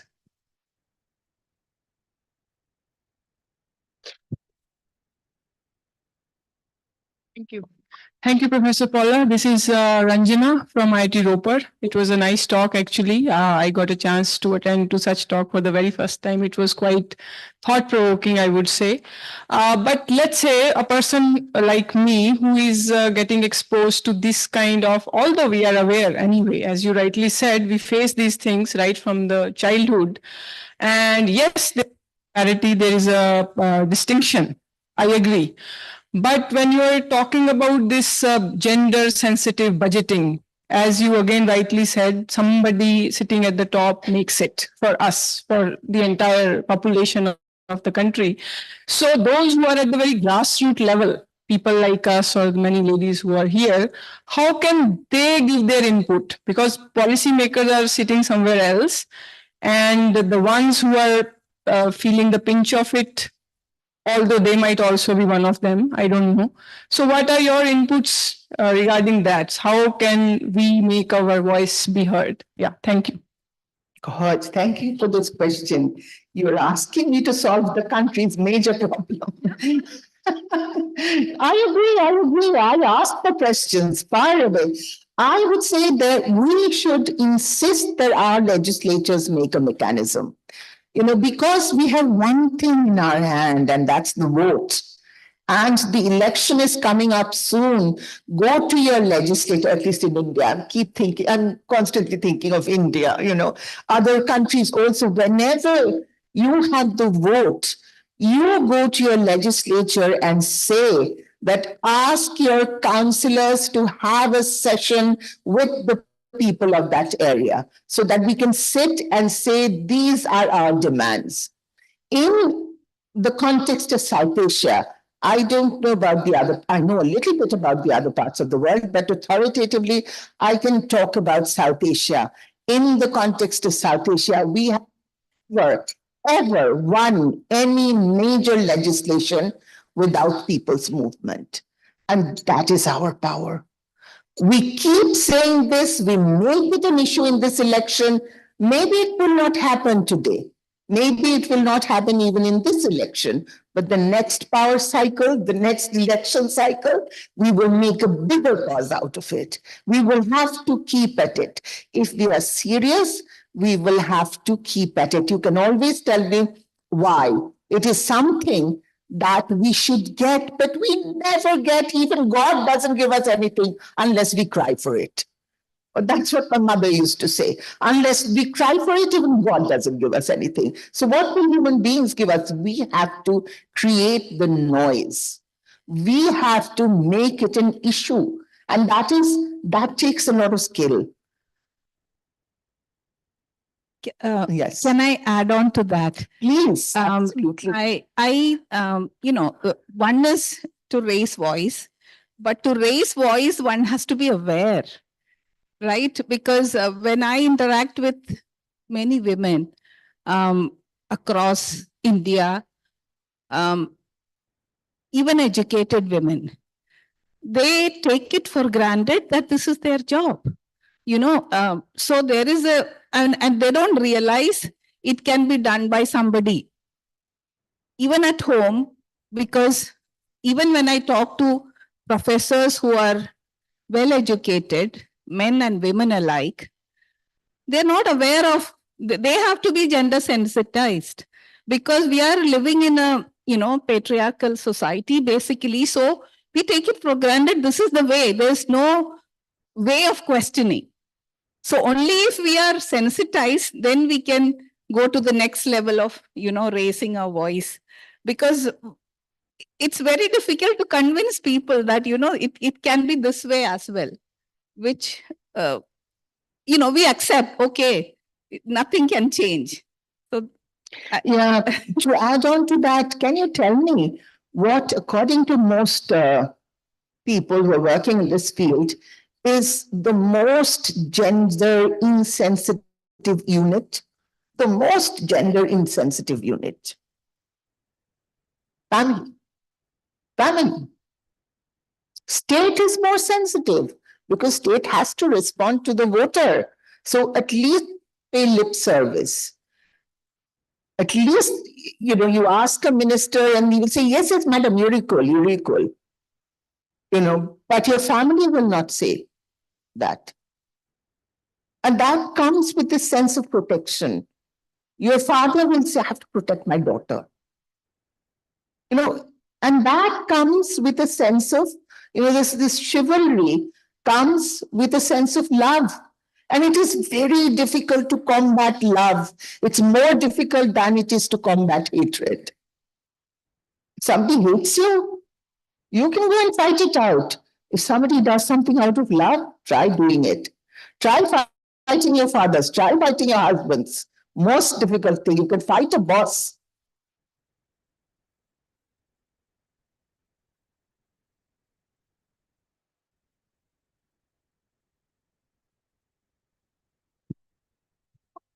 Thank you, Paula, ma'am, for the wonderful session.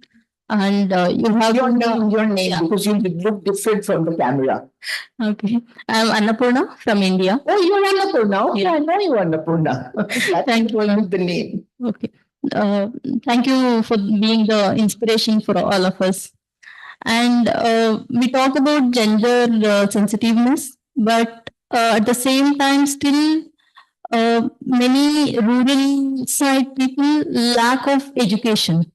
So as you're already working with the migration people, so how you motivate them or how you encourage them to go to school or how you promote the education in them? Talking, that is the best instrument. Keep talking to people. And at least in our part of the world, we're very tactile. We respond to touch, we respond to discussion, we respond to personalization. So for me, we talk about focused group discussion. I don't focus on anything. I just go and chat. That's why I say as a training, I might be a sociological historian, I might be anything, but I'm a storyteller. At the end of the day, I tell you stories so that you try to be sensitive. I don't want you to trust me. In fact, that will be a major mistake for you. That will create closures. Don't trust anybody. You are empowered enough to know what is right, what is wrong, and measure yourself by that standard. If you think I'm talking nonsense, question me. I always tell you, I tell my students to constantly question me because we do not give our best unless you demand it from us. You have to extract it. Because unless you extract it, and girl students, even now in this part of the world, we are very sensitive to hierarchy. I'm not asking you to be rude or impolite, and that is not what I'm asking. I'm just saying, be very sure that you get your equal place under the sun. Because if you are the creme de la creme. If you don't get it, do you think people working for you, working under you, your children, people who think of you as a role model will ever get it? Because all of you, in your own ways, are role models. So you have a huge responsibility to face you. I'm scared because so many of you come and tell me, ma'am, you're our role models. That makes me scared. I have to be responsible. I cannot just say anything. So that is good. That is the way we are sensitive towards each other. And for that, for us to increase even a little bit, remember our grandmothers, our mothers brought us till here. You're sitting here in AIT auditorium.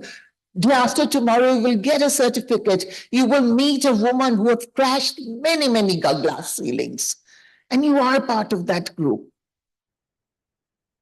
So you have huge responsibilities. You have huge responsibilities because we have huge expectations. Any other? Yeah. Where's Tulika? Yes, ma'am. Tulika, okay. Good afternoon. Good. Very stupid, but just asking you, the job of a homemaker, unpaid job. So you are actually talking about those kind of jobs, right? So I do you think the government should be doing to compensate those things? Should they be paying some sort of a stipend for them? I don't think we should even think of the term compensation. We should think of the term remuneration. This is something that we demand. We don't want to be compensated. Who can compensate us for the labor that we put in? It should be remunerative. Yes, it should be, there should be a stipend. I seriously think about it. Probably if my mother had been alive, she would be turning in her grave now, but yes, I seriously think about it, because that is how, or in terms of fiscal measure, we should calculate that amount of labor into what it relates to in terms of economics. So there has to be some measure. First, let's calculate it, and then we can demand, we can monetize it. Monetization will come later. First, there should be a research that should calculate it, because we don't want ad hoc 1,000 rupees per month. That is insulting. If we are thinking of monetization, it should be scientifically based. Nice to see you, Tulika. You, Annapurna, all of you, so many of you converse so much. You gave me so much to take back home. Any other? Yeah, please. I'm an old woman. I have bad eyesight, so you have to tell me your name. Good afternoon, everyone. My name is Kiran Gautam. I am from Nepal. Yes, when the Jesse topic comes, it looks like it's the responsibility of only women, right? We have not yet heard the voice of male here too. So this is back at home too. If any training program comes or any any type of workshop is there, if there is written Jesse, then the senior appoint a woman, a girl for that program, right? So, Paula ma'am, I would like to ask you that we are demanding, and how long we have to demand with male that we are also the human being. We are not the second sex. Yes, we are the part of the, because our grandma, our ma, and we are struggling, and how long our granddaughters has to struggle. How do you see the future of it? Thank you so much for pointing it out. I will give you one small example, and that happened in AIT. Will Professor Salam address them? Okay, our dean, Professor Salam, when I first came in, he invited me to his office and said, ma'am, tell us a little bit about what needs to be done in the field of gender equality. So I had a 1-hour discussion with him. Then after 1 month, he had gone on a tour. He came back and again invited me to his office. He said, ma'am, I went for an ADB program. And in that program, I attended every gender session. Because after listening to you, I got so interested. I thought I want to attend every gender session and learn. So I see that to be a huge victory, because he's one man, but he's one man who has the ability to influence, 500 other people in this school. So make sure wherever you are, do not escape Jesse trainings. You will need them as well, because there, in terms of modeling, the model is as a women's field. So don't give up your space, but make sure you also take with you a male colleague. And that is how you will also create collaborations. It is important to network. When I go to villages to do my research, like I do in Northeast India, I always consult the Grambura when I talk to them about women, the male leader, because that person, whether we like it or not, has enormous influence, and we have to tap into that. See, women have always been subversive. They're very smart. We have always negotiated in families, between people, between men, between women, and between men and women. We know how to negotiate. So those are the skills we need to use. We can always be, questioning. We can always be belligerent. But there's a saying that says you catch more flies with honey than vinegar. So use your negotiation skill, because at the end of the day, what you're doing is honest. What you're doing is transformative. Yeah, thank you. Yeah, please. Maybe some opportunity to the male. Other part also, some question. Absolutely. Hello, ma'am. Hello. A name. Yes, ma'am. I'm Tarali Dekha and I belong to. I want to ask that yes, we women need to break the glass ceiling. Having said that, at the same time, we the women need to faith and also the many responsibilities, and we want to do this at the same time. And but doing our duties properly to support also. Sometimes we need to skip some works, though we wanted to perform. In such condition, sometimes we may feel maybe I could do that or any kind of things. So what should we do if such kind of regrets comes in our mind? Don't regret, because what we did at that point of time was suitable for that point of time. Never regret. Learn. Every incident has the possibilities of learning. And if you feel defeated, who can defeat you if you are not defeated? So learn from your adversity so that tomorrow, when you face that same situation, you can overcome it. So never, ever think that you have to regret. Never, ever think that you have to say that, I couldn't do it. No, that was just one opportunity to learn. Then you go ahead with that training. That makes you stronger. Your adversity should not make you regret. It should make you stronger, because unless you feel defeated, you are not defeated. You're victorious. Okay. Ma'am, I'm Anuradha. Thanks for that wonderful session. Ma'am, I want to ask that all working women, like who are working professionally outside, so we are juggling like work-life balance all the time. And we are considered as a nurturing woman for our child, to raise our child. Okay. So are we degrading in some sense, like in the following, like nurturing our child?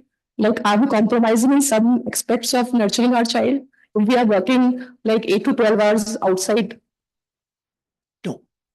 Think so, because compromise happens in every walks of life, but we are not compromising the child's time. We are working so that they can move forward in society, in life. Isn't that right? Why are we working? We are working for our satisfaction as well as the necessity of the family, the satisfaction of the family. Do you think that, if you spent all your life making parothas and, cooking aloo bhajis, your daughter would have a better role model, a better example. That is very, very important, that she has the example of an empowered woman, because her life will not be spent in cooking. Her life has to be like your life, where she has to work, where she has to be strong enough to manage everything.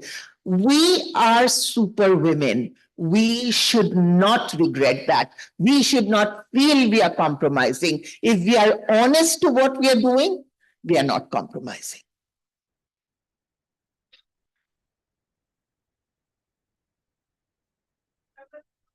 Why should it be only on our shoulders? Absolutely. Yeah, if you have a male member in the family, if you have a husband, if you have a partner, of course you have to rely on that. Because a lot of us, I have an adopted daughter. I'm a single woman. So, sometimes my daughter will come and say, you are always busy. She's a teenager and teenagers does these things. So I tell her, yes, because you point out to the Myntra catalog and happily tell me, can I get that? That time you don't think that it is because I'm busy, I can do that. That is something I never tolerate. So she knows that her mom will not tolerate that. I want to ask that that affects the emotional and mental stability of the child also. led by giving. Listen, there are a lot of support system for the children as well. If the child, most children respond to love. If the child, as far as, see, I'm not a psychiatrist, so I won't be able to give you the right answer there. But what I've heard, what I've learned, when I was taking this little girl in, I studied a lot of books because I'm uber busy all the time traveling, But what I've learned, I can only tell you this much, is if you love them honestly, they respond to that love. They respond to the trust. Children are not, they're very intelligent. So, it's your honesty of emotions that they respond to. And they also know how to push the margins. So never be fooled by what they're saying. The very smart people, they know how to manipulate us like this.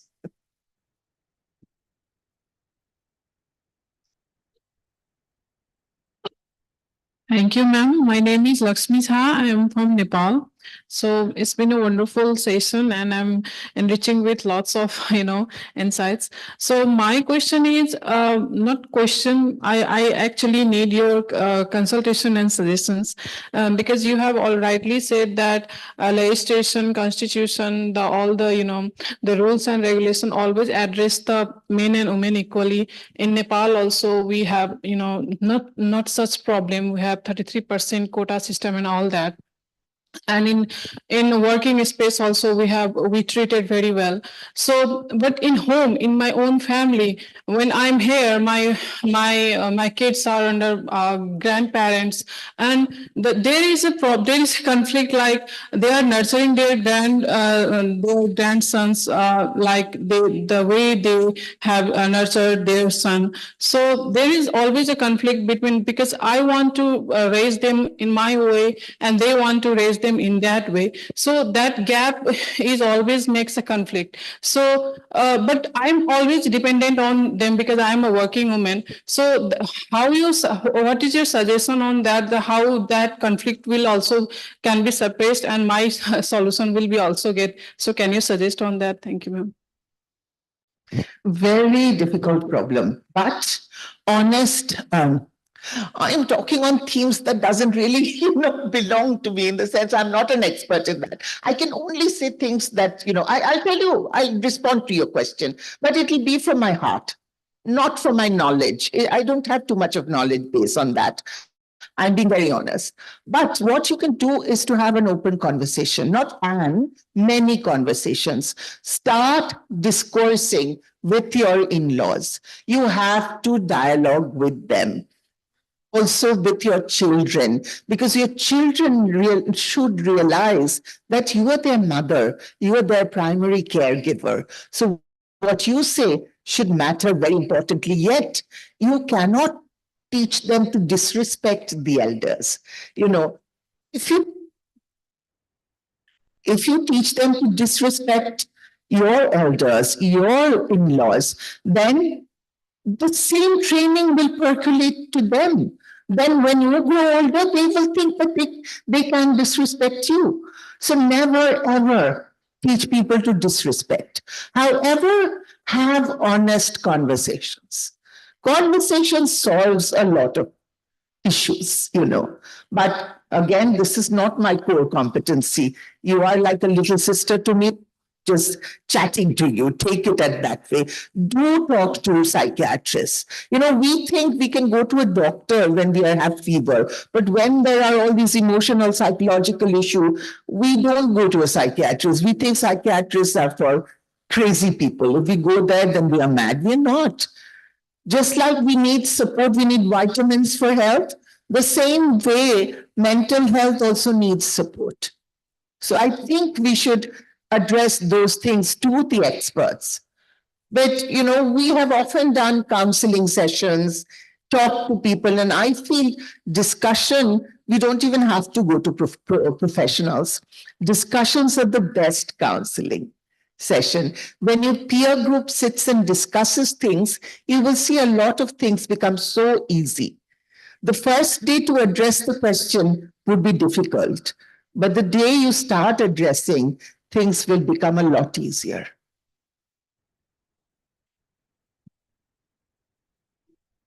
Also running.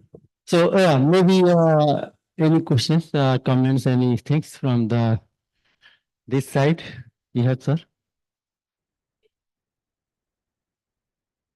No. Thank you very much. I have been listening this very rapidly throughout my career. And I realized that if you very honestly deal with the subject, things fall in line. Wherever I have been, I make it very clear within 1 or 2 days that this is how I would like it to be, and then things fall in place. It is that sincerity which is sometimes bothering us. Now, how do we get this? One is read all the rules. You know, in our government services, we have all the rules, rotas, and we fill up like ISOs, perfect. But inside the heart, there is something which is not following. That has to come from the upbringing. If I have clarity, if I have respect for them, rest all things should automatically fall in line. I know that this is slightly off than entire theoretical process. Like I'm very fond of ISO systems. When the auditors comes, I tell them, what volume will you do my audit? I ensure without an ISO, I am more than ISO. That is what it is. So this has to get ingrained into the mind of the people. How to do it, I don't know. Maybe right from the childhood stage, maybe at the family level, maybe, you know, when you train the people, when they enter the organization at that level, or when they enter the government level. How do we do? I don't know. But something I feel that we are talking too much about rules, regulations, and all those things will be satisfied. Still, our purpose is not getting served, is some fear I have. Thank you. Yeah, thank you. Yeah, I think now time is, so you can chat. I think says chat, okay? So later can chat with Professor Paula, ma'am, for any other regions, any problem issues. So with this, I would like to thank you, Professor Paula, ma'am, and all of you for your time, and a big round of applause for her. Yeah, now take your session. Lovely talking to you in person. Thank you so much, Professor Paula Banerjee, for an incredibly insightful workshop and inspirational discussion session. Participants, we will now be taking a short 15-minute break. Once again, refreshments and drinks will be served right outside. And please be sure to make it back by 3:30 p.m. promptly, please. Want to delay in evening, okay, so please come fast.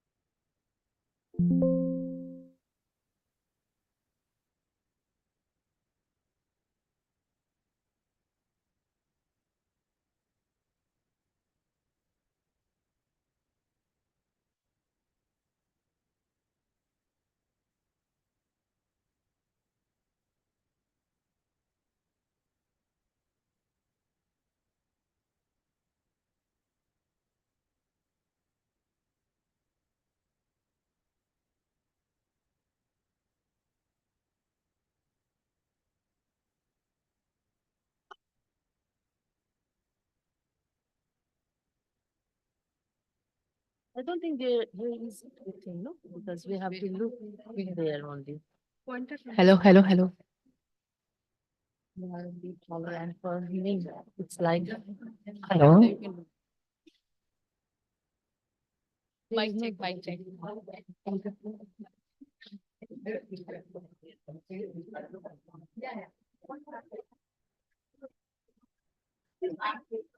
Single na? No, no, it's okay. We were just checking. Okay, for photograph? Yeah. Yeah, sure, sure.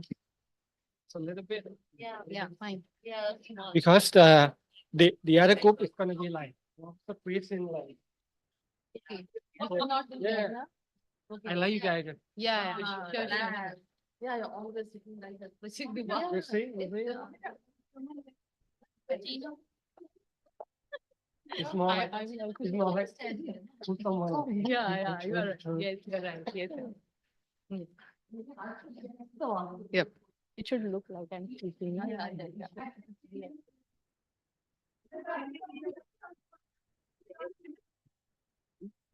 Oh, yeah. And also like Yeah. waving. Yeah, very, very. Yeah. Yeah.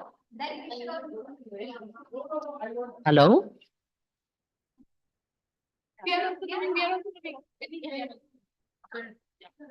Ayo, apa namanya?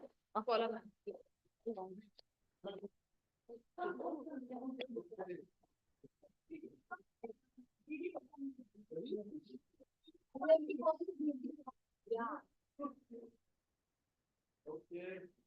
1, 2, 3, 4, 5, 6.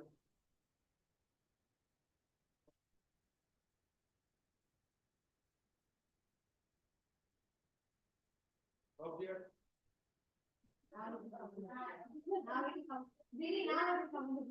Okay.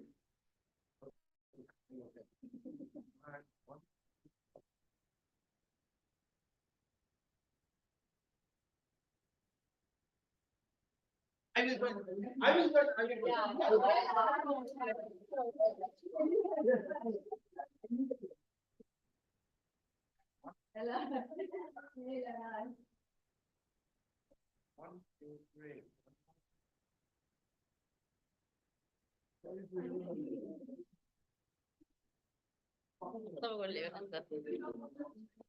Oh.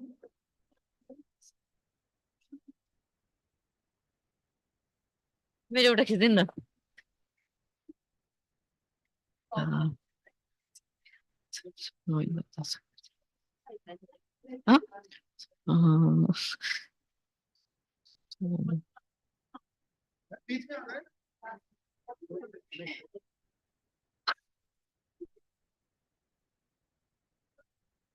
What?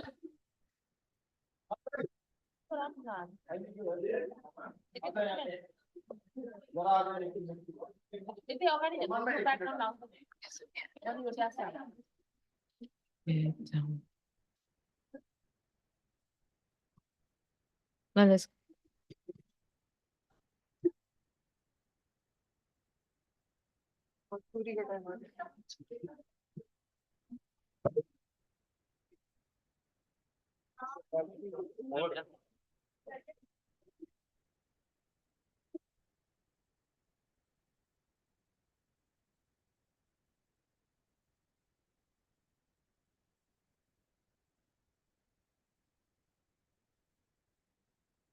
Thank you.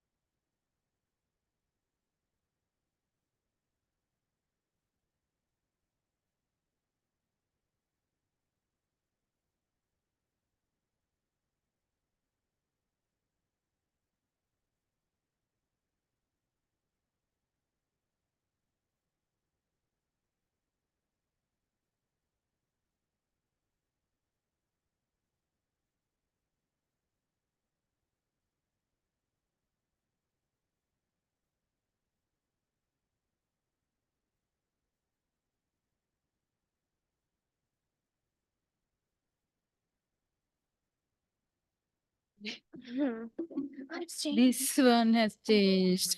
Good thing we came here.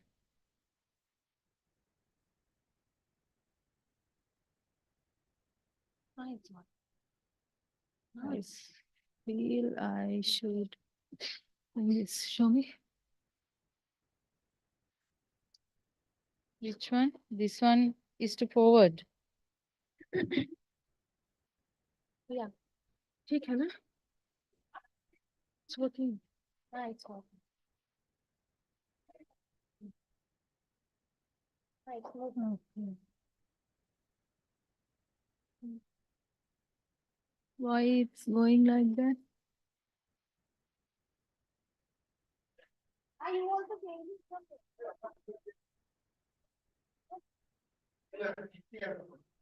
Yeah, I have, but once I click, then it started to move.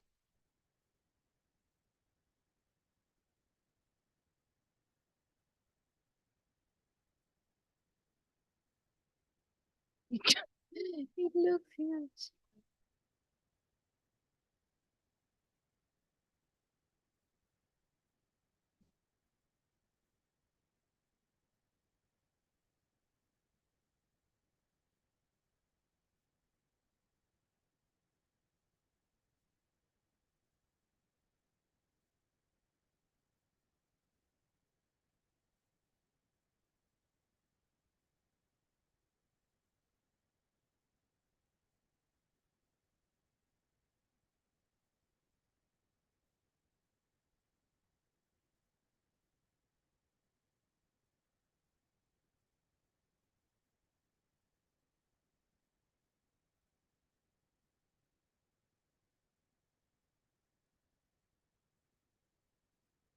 What's happening?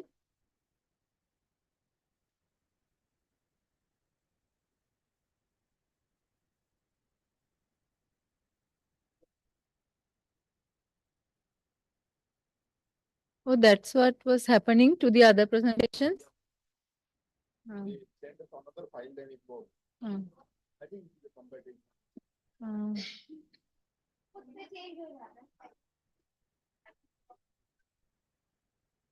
No, no, no animations.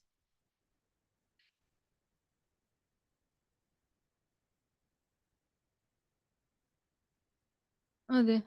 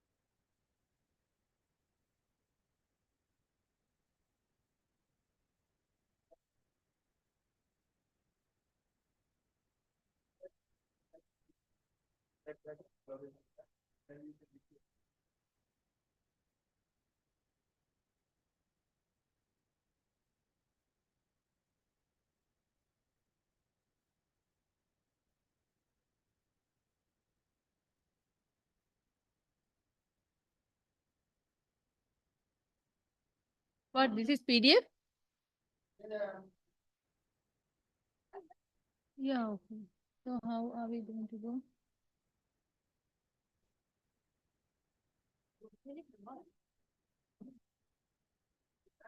So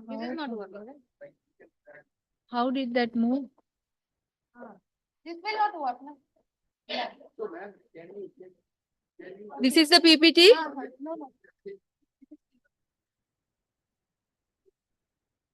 Show me.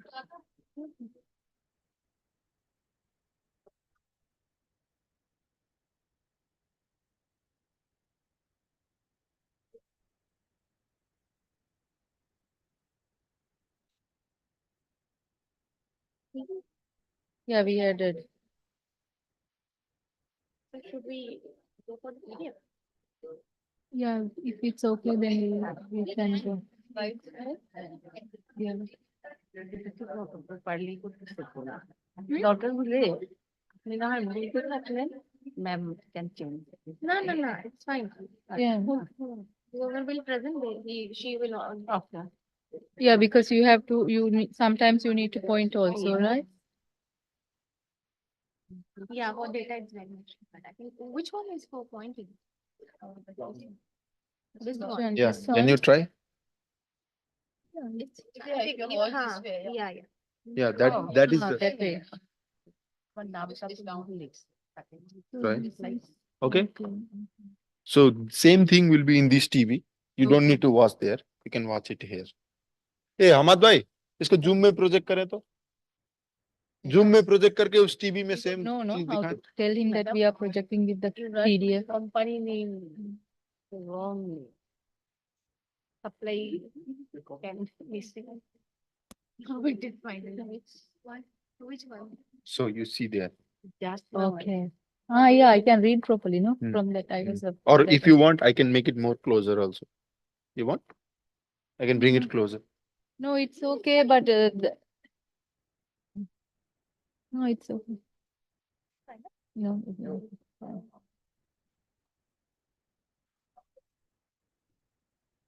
What is the company name? The last one. Dhaka Electric. Supply name. Supply missing. Electric So- company limited. This. So where did I get? Dhaka I Electric added, I Supply think. Company.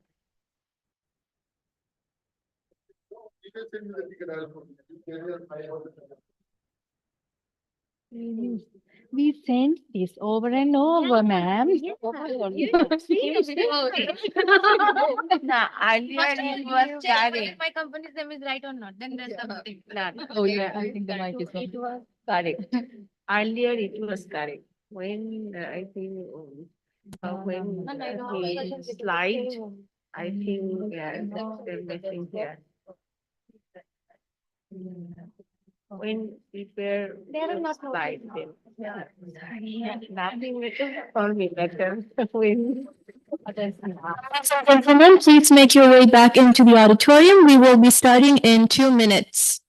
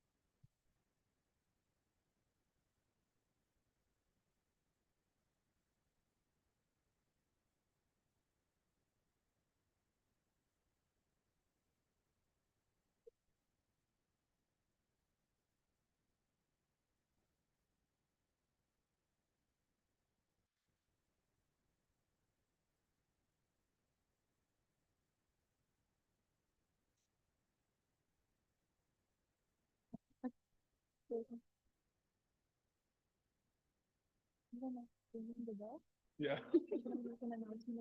Yeah, committee members are having coffee. Let me grab everything. Okay.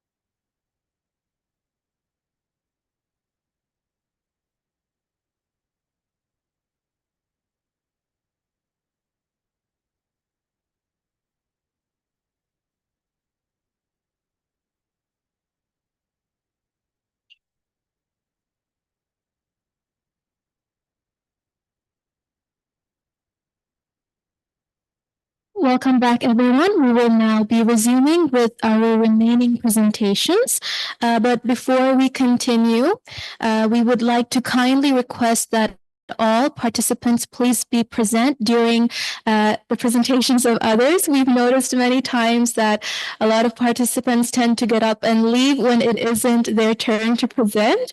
So please let us be supportive, let us be kind, and let us yes, be respectful to our colleagues. That being said, our next presenters will be Group 6. Group 6 will be looking at the potential of predictive maintenance, data analytics, and digital twin technology in asset management in the South Asian power industry. Their innovative approach holds the key to optimizing operational efficiency and maximizing asset lifespan in the dynamic energy sector.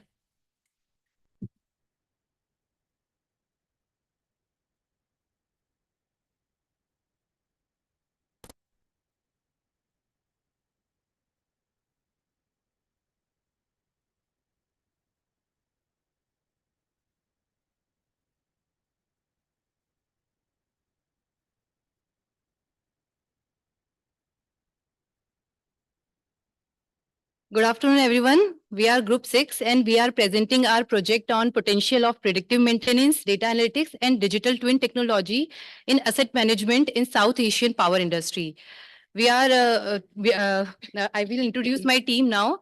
Myself, Jeena Borana from India, Afsana from Bangladesh, Bhavna Chaudhary from India, Deepa Shrestha from Nepal, Momita Saha from India, Poonam Pandey from Nepal, and Sidra and Rabel from Pakistan. They have not joined us, they have joined online.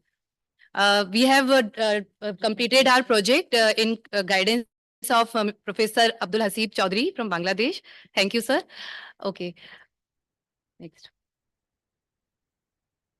This includes our presentation outline, course overview, statement of the problem, research questions, objective of the study, literature review, methodological framework, case studies, and recommendation and conclusion. As we all know, power industry is the growing and evolving industry, and it is critical to almost every industry. So it is very important to ensure the reliability and optimization of cost. So for that, we need to work on asset management, and we need to use technology for that. In our study, we have worked on that. We have studied the shortcomings of traditional asset management and how we can use technology to improve that. Next.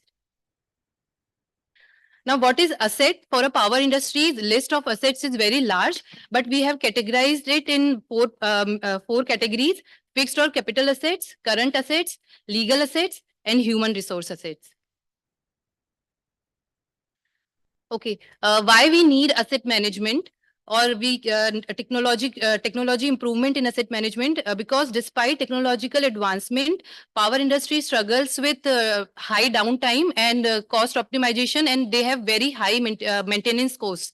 So we need to improve our asset management strategies. Next.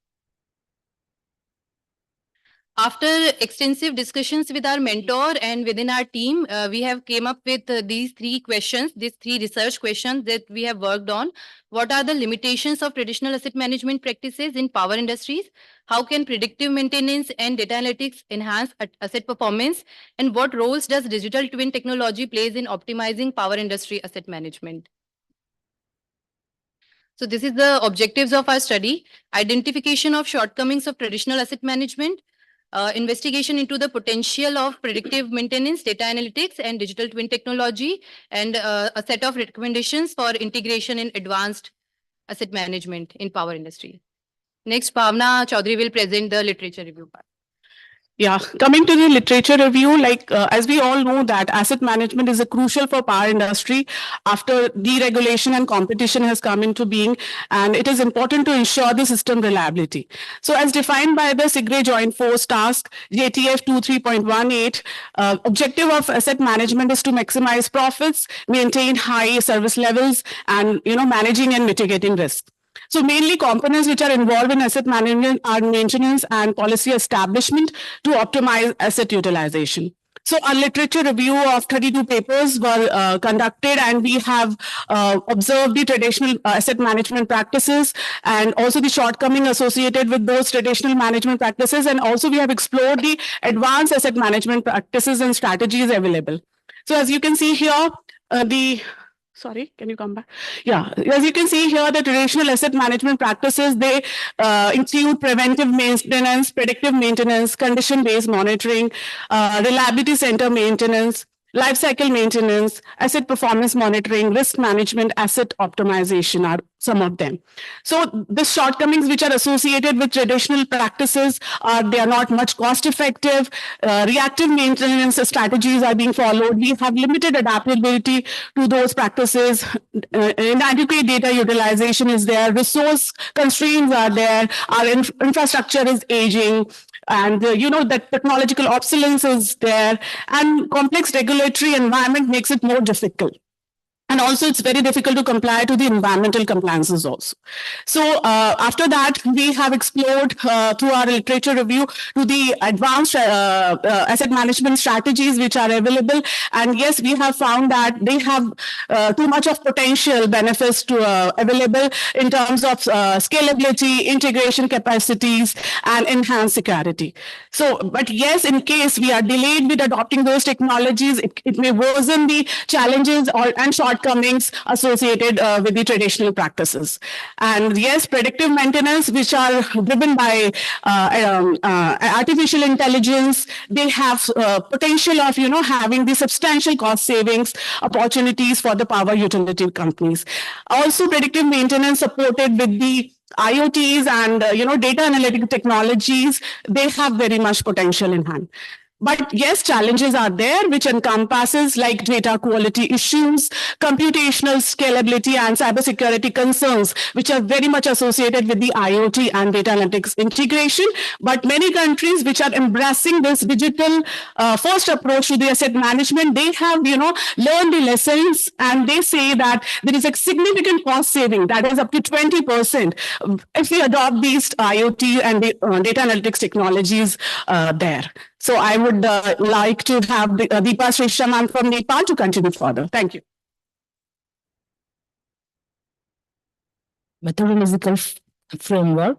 For the study, we have considered the 5 different methodology stage-wise, starting with the identification and classification of assets.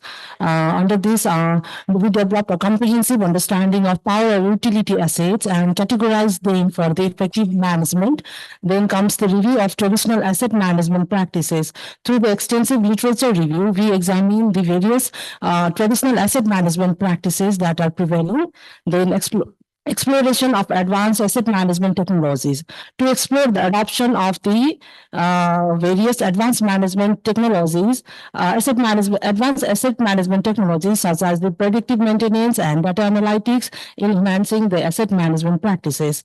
Then comes the identification of gaps in the South Asian region. To identify the prevailing gaps that are in the asset management in the power sector of the various countries of the South Asian region with respect to that of the asset management practices and solutions. And finally, the recommendations, where we synthesize the insights from the existing literature, ensuring alignment with that of the identified gaps and opportunities for the asset management practices in our South Asian countries. Next. And regarding the details of the methodological approach for our first objective, it comes the comparative study of the asset management in 2 South Asian countries. Here we have considered the case studies for the case of India and Nepal, and we use the empirical data for the qualitative analysis, which examines the preventive maintenance, condition monitoring, and the replacement strategies, and which highlights the basis for the maintenance and the replacement decisions. And details for the methodological approach for our second objective. We conducted the extensive literature review focused on the case studies and the success stories that were based on the advanced asset management technologies, and we identified and analyzed the existing cases to understand the context, implementation process, and the outcomes of the early adopters who has already adopted the advanced strategies, and defining the criteria for selecting the relevant case studies from the literature, considering the various factors, which includes the industry relevance, technology type, and the availability of the comprehensive data on the implementation process and outcomes. Next. And regarding our third objective, sorry, it includes the recommendation part, and we recommend it as the investment in the predictive maintenance technologies from the reactive to proactive maintenance strategies for transitions, and implementation of the asset health monitoring system to enable real-time condition assessment and decision-making, and integration of the asset management process with enterprise-wide system to improve the data visibility and collaboration across the various departments within the industry. Prioritize the investment in the critical infrastructures, including the upgrading and replacement, which are based on the risk-based asset management principles, and embracing the holistic approach to asset management that considers the entire asset lifecycle from design, construction to implementation, and decommissioning up to the disposal. Over to Poonam Pandey ma'am from Nepal. Thank you. Thank you, Deepa ma'am. So moving on to case study and recommendation, we have selected to take the case study from 2 countries, Nepal and India, to determine the traditional asset management practices, as well as providing the recommendation for introducing the advanced asset management. So moving on to the Nepal, since in Nepal, the energy sector plays a vital role for economic growth of the country. So there are different institutions involved in electricity generation, transmission, distribution, and power trading. So the country don't have a specific asset management guideline and policy, but different institutions are adopting different asset management plan. So here we will be focusing on the asset management system of one of the vertically integrated utility organization of Nepal, that is Nepal Electricity Authority. So Nepal Electricity Authority is responsible for generating, transmitting, distributing, as well as power trading. So NEA is using asset management software. So it is using this software as a taking the record of the existing fixed asset, and apart from the asset management system, so any have some plan for the maintenance. So that includes the target setting based on the data analytics, which includes the data taken from the generation pattern of the asset itself, as well as taking the historical data. Next, it uses a routine and preventive maintenance that includes the testing, inspection, lubrication, etc. That can be yearly, quarterly, and etc. And next, it also uses the continuous improvement practices such as the operational review from the past year experience with the asset, and any plant monitoring, as well as the regular audits, which includes the quality testing based on the different standards such as the IS. So overall, we can say is that any asset management practices is based on the preventive aspects under the human intervention. So in context of Nepal, the potential of predictive maintenance data analytics and digital twin technology will play a vital role for transforming the energy sector of Nepal to be precisely more reliable and efficient way. Similarly, the predictive maintenance will also allow for the early detection of potential equipment failure, minimizing downtime, and minimizing the maintenance cost, as well as it also going to optimize the life cycle cost and life cycle of the asset itself. So having said that, introducing this advanced asset management system in Nepal will require high initial investment along with the policy formulation, as well as the collaboration from the different stakeholders.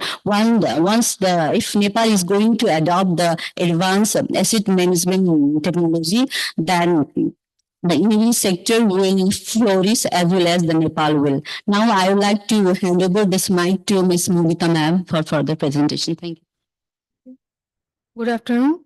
The prevailing practices in India has several key aspects. Here are some current practices in India: condition-based monitoring, predictive maintenance techniques. Yes. Previous. Ma'am, previous. Asset performance management, digitization and smart grid, renewable energy integration, regulatory compliances, data analytics and AI, energy storage solution, and asset lifecycle management. Now, nowadays, India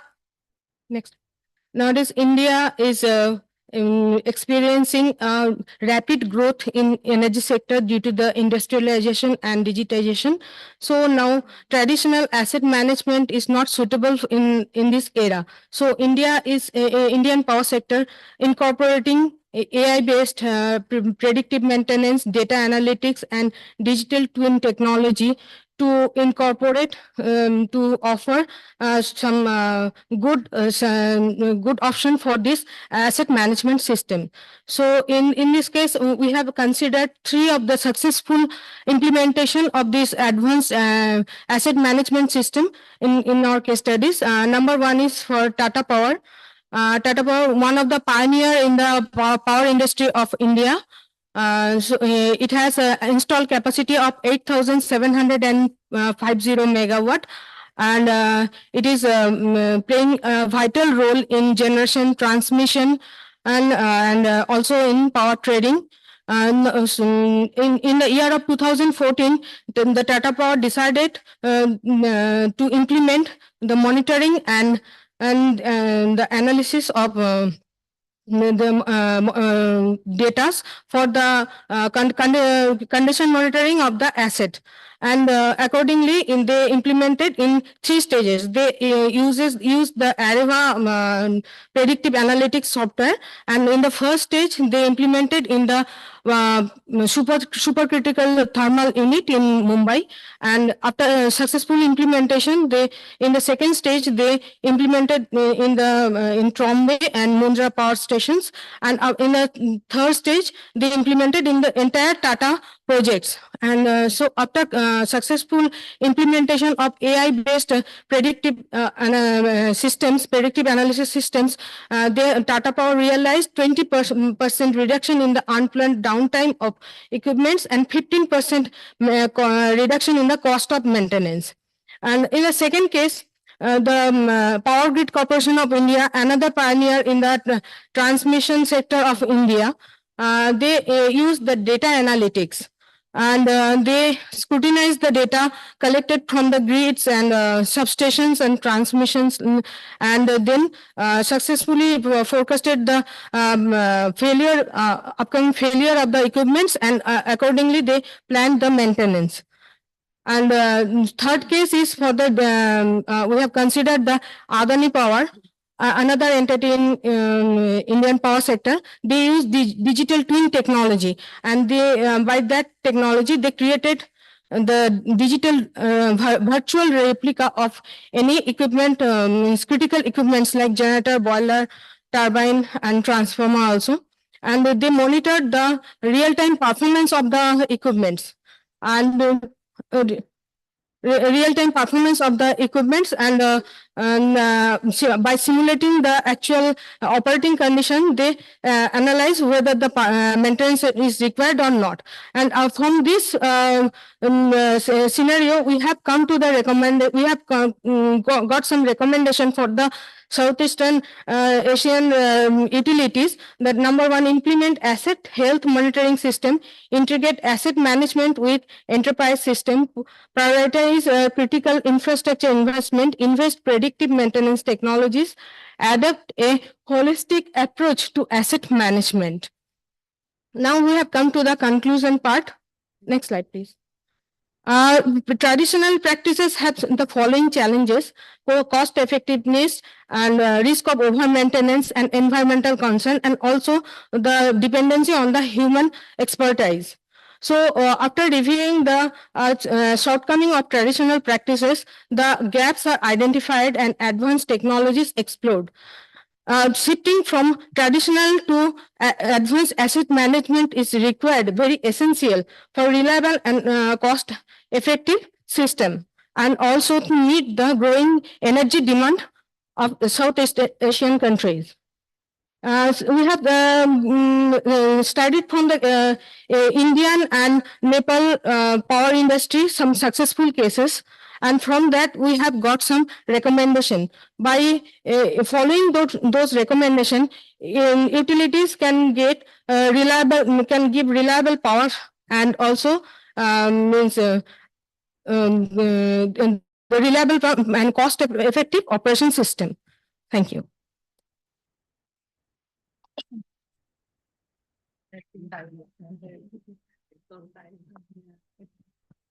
Thank you.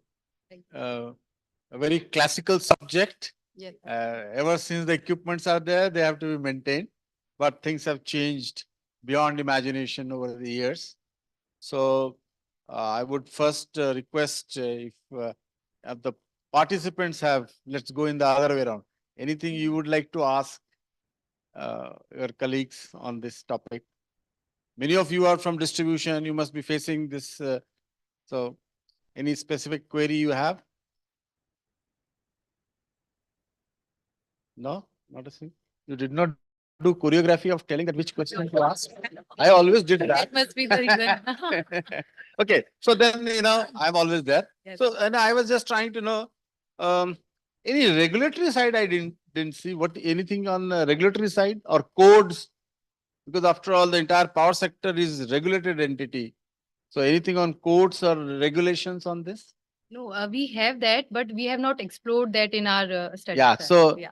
see, because in power sector, we do everything as per regulation, as per code. So have good survey on that. Yes, sir. We'll do that. And some of the indices, Any index? Index. MTBF, MTTR, mean time to repair, mean time between failures, and or anything of. Sir, actually, we explored the potential that how what technologies we can use. We have not explored the in depth of that technologies. Maybe Okay, we should okay. have done that. Yeah, that's right. See, I was going through your references. So first of all, please hyperlink all the references. Yes, sir. The second is, one of my mentors taught me that if you have to supervise anything, first look at the reference. If something new in reference, then it is very good. If something which you were expecting in reference but is not there, then you have to think again. So you have made a very exhaustive reference and a very excellent one. But tell me one name of a legend whom you will approach on this topic. Anybody? After going through your reference list or doing the literature survey. From our reference list or anyone, sir? Anybody, you name anything. Just one name I want to hear. That's it. It could be anybody. You could be your supervisor. It could be anybody. Yeah, international. we have worked with our supervisor, sir. Huh? We have worked with him only, and yeah, we could have asked Jay sir for this. Yeah, that we missed. So he becomes your thing. Sir. That for Actually, anything you'll contact him for. Yeah, definitely. But sir, actually the schedule was very hectic and maybe It will remain like this the rest of your life. Sir. Let's get it. So nevertheless, we could also need your support also for this. So definitely if you can intervene in between, that would be nice. That's right. But you have very rightly chosen that he is the one Yes, sir. to go That we thought at some we know that he was also busy, sir, in other group with other groups. So maybe That's right. That's right. That's a mistake. Yeah. Okay. Some good quotes on maintenance. Did you find any good quotes? No, sir. Yeah. Like we used to say, don't maintain till it is broken. There are many such quotes you will find, very interesting quotes, because people just simply maintain because of some other reason. Yeah, that's that's why we need this technology. That's Because right now we do preventive maintenance and we do every equipment we maintain. We try to maintain every equipment. And India, we do it weather-wise. That in winters we used to maintain the transformers and all, though because load is lower that time. But that's a very time-taking process and very manpower. We need manpower for that. So that's why we use this technology so that we can choose that what we have to maintain. Yeah. Maybe that will reduce to 10% or 5%. That's the main point of this. Now we have many, lighter side of it. So we maintain the maintenance, the entire maintenance queue has to be maintained. So for that we maintain actually. Yes, The many interesting thing about maintenance. So some from experts, anything? Actually, Professor Minnie Thomas has co-authored one book. Okay. John McDonald's, I think. He has done extensive work on equipment maintenance. Okay. That book, if you can have a look sure, at it, sir. you will find it. So, madam, you would like to say? Thank you. I think within limited time, you have done well. I would like to have seen some more insights into the actual algorithms or the actual, predictive maintenance which are being used. And also, when you do condition monitoring or any other predictive maintenance algorithms on a system, then actually you can delay investment. You can squeeze more out of the equipment, right? So that aspect also, if included, that would be more. That we have included that in our report, ma'am, but not in the presentation. Maybe. Because that's part and parcel of this. Yeah, definitely. Thank you. Actually, these new technology we are also exploring, ma'am. In other developed countries also, we have not reached at some point for asset management. Na? We have just started. So that's why. South Asia can lead. Why, Yes, why go definitely. to the West? Because India are also doing these all practices on pilot basis right now. They have not implemented it fully. So we don't have that much of data to simulate on all that. So that's why we didn't. No problem. No problem. Yeah. Thank you. Nowadays, the technology is being applied, and I was amazed to see how the transformer is being now monitored. So earlier we used to maintain, measure temperature Right, right. or the pressure, all other things. Now the humming sound which is coming, there is a transducer for that. Right. Then there is a camera for that. So all five indriyas, somebody will see, somebody will, and continuously being monitored. Yes. And very quickly they come out with patterns, and AI Yes, is sir. being utilized. So that's, yeah. See, a very good point. So you mentioned about digital twin of the asset, right? And the network. What do you mean by digital twin? Sir, just like we use in Delhi substation health monitoring system we are using. We are making a replica that for a substation, we'll have a software that will give all the data for that. Yeah, Like a so simulation. It's like simulation. more like So what is that software? Any softwares that you have surveyed as a part of your study? Any commercial Sir, offerings which yes, are there? yes, sir. For Adani Energy, we have for Adani case study that they are working with Amazon Web Server and what was that? Amazon Web Server. It's in-house Amazon Web In Service. Delhi also we are working on substation health monitoring with Schneider and all that. That they are, I don't know the software because that's some Australian company, but we are working with them. Okay, so you would heard of something called AI ML being used for predictive and prescriptive Yes, sir. maintenance of the assets, Yeah, right? that's what data analytics is, sir. We are using AI for data analytics. For that, right? Yes, So sir. what exactly, I mean, so I couldn't see in the presentation, I haven't read your report. Okay. See, there are certain, and these are being extensively done in India, as you have rightly pointed, Tata Power, and there are a few companies who are now, as sir has said, distribution transformers, each and every data point is being captured in real time. Yes, sir. In BACS And also. mean we time are to doing. failure, those things. BACS, yes, we did BACS that also. 4 years ago. Yes, sir. And now it is being continued. So what are those analytical platforms and relate it with the actual performance and reliability parameters? I'm coming to the benefit cost analysis. See, what happens is when you go to the regulator, they'll ask it, without this also, this was already being done.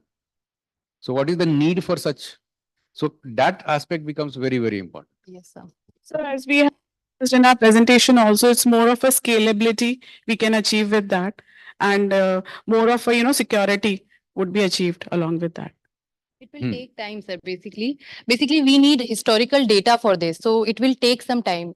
For data analytics and AI, as you mentioned, we will need data and we have to refine that data or historical data for that. Maybe I'll need data for last 10 years or 15 years so that the system can, give me that. We were working on a project. It's just initiated. It is not implemented, but we take plant shutdown, sir, in BACS for maintenance and all that. We do it on based on weather conditions and when that particular area is shut down. That Monday markets are there, so we use that.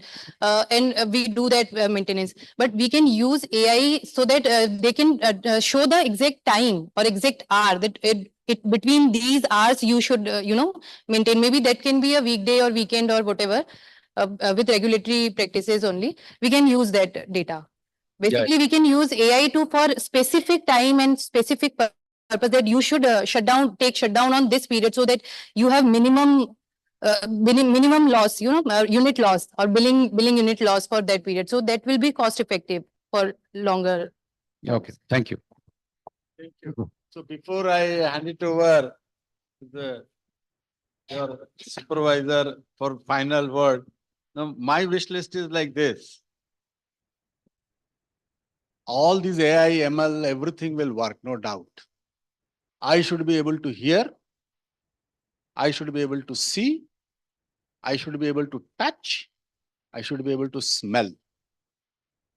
If I can do all those 5 things and then continuous streaming of the data, then my mind will work. We have done sound, no problem. We have done, we can see also through camera. We can also see touching. Now work has to be done on smelling. Particularly I have seen best of the operators going through the transformer side. Sir, maintain karna padega. How did you? And he's right. He says that I can smell it. So ever since then, I have been telling that could develop some transducer which can smell the. Yeah. Thank you very much, sir. Now, final word yours. Oh, so thank you, ladies. 1 minute, please. So thank you, ladies. You did quite a wonderful work. So in your Sir, report, request you you to identified. kindly come here, please. Oh, sure. So you identified new types of assets like right of way. So right of way could be an asset, right? So in Bangladesh, the power grid company, they are selling their optical ground wire, the bandwidth, to different mobile companies. And using, so distribution company may use their right of way in cities to maybe different applications. And another thing is that data could be an asset. And if a utility wants that to be an asset. So you need to think about that. And also technological know-how, that could be an asset because experience is invaluable, like smell. You need to convert that into an asset. So defining asset in a new way, that's what the utilities in South Asia need to do. And there is enormous potential here to improve. The depth is enormous because it's still unexplored. Because mostly, whenever we say asset management, it's like maintenance of some hardware. So that's the boundary that needs to be broken. So you did quite well and wonderful work. Professor. I know that, Sanjay here, she attended meeting while tending her toddler, right? Yeah. So they did very well. Thank you. Thank you, sir.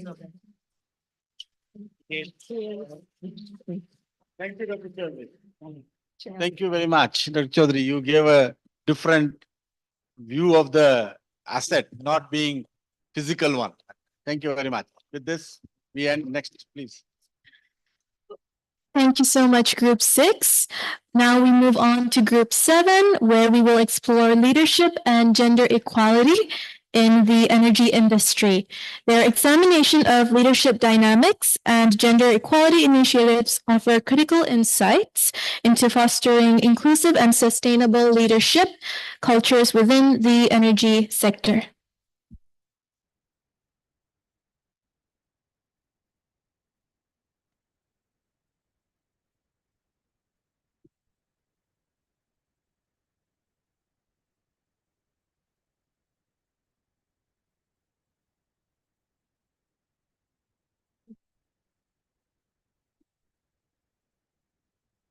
So, very good afternoon to all.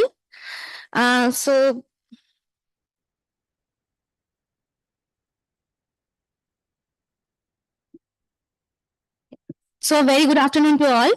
So I am on behalf of group number 7, will be starting the presentation on leadership and gender equality in energy industry. Many thanks to you, ma'am, Professor Minnie S. Thomas, for supervising and guiding us throughout our project. So first of all, let me introduce to my team members, Shaheen from Bangladesh, Prima from Bhutan, Palika, Riddhi and Sugata from India, Mariam from Maldives, Lakshmi from Nepal, Irsa and Nadia from Pakistan, and Lanka from Sri Lanka. So Palika, Irsa and Nadia, they are joining online today with us.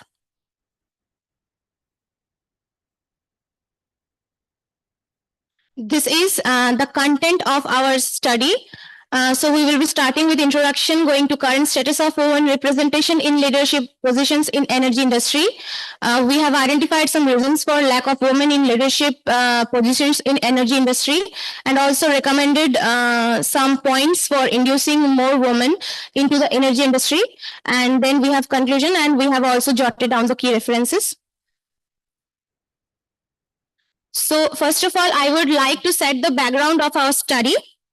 So according to Energy Democracies for Sustainable Future by Rudy Kasher, energy industry accounts for 8 to 10% of the world GDP. So, and as per World Population Prospects 2022, published by UN 2023, only 49.45% of the world population between ages 18 to 65 in 2021 are women.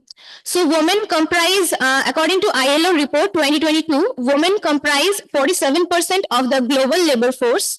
According to ARENA report 2022, among the total workforce, 22% in conventional energy industry and 32% in renewable energy industry are women. So female comprise 14% of the senior management roles in energy utilities and less than 12% in non-utility industries within the energy sector, according to OECD 2021 report. According to another report reviewed by us, another report referred by us, IA 2021, organizations having female leaders show 30% higher return on equity and 30% lower earning risk.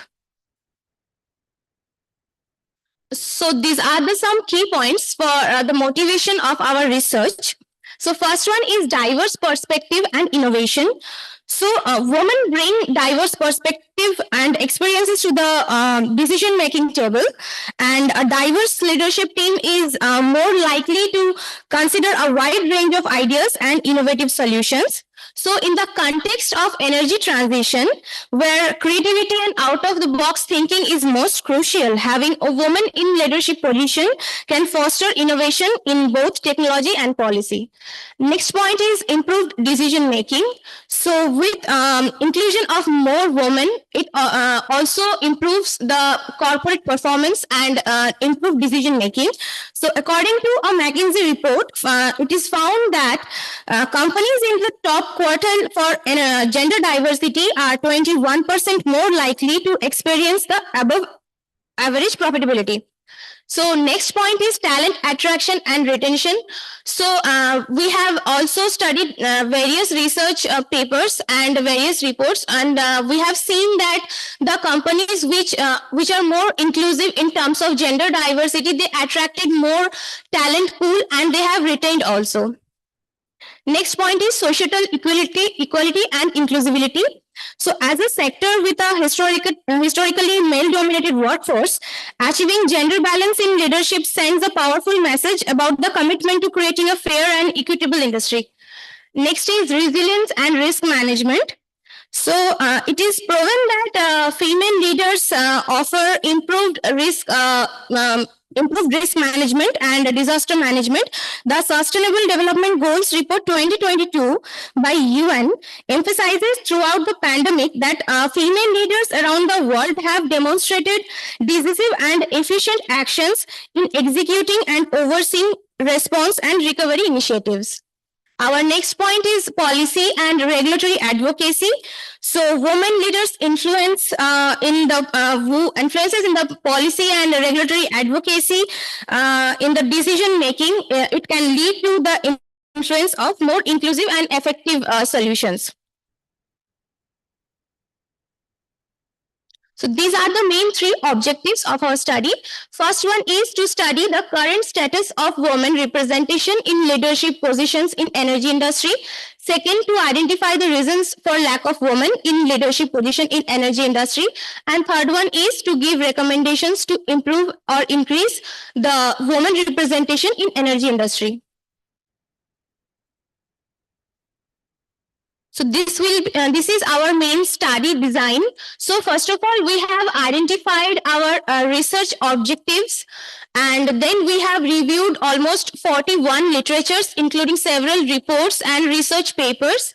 Then we have chose a research design based on both qualitative and quantitative analysis, and then comes the data collection method. So we have collected data from the organizations of our team member itself and analyzed the data for further study. And last is the conclusion and discussion. So from here, I am overing it to Mariam.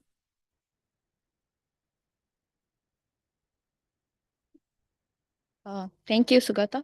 As our first objective of the study, so we have, from our comprehensive literature review, we have collected some interesting graphs. So from this first graph, we can see that less than 40% of women are involved in economy-wide employment, and only less than like 25% are in the energy sector. And from this graph, we can see that the wage gap in energy sector and non-energy sector is, you can see it's more than 40%. There is a gap in the wage in the energy sector. So before going to the details of the energy sector, we have collected this data. We have compared women representations in different sectors. So the majority of the women are found in manufacturing, education, and public administration. And you can see that in the electricity is like fourth from the bottom. So it's very less representations of women in the energy sector. And this graph shows women in managerial positions in 2015 and in 2020. So as you can see, the numbers are stagnant during the 5-year gap, almost in all regions. And in South Asia, it's the same.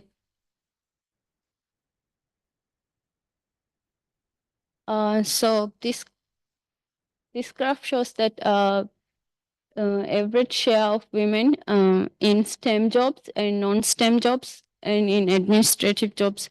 As you can see, more than average are found in the administrative jobs, and less than average are found in STEM jobs. This graph shows the trend of employment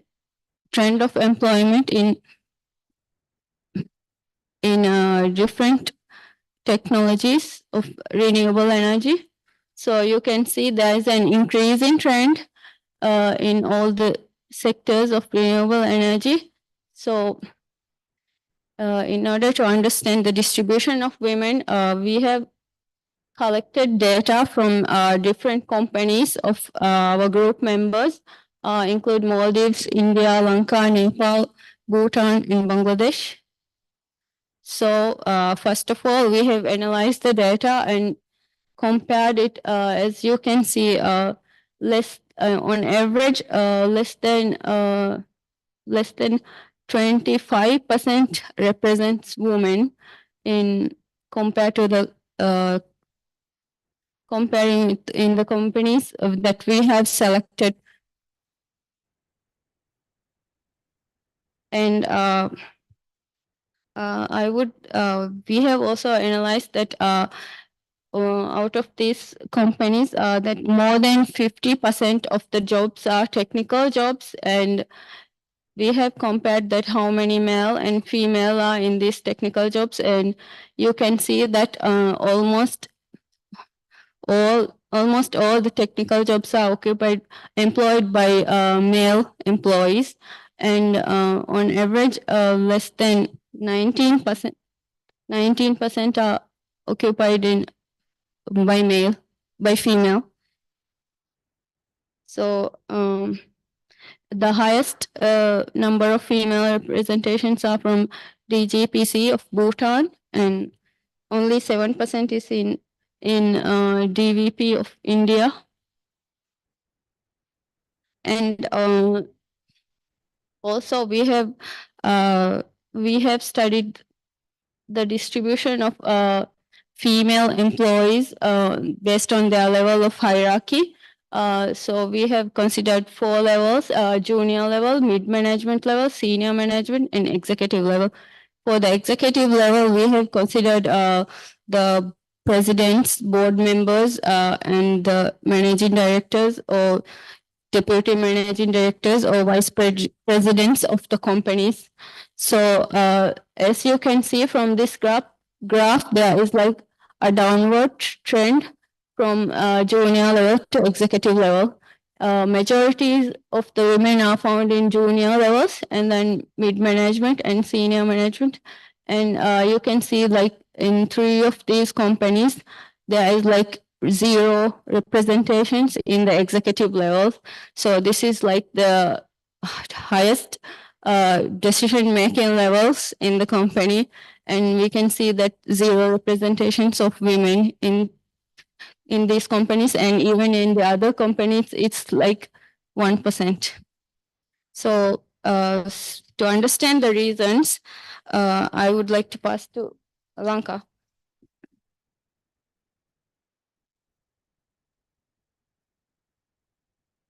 Thank you, Marianne. And with that, I would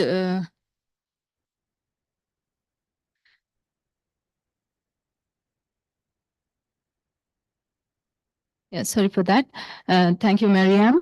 And with that, I would like to move to our next objective, which is to identify the reasons for lack of women in leadership positions in the energy industry. And in synthesizing these reasons, we have done an extensive literature review, and we have considered the industry best practices, and we have considered the collective experience of all the our research group as mid-senior level managers in energy industry. So we have outlined the reasons that we have found. First one being the historical bias and traditions. Historically, men are believed to be better leaders, and women are entrusted as better caretakers, and this bias tends to overlook women as women when choosing for leadership positions. And the next one is educational pipeline. Because of the bias of the society, younger females do not tend to choose STEM subjects for their educational prospects. So there would be less number of women qualified in STEM fields, and especially in energy sector. And there's the other one is unconscious bias.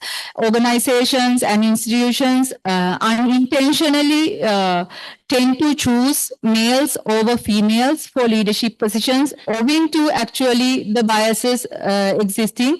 And next one, gender perspective on leadership.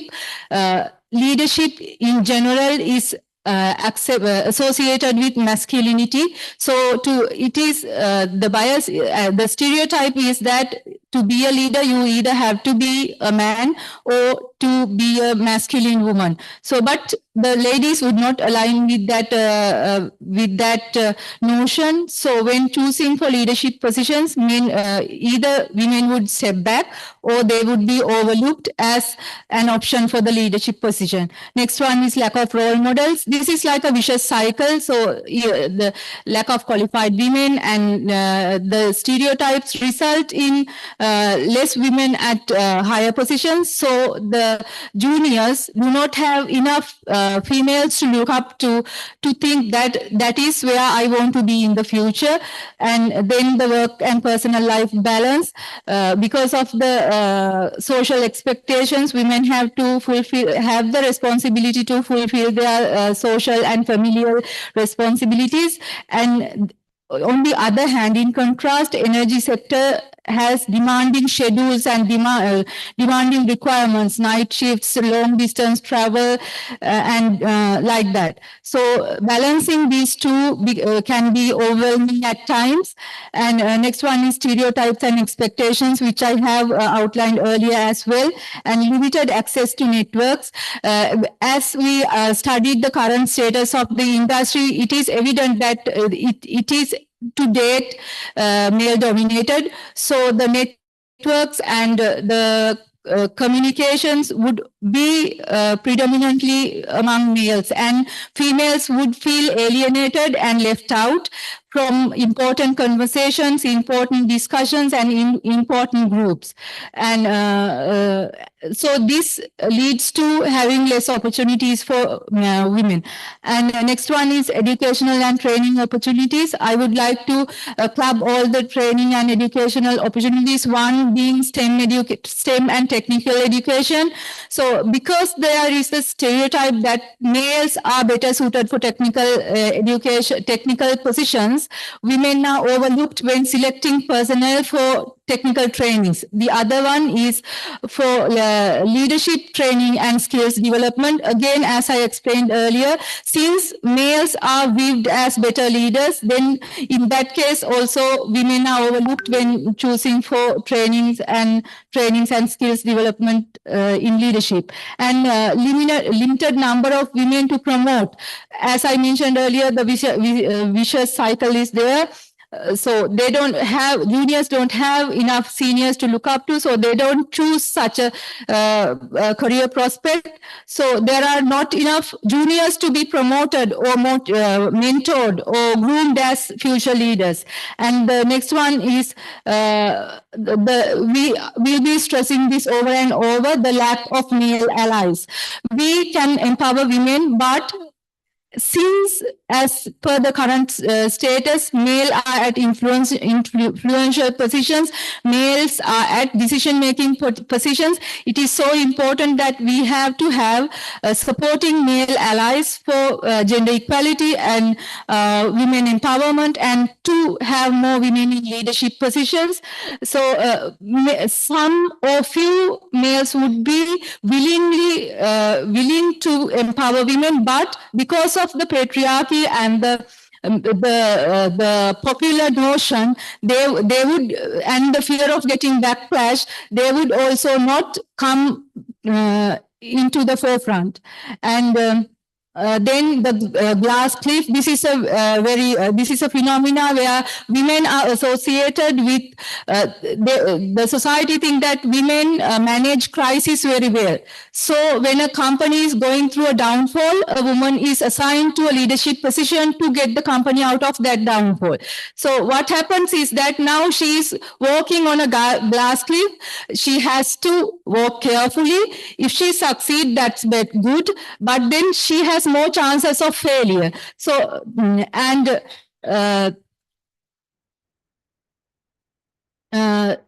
sorry. With that, I would move to our third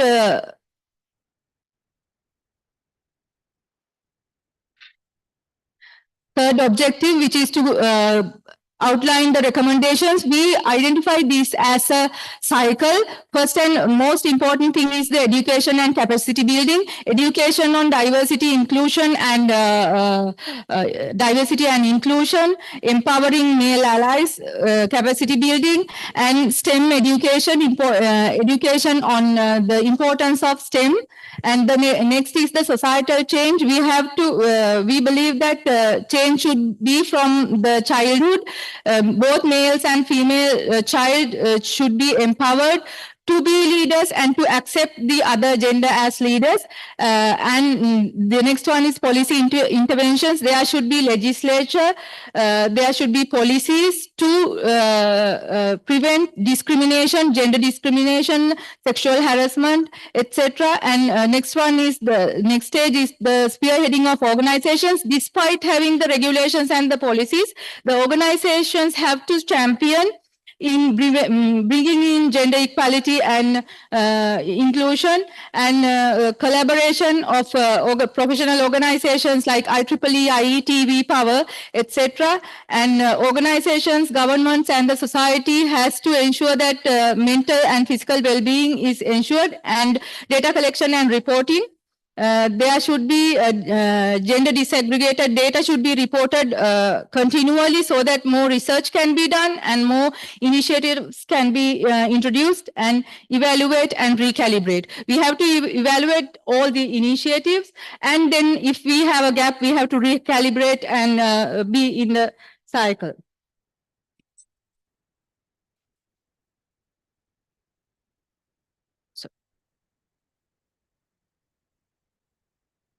there are some implications, and we have given some way forward as well, where skills development is emphasized, and the lack of reliable data and limited time were the limitations of this study, and we can do more longitudinal studies and cross-sectional studies, and these are the key references for our study. And I would like to note that the International Women's Day is reaching with the theme Inspire Inclusion, having the overarching theme of Invest in Women, Accelerate Progress. With that, I would like to conclude and emphasize that having gender equality and inclusion and having more women is not just a matter of justice, it's an strategic imperative. Thank you. So, yeah. So group number 7 has done, first of all, to start with, I really liked the presentation. It was very nicely done. Very neat, clean, full of animation. So very nice. So I hope I'm audible. And coming to the topic, well, since I'm part of the committee, I have also gone through your report. You have almost touched upon all the factors which you could think of when you talk about the leadership, women leadership in energy sector. So the only few things which I just wish to highlight or wish to know your opinion if you have come across. See, today's, I would say, undergrads, or maybe even if I go one step back, those who are at higher secondary level, they will choose and then they will join the industry and then they will be tomorrow's leaders, ladies, right? So in general, have you gone through some studies where you could really see how many of the girl students are opting for, let's say, to start with, because eventually if you have to go to, let's say, energy sector, how many are choosing the allied streams, be it electrical, engineering, electronics, or chemical, maybe to work in fuel cells and all. So have you come across such studies? What is the trend willingly, not going by the restrictions or mind setting which you were talking about, the vicious circle, right? I'm not talking about that. Let's say they are independent of that. They have get rid of that. So willingly, how many, because general trend is that it's declining. People, irrespective of their gender, they don't wish to take the core. They would tend to have computer science or they would tend to have IT or data sciences. So what is your opinion on that? Because that was probably what was not, at least I couldn't see it. So have you given a thought to it? Ma'am, actually, we haven't done any data extensive analysis on this. But as per my experience also, I have seen that not only women, but men also now tend to like choose computer science or electronics, more soft things than the hard things. That's maybe because of the like job opportunities, etc. Also because we have seen that nowadays, truly speaking, the scope of government jobs are also decreasing, be it the number of positions opening for a particular job or etc. And in the private job, there are some lucrative packages also in the IT sector. So I think there is a shift, but we haven't yet studied a detailed data on this. I see. Second thing is, because since you mentioned some of the drawbacks were, or limitations, I should say, was late night shifts and then long distances one has to cover. For example, we were talking to, I think, Momita. She travels every day 150 kilometers to and fro to her workplace, and by the time she comes back, it's already 8 p.m., right? So during Corona, you didn't have that thing, right? It was, everything was online. So could you see some positive effects apart from the negative effects of corona? Could you do some survey around that? So, ma'am, we haven't done any survey, but from my personal experience, I can say that I have utilized this corona time very well because I have joined part-time MTech at IIT Delhi during that time, and I have completed 2 years of part-time MTech during the corona time itself, and 1 year after the pandemic. Yeah, so we can actually also try to highlight some positive things as well in the report. That's my only input.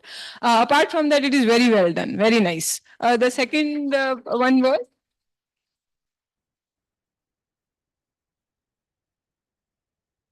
Sir, you would like anything? Because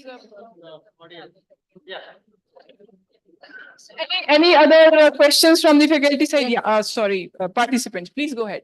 Yes, thank you very much. It was very nice and informative presentation. I just have a comment that somewhere you have mentioned that lack of role models. Is that true?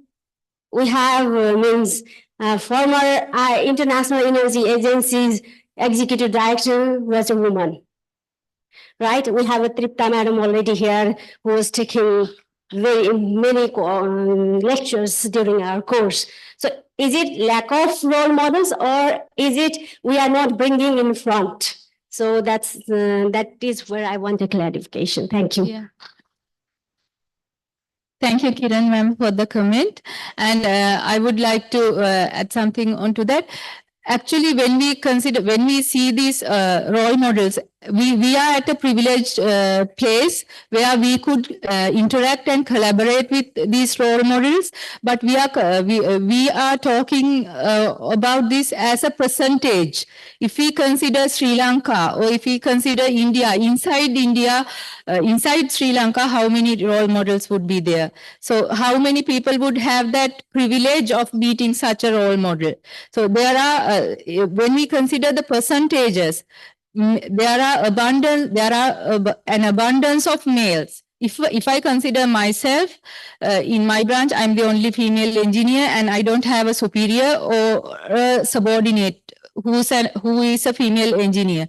So I actually look up to males in that sense. So that is what I'm saying. So you don't have anyone to associate with, like to take reassurance with. So that is what we were saying. Right. Thank you. So any other inputs? Yeah, we have another question from the participant side. Thank you for this nice presentation.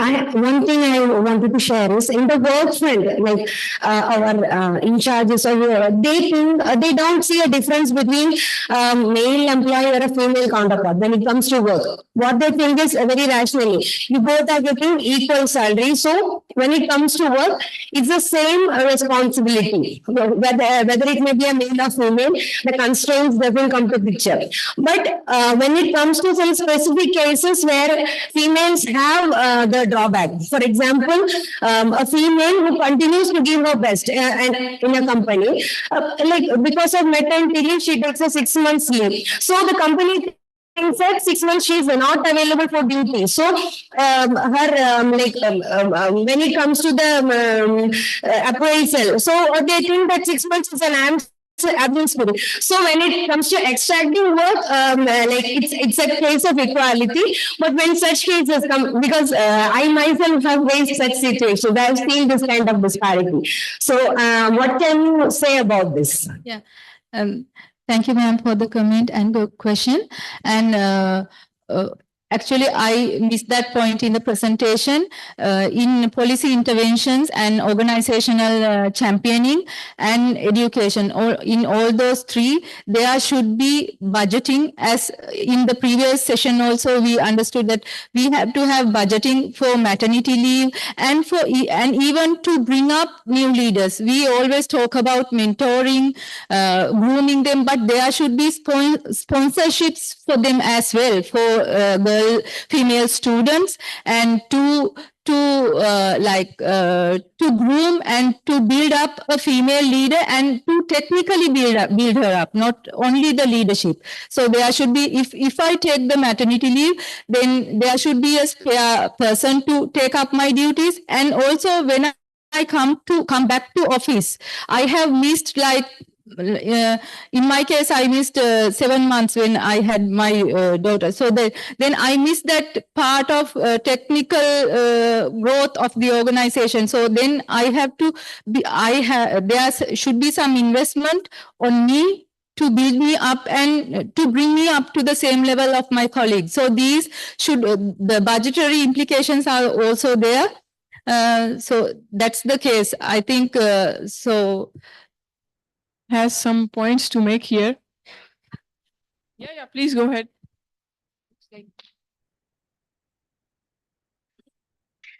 Sorry, my question to all my seniors present here. You have no question for we, the ladies. This topic is actually devoted to gender equality. They have, but we are giving the ladies the first chance. Yeah, please go ahead.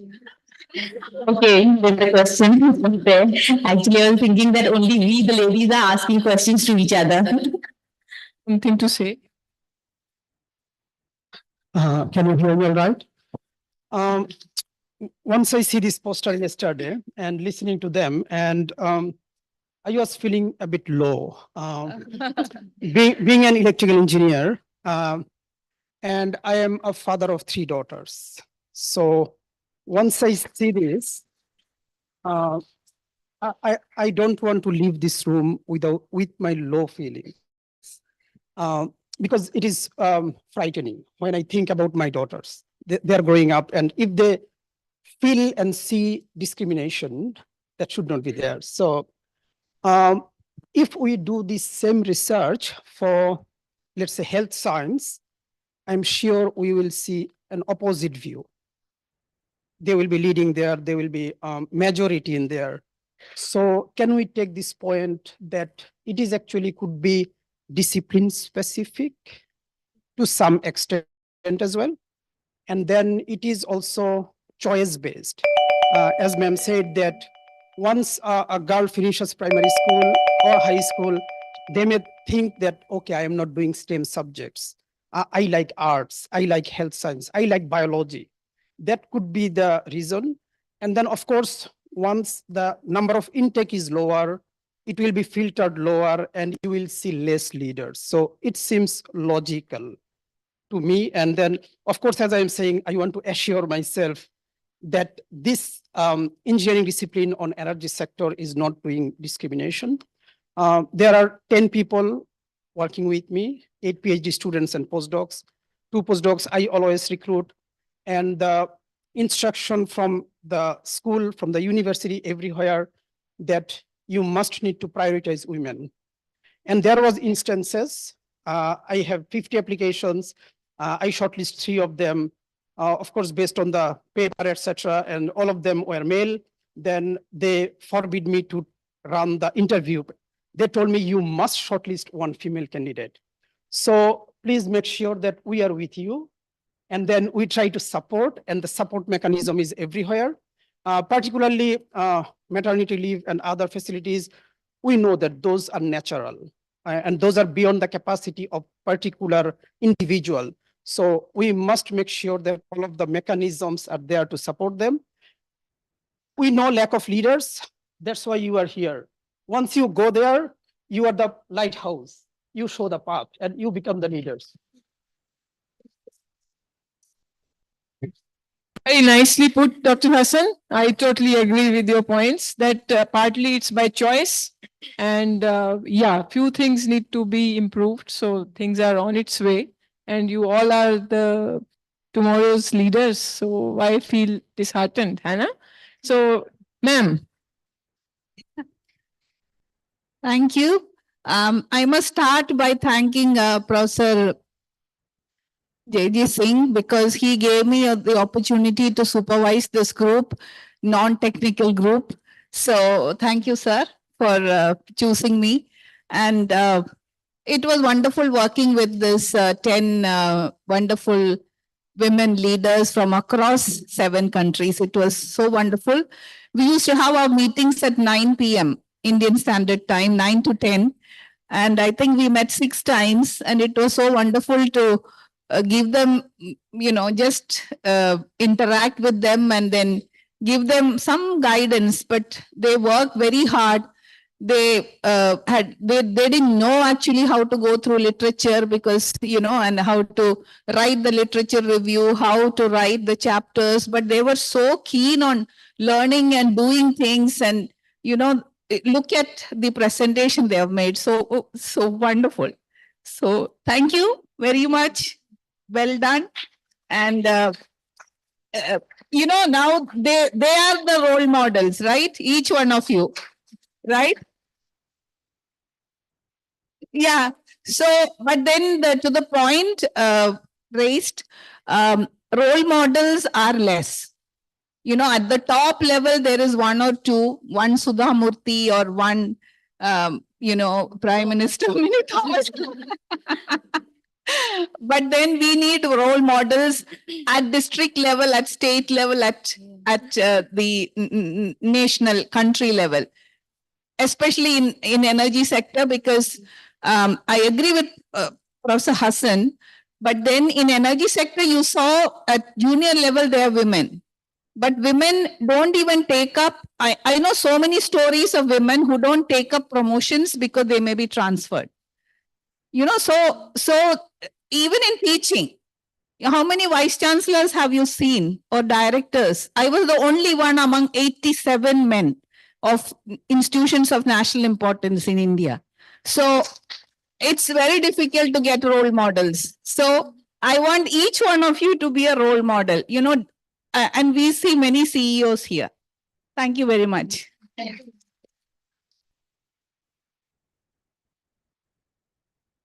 you.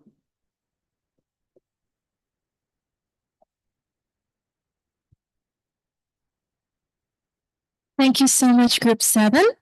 Now let us shift our focus to Group 8's presentation on next generation SCADA for the power system. Their exploration of advanced supervisory control and data acquisition systems promises to enhance grid reliability, security, and resilience in an increasingly interconnected world.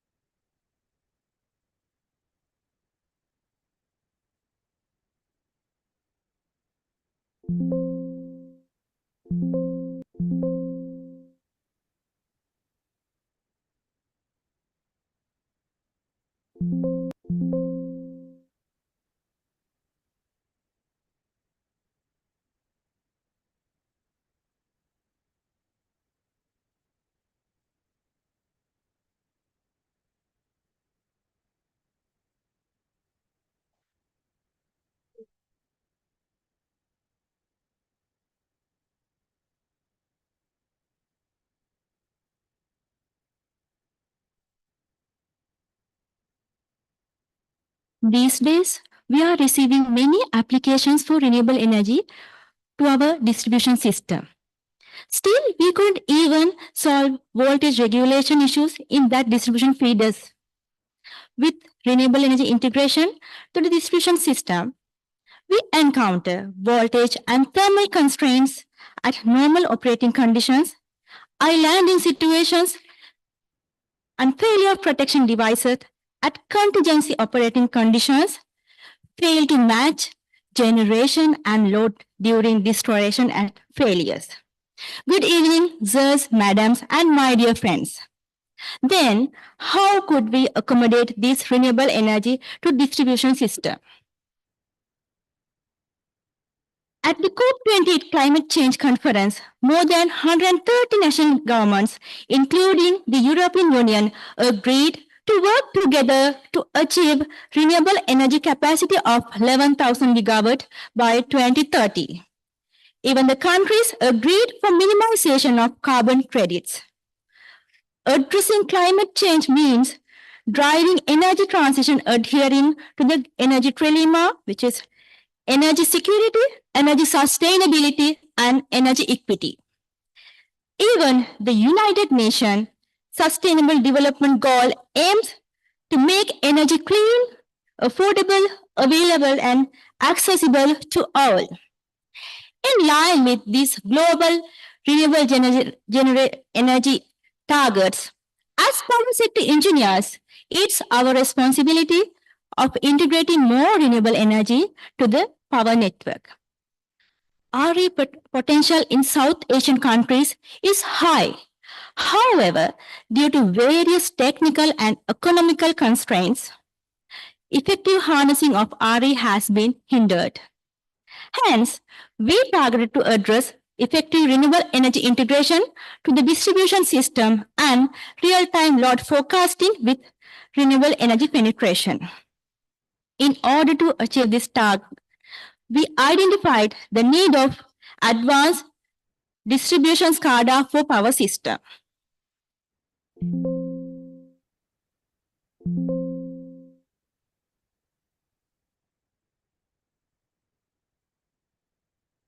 The insights given by Dr. Ratneshwaram paved the way forward for this study.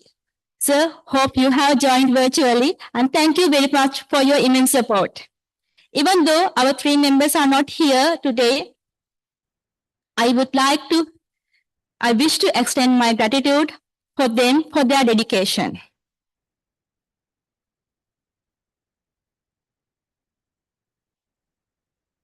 Advanced distribution SCADA involves substation automation, feeder automation, and customer automation.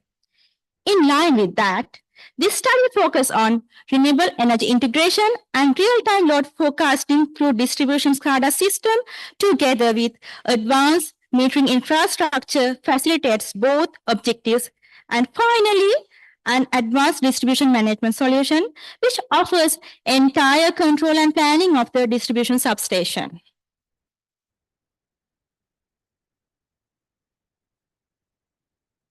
Several decades ago, distribution system comprises transformers, lines, and capacitors, which are passive elements and which allows unidirectional power flow.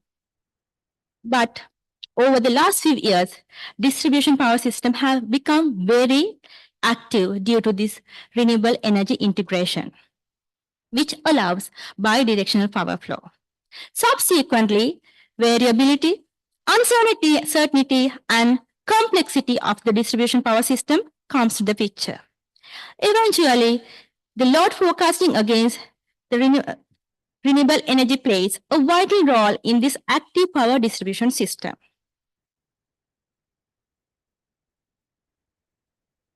In recent years, the automation of distribution power system has gained paramount importance for improving the reliability and resiliency of the system. Moreover, the penetration of renewable energy can only be successful with accurate real-time load forecasting. Further, this active distribution system is equipped with diverse measurements to facilitate accounting, control, and billing.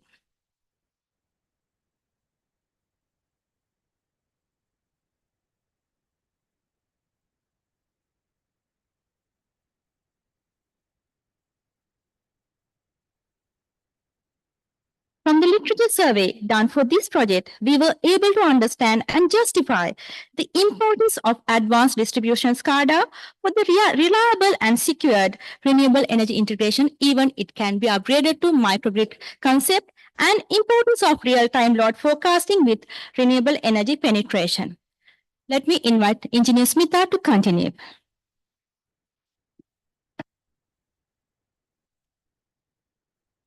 Thank you, ma'am.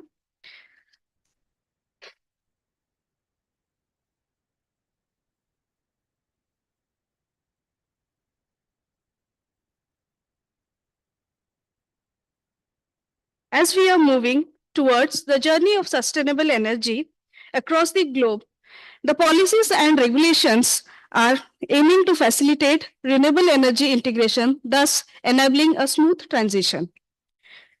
New research areas are being fostered in terms of technology and grid infrastructure so as to make renewable energy integration economically viable and also reliable. So for our project, we have taken the microgrid pilot project, which was done by IIT Kanpur. In the pursuit of sustainable energy solution, the implementation of a rural field microgrid scenario in the Harnu village of Kanpur marks a significant stride towards harnessing renewable energy source and enhancing energy resilience in rural communities.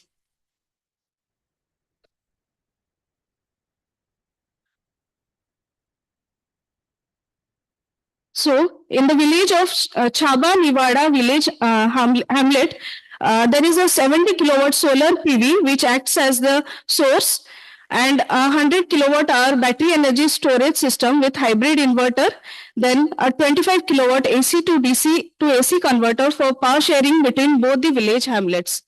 Then another village hamlet is there, which is Bargadia Purva village hamlet, which consists of 30 kilowatt solar PV, which provides, which is a source of clean and renewable energy source.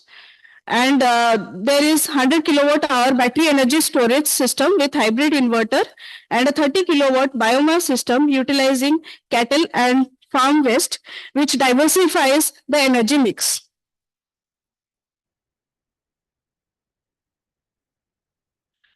So prior to this, both the village hamlets were unelectrified, and the transformers and wires to houses provided by the utility partner DVVNL with grid supply was being unreliable. After the implementation of this pilot project, the project ensures 24/7 reliable supply to the Harnu village. And this is a very unique community model for managing and operating the rural microgrid.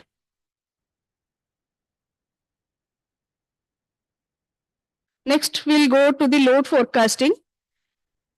So load forecasting is a crucial aspect of utility operations, helping predict electricity demand over various time horizons.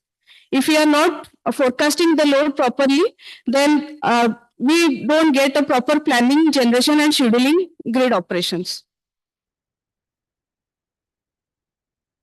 Factors affecting load forecasting: weather conditions like temperature, humidity, wind speed, and solar irradiance significantly influence the electricity demand, which can affect the load forecasting.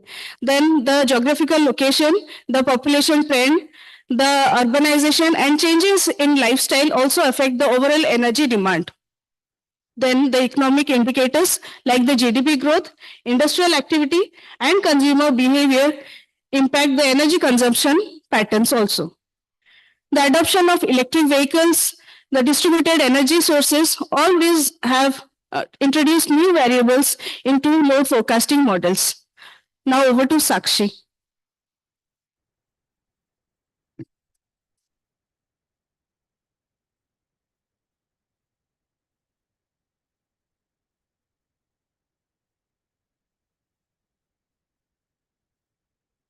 The integration of SCADA technology within the village's microgrid model establishes a symbiotic relationship aimed at enhancing sustainability and reliability of the energy infrastructure. So SCADA is supervisory control and data acquisition system. It is a system comprises of hardware and software elements used for real-time data acquisition, monitoring, and control and analysis of various field devices and processes. These are the major components of SCADA. We have field elements, remote terminal units, programmable logic controllers. We also have intelligent electronic devices.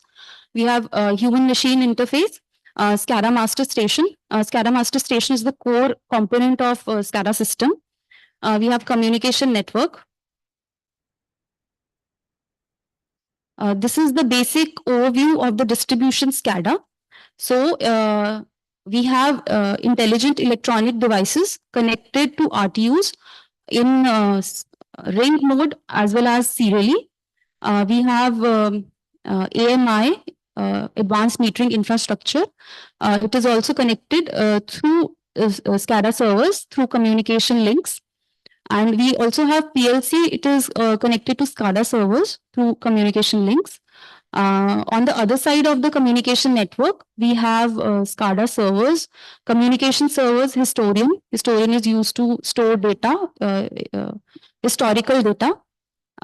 We have application servers, and through redundant LAN, we are connected to various workstations, which are HMI, and also we have operator workstations, engineering workstations. And distribution SCADA is performs the basic functions of data acquisition, monitoring, and control, and superimposed with many other functions or applications specific to distribution management system. And those applications are few examples are outage management system and demand management system.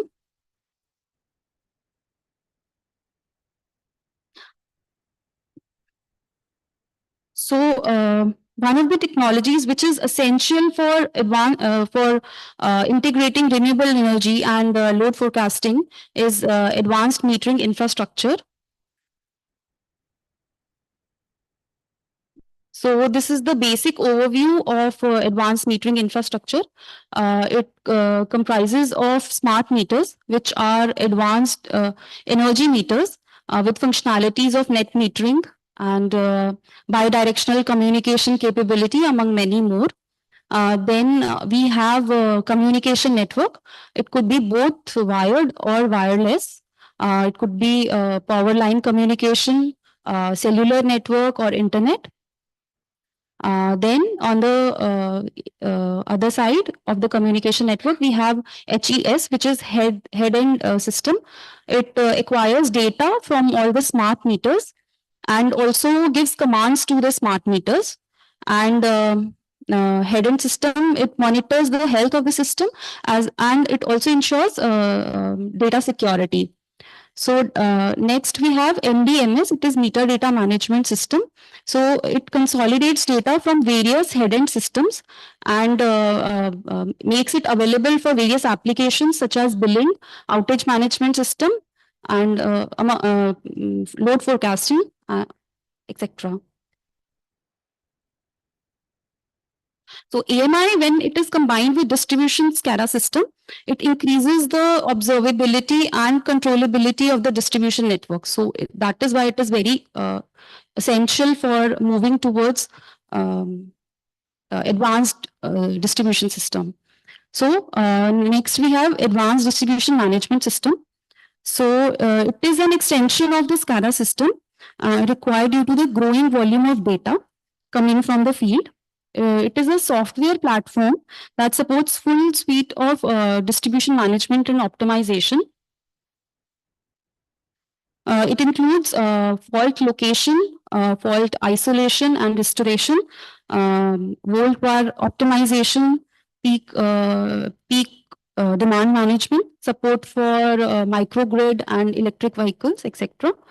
So short-term load forecasting is also one of the functions of ADMS that predicts distribution load based on weather data, based on historical load, and based on data received from AMI, which we just talked about.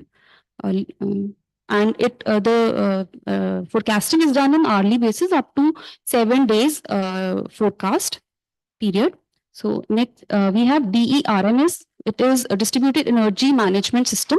It is also a part of ADMS, and it is a system that has direct interface with the distributed energy resources. In DERMS,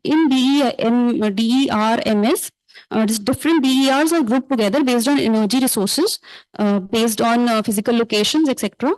And the grouped DERs are also called as virtual generation units. They are used for optimal resource scheduling. The schedule of VGUs are then forwarded to ADMS. So function of DERMS is to simplify and aggregate the resulting information at VGUs and send it to ADMS for the integrated operation.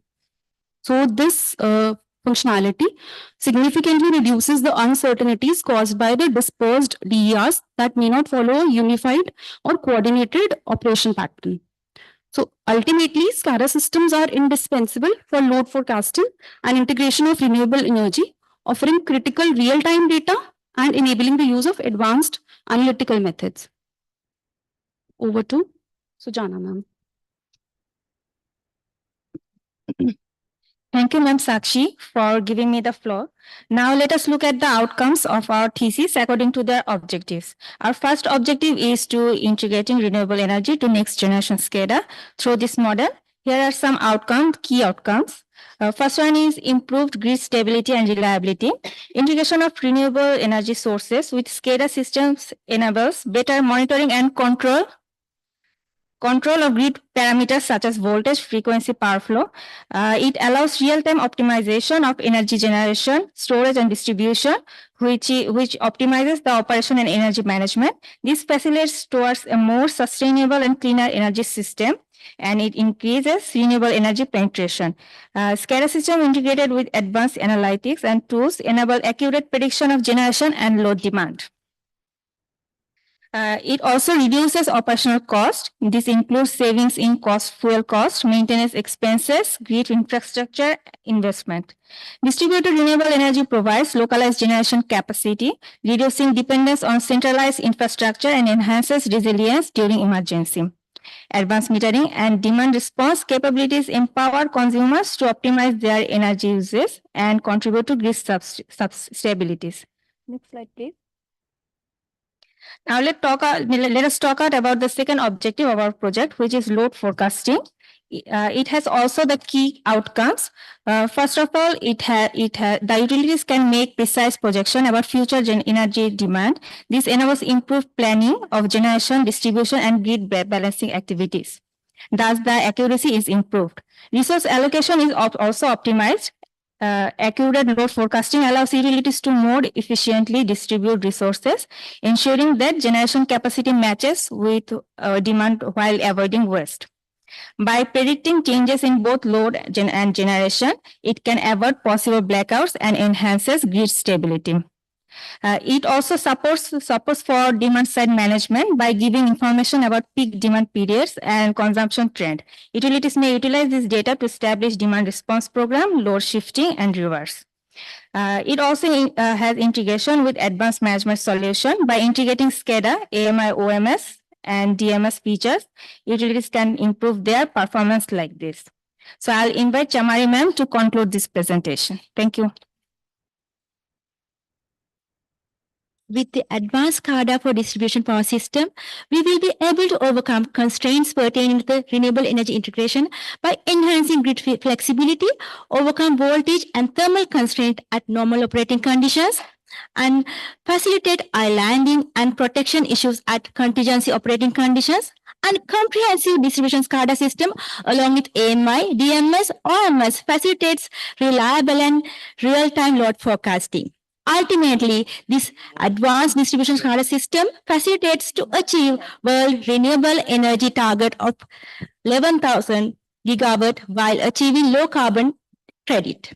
Dear sirs and madams, with this study, now we gain confidence and insight for more renewable energy integration to our distribution power system. Even individual distribution feeder itself can act as a microgrid. I extend my sincere gratitude to sirs, madams, and SARIC partners together with AIT team for giving us this wonderful opportunity. Thank you.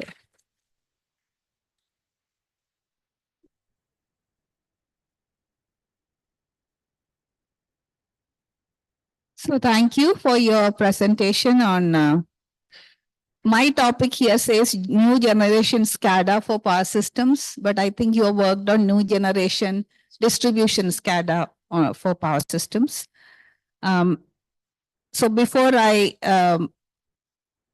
bring out my questions, congratulations. So first of all, I wanted to know, I wished you had put some more technical details because this is a very, very general presentation.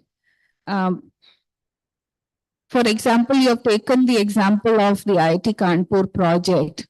So it's a very general diagram you have given. I would have liked to know what are the actual devices used? For example, what is the RTU? What is the communication channel? What is the protocol?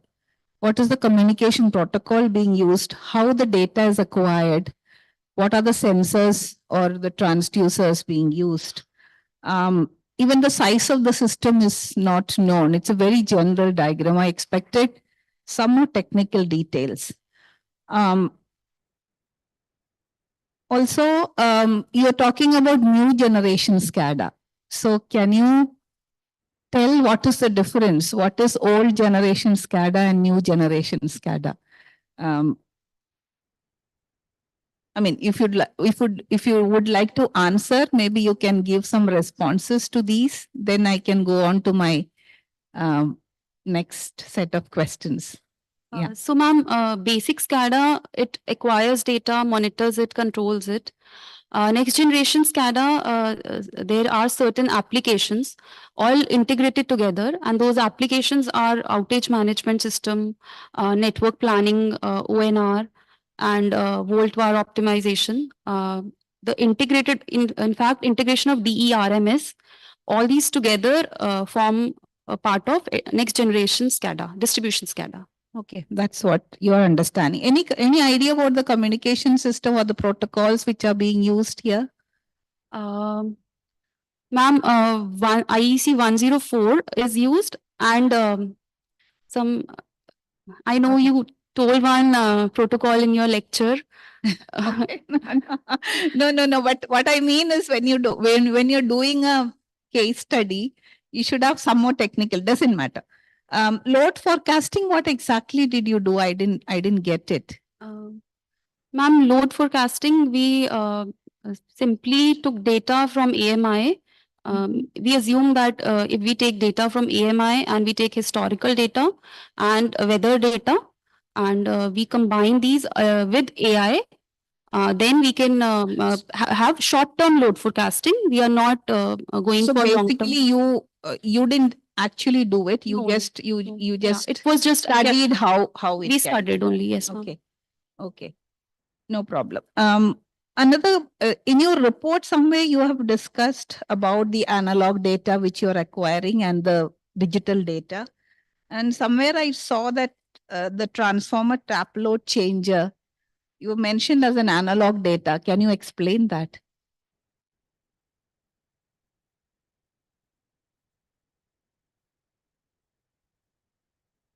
It was in the automation part, I guess. Yes. Yeah, there was a mention about this as analog data. Okay, overall, it's good. I think you have taken the report of the Kanpur project, IIT Kanpur project, and the data is there. But I think you should do a little more into it, go into a little more technical details of the SCADA system and understand what are the associated, when you talk about DA, DMS, Yes. then all this comes. Outage management, AMI integration, asset management, your all these are subsystems which assist the SCADA system. Yes. The DA system, which is DMS actually. So get into some more detail so that you're confident. Yes. And you can present it in a better manner. Yes. Very good. Thank you so much. Thank you, I ma'am. know how difficult it would have been, because I heard in between you had to change the supervisor and, all that. So I understand all that, but just to make you work a little more. Yes. Sure, ma'am. Thank you. Okay, questions from other experts? Comment. Just a comment, very nice presentation. You mentioned about ADMS, right? So it's ADMS, Advanced Distribution Management Systems. And I saw a small circle called DERMS, Distributed Energy Resource Management Systems. One point which I would suggest is the DER, the Distributed Energy Resources, which are on the grid edge, right? Now, so SCADA is up to say 11 kV outgoing, as you would have understood. And then beyond that, you have ADMS, FRTUs and all coming in. Beyond that, you have on the edge of the grid called distributed energy resources. You have mentioned that solar rooftop, smart EV charging, demand responses, smart appliances, smart switches, storages, behind the meter or front of the meter storages, right? There is a need for communication standard which is going to be enabling the interoperability amongst all these DERs. Otherwise, what is going to happen is in AMI, the HES and the RTU have to belong, and the meters have to belong, and HES and the meters have to belong to the same OEM. And that is why the distribution utilities, they are facing the issues like one OEM, one HES, one set of meters, then second, then third, and they are not talking to each other. That interoperability issue is already there. So please go through, like, for example, IEEE 1547 is there, and the group family of standards, and say OpenADR, which is going to be very, very crucial. And I understand there are certain ETDs committees in India right now working with Bureau of Indian Standards and globally as well, right? So that will help your understanding better in terms of how to roll out DERMS and ADMS. But overall, very good. Thank you.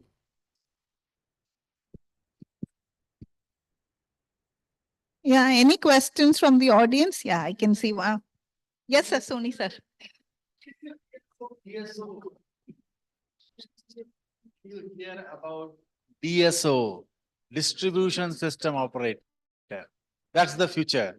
They will take care of all these things. There's some reports have come out. Number of things are coming out throughout the world. Have a look at it. Thank you. We ask the. Yeah, thank you. Sir, I have a question. Sir, I have a question. Yeah, please. What exactly is the difference in the protocol in distribution and transmission?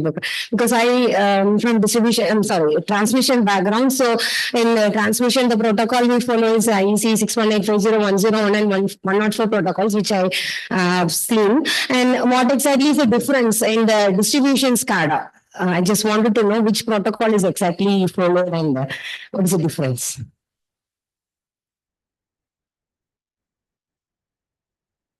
Okay. Actually, madam, we have not studied that up to that much because when we consider about the distribution SCADA, in our system also, we are not up to that much level. We are just monitoring the medium voltage network, distribution network from the SCADA. So therefore, we have to study in depth for this one. Also, we all members are very new to this subject. So I will study and let you know.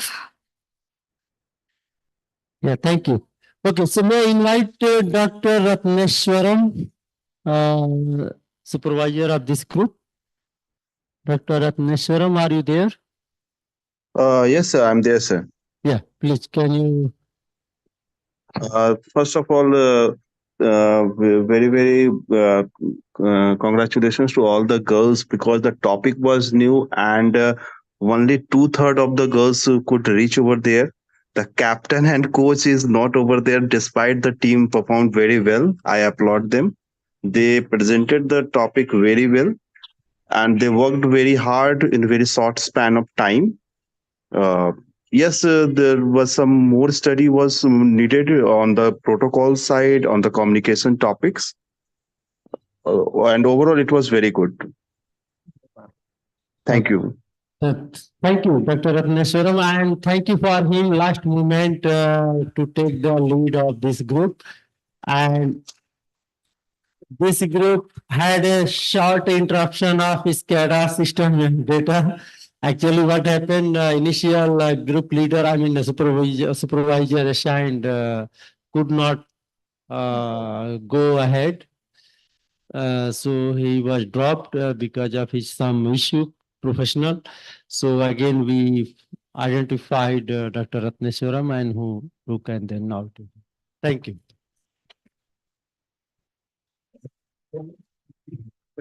Video for a while. Hello, Dr. Krishna, can you open your video for a while? Sorry, camera.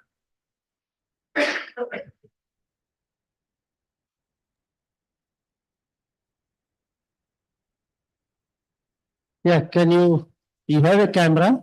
Just show your nice face. Yeah. Thank you so much, sir, for giving me the opportunity for joining and working for the V Power SAR100 program. Thank you so much. Thank you, thank you, thank you. Thank you very much. Okay, yeah, please. Thank you so much, Group 8. Let us now proceed to Group 9, where we will delve into the design of power trading platforms. Their innovative approach to market design and optimization holds the potential to unlock new opportunities for energy trading and collaboration.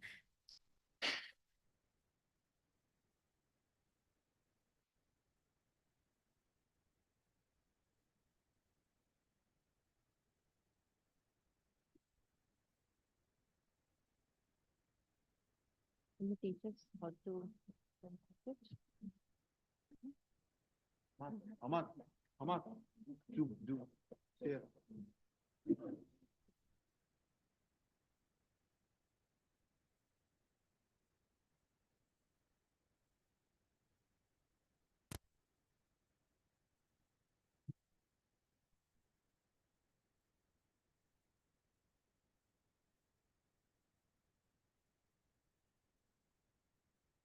Yeah, that's the first slide. Can I try it so that yeah, but I have to go up. Yeah, it's fine. This is for going up and this is for going down. Yeah. This is down going down. Okay. Okay, done. Thank you.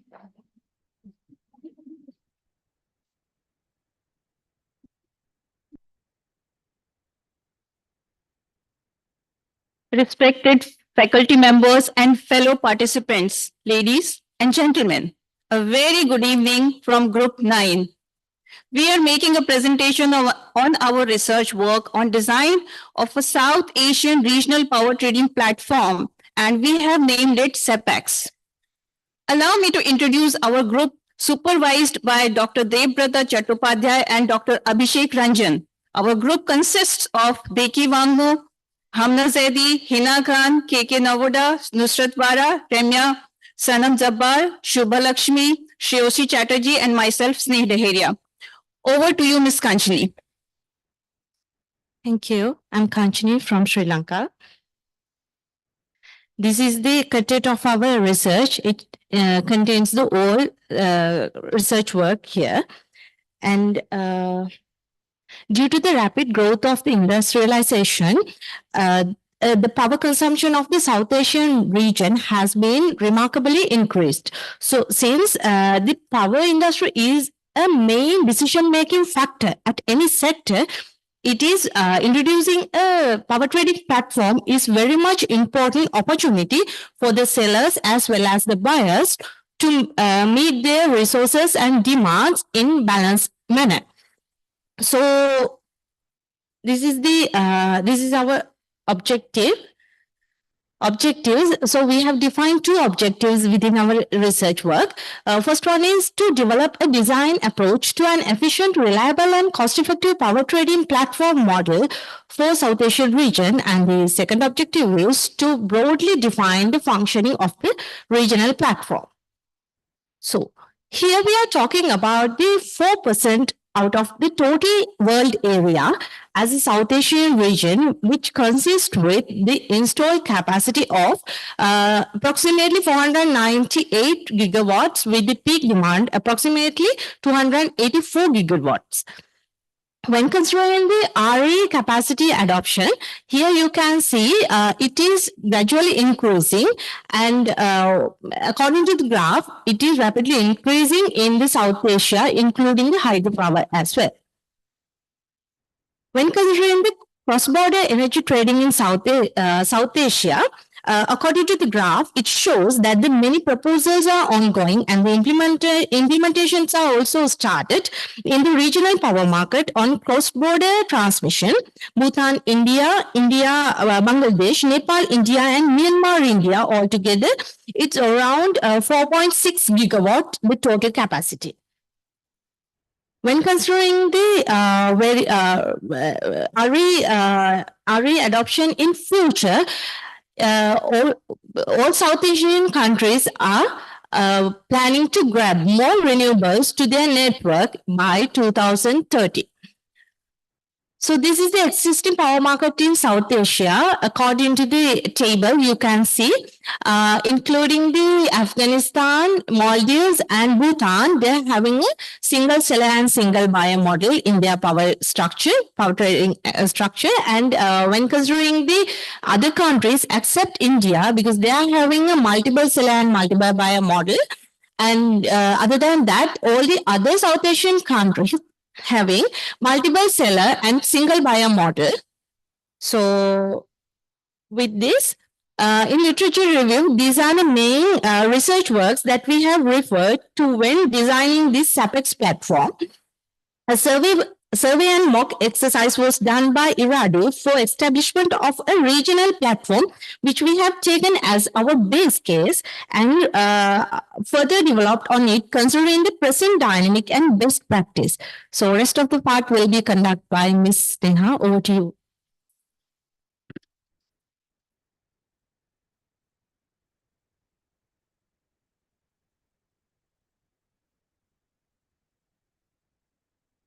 Thank you. As Ms. Kanchini explained, unlike past, the next decade is expected to see supply-side variability from variable renewable energy and distributed energy resources. Hence, the need for a flexible framework to balance such VRE, unlike inflexible long-term PPAs. Indian Energy Exchange has commenced its cross-border operations in Nepal from April 2021 and subsequently between India and Bhutan. As a next step, Bangladesh is likely to trade electricity via exchange, which may grow to establish a sub-regional electricity market. Our objective is to establish South Asian Regional Power Trading Platform, SAPEX, as a step closer to the unified regional electricity market or a deep regional electricity market from the present shallow power market in the region. With this objective, our main objective is social welfare maximization, which is the summation of consumer and producer surplus. SAPEX is envisaged having spot market, having day-ahead, real-time, and ancillary market for conventional and renewable energies, both segments, for up to 1 year, and capacity market up to 3 years. We have considered a phase-wise approach wherein in the first phase, we intend to introduce spot market, and in the second phase, we envisage financial markets for hedging, energy saving certificates, and capacity markets. For SAPEX operations, we have proposed 15 minutes double-sided closed auctions based on unified mode, multi-level settlement system, and uniform pricing for market clearing, considering existing practices, demand-supply dynamics, social welfare maximization, and most importantly, transparency in the system.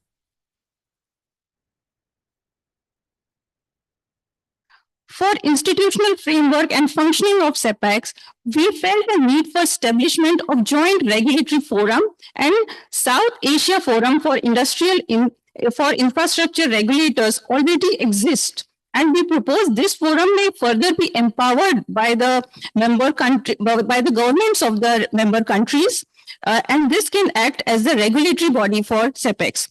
For transmission and system operator function, the establishment of the South Asian Forum for Transmission Utilities and South Asian Forum for System Operators, which was envisaged by SARI, may be expedited for regional transmission utility and regional system operator, respectively, having representation from utility and system operator of each member country. For dispute resolution, we propose rules of arbitration outlined by the Singapore International Arbitration Center for arbitration proceedings. For open access, India follows general network access, which can be extended to member countries. The nodal agency for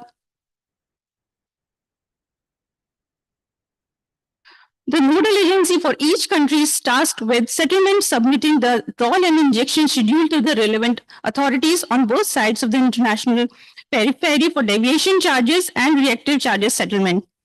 Participants need to have no objection certificates from member country authority for participation in the SEPEX. We have considered IST and as reference time zone and INR as the currency for transactions. We have shown the market clearing and algorithm here that has been explained previously, but to briefly highlight, if the clearing algorithm matches a bid, the primary conditions resulting in uniform clearing price, once a bid valid unconstrained solution is arrived at, an optimization process begins that maximizes the market's objectives and the grid constraints are applied to arrive at a constrained solution. There are sale bids and purchase bids with a unified mode and sequential mode clearing. So we have selected unified mode and it is preferred here as bids from individual country participants, and all participants from SAR countries are cleared simultaneously, and that's what we feel that the most fitted solution. Sellers are to submit bids equivalent to marginal cost, and uniform pricing is generally identified to be more effective as it reduces collusive practices and strategies aimed at maximizing social welfare. Over to Ms. Nusrat.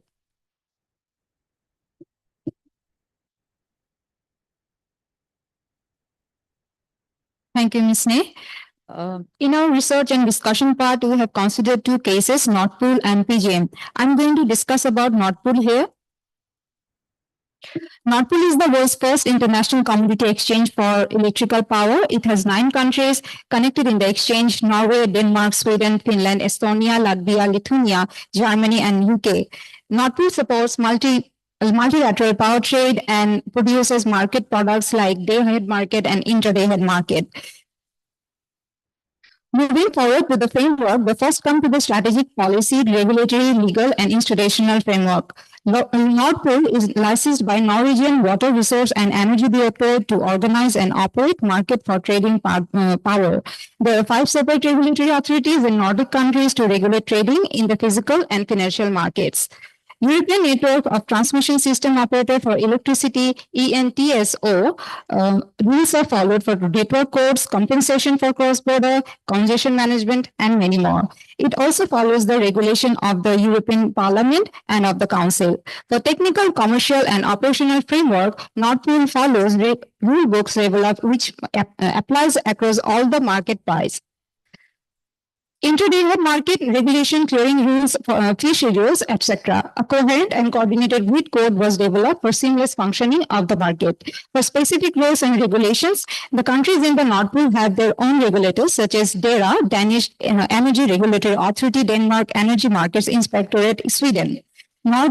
REG is a cooperative body between Nordic energy regulatory authorities for regional level cooperation, and the Agency for the Cooperation of Energy Regulators looks into the European level and monitoring TSO. Key drivers for the Nord Pool was market liberalization, strong political will of member countries to form legal, regulatory, and political framework. The key takeaways and learning from the Nord Pool are market-based design and competition. The supply and demand determine the electricity prices to promote competition and efficient resource allocation, operating with clear rules, regulation, and transparent market information, while offering various products for different time frames. Regional integration and security facilitate cross-border trade between countries, providing optimal utilization of existing transmission infrastructure. For South Asian Power Exchange, SAPEX, the biggest challenge is the grid infrastructure, harmonization of the regulation, and political commitment. For further explanation on PGMA, over to you, Mr. Yoshi. Good evening, everyone. Thank you, Nusrat. Coming on to our next research topic about our power trading platform, we have come across PJM. What is a PJM? PJM is a regional transmission organization performing wholesale power market, and it is the nation's largest grid operator in the USA. This is directly governing the organization of the USA power market. The features of PGM has been portrayed over here. In terms of efficiency, reliability, and cost effectiveness, PGM system operators use advanced analysis tools to monitor and control the bulk electric supply from two redundant geographically separate control centers. Coming on to the load forecasting, PGM is highly concerned on data collection, data processing to forecast upcoming electricity demand. In case of reliability pricing model, that is the capacity market, PGM ensures the availability of energy resources throughout the time, even in the future. In case of reliable renewable energy transition, PGM is moving to connect more renewables with several research outcomes. And last but not the least, in case of an emergency situation planning, system operators may need to rely on emergency procedures to maintain the reliability of the bulk electric system.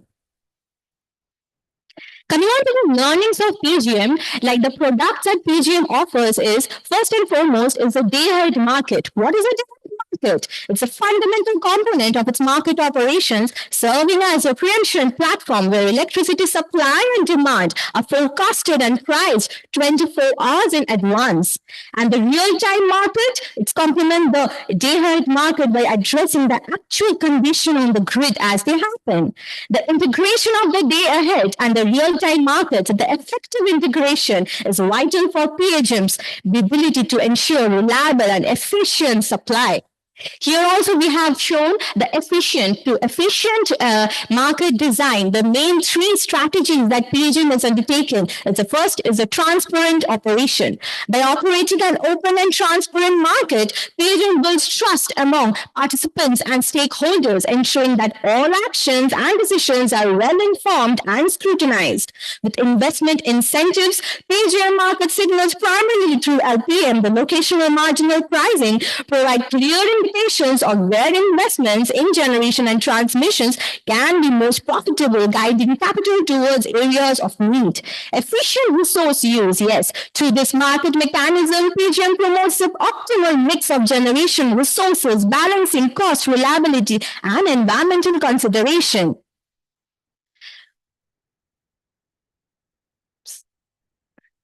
Here, by discussing about the three major power trading platform, like we have discussed about the North Pool, which is a decentralized 15 minutes bid duration with no capacity market and unified mode of operation, and PGM with centralized 5 minutes bid duration with a capacity market and a unified mode of operation, and of course, last but not the least, the IREX. It's a decentralized 15 minutes bid duration with no capacity market and unified. V Group 9 has proposed a unified, decentralized 15 minutes bid duration and with a market capacity for the power trading platform in the South Asian region. And to conclude my presentation, I would like to call Ms. Shiva Lakshmi, ma'am. Thank you so much. Thank you, Mr. C. Respected supervisors and my dear SAR101 family. I hope you all are with us up to now. Oh, it's time. Okay, 3 minutes. I have 3 minutes. Okay. So I think this is the most awaited part where conclusion and recommendation comes. And sorry. Oh. Where is it? 3 minutes gone? Okay. So the implementation of the SAPEX, like where in short form we are saying SAPEX, is expected to hold significant promise for fostering a sustainable and interconnected energy landscape in South Asia, promoting variable renewable energy integration and leveraging modern technologies and international best practices to drive down cost, emission, and reliance on fossil fuels, I think, which is a global agenda. And with the yesterday's session, and with this will help to lessening the global boiling. SAPEX design will build on the existing market mechanism, trading on a 15-minute time interval, and we may build on those, that one. Double-sided sealed bids auction model, price discovery through uniform market clearing mechanism, and grid operated procedures for cross-border bilateral trades. So addressing Addressing the climate complex challenges associated with optimizing cross-border trade necessitates comprehensive enhancement to market mechanism, condition management, settlements systems, ancillary services, market monitoring, regulatory coordination. And our recommendation are, which we think you all will agree with us, that there is a clear need of ongoing policy advocacy, financial analysis, and market preparation efforts to ensure the successful establishment and operation of regional power exchange, the integration of security constraint economic dispatch procedures, along with our through examination of market coupling and technological advancement. Future endeavors should prioritize comprehensive analysis and the implementation of requisite technologies to ensure the successful operation and sustained development of this pivotal regional energy initiative. Most importantly, SAPEX should be a neutral, non-profit organization.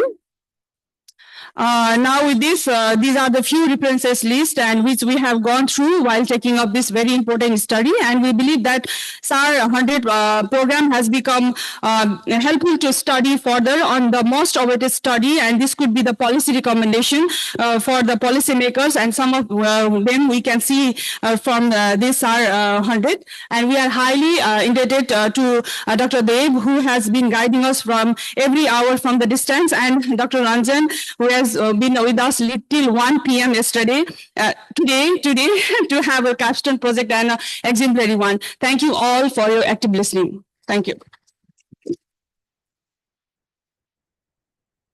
Excellent. It was a very timely topic and you have been on time. That is very good to see.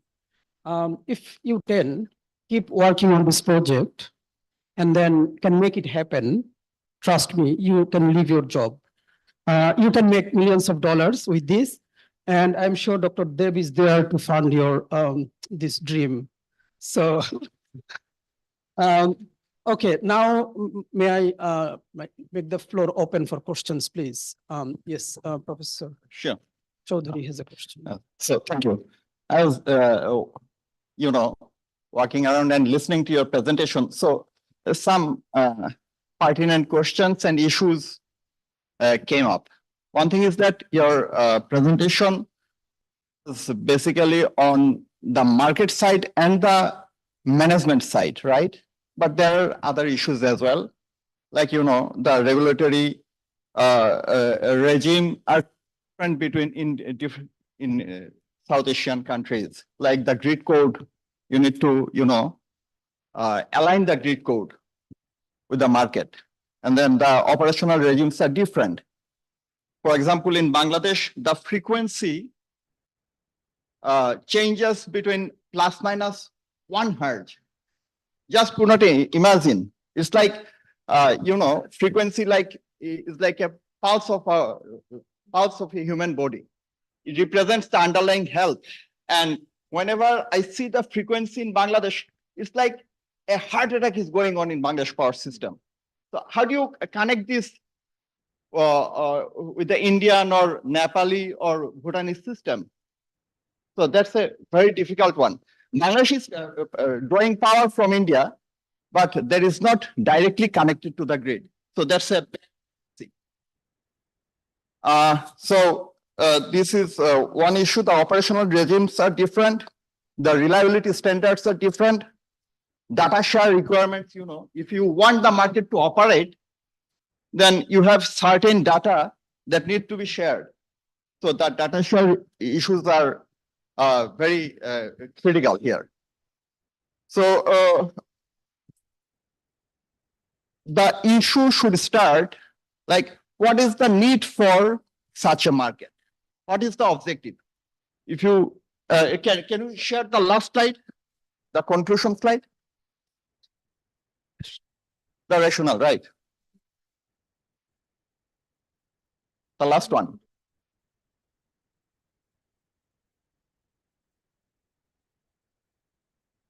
Oh, no, before that, okay, yeah.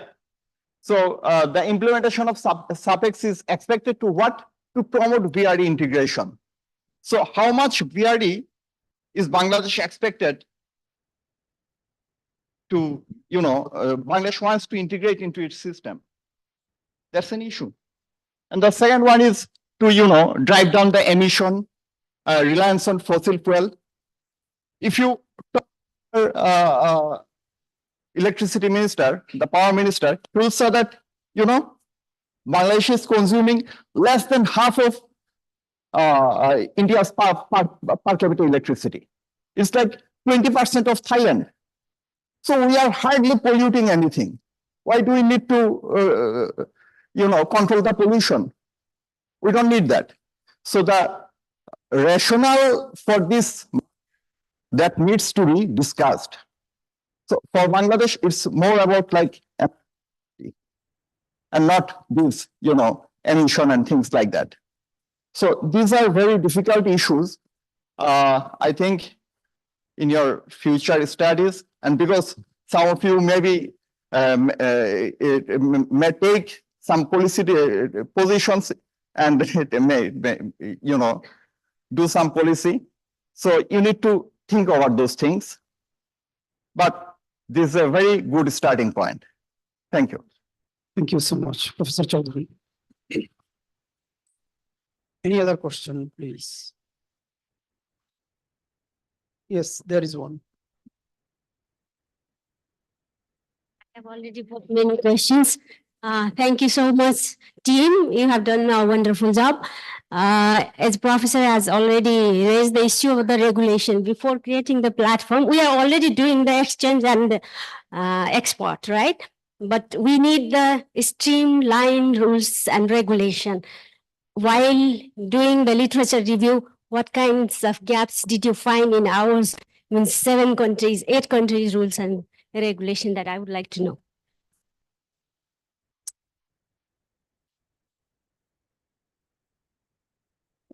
Any more question or comments? Oh, you want to respond to that?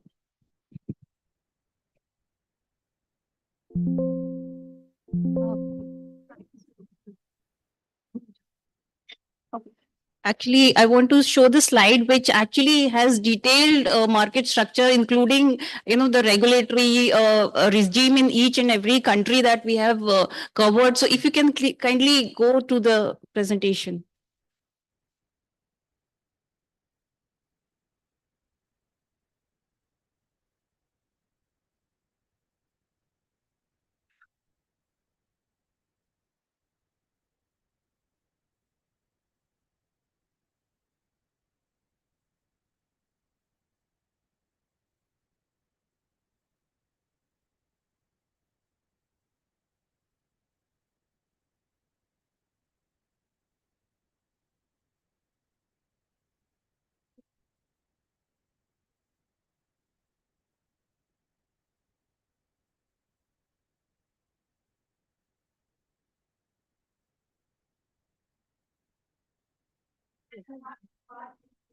This one.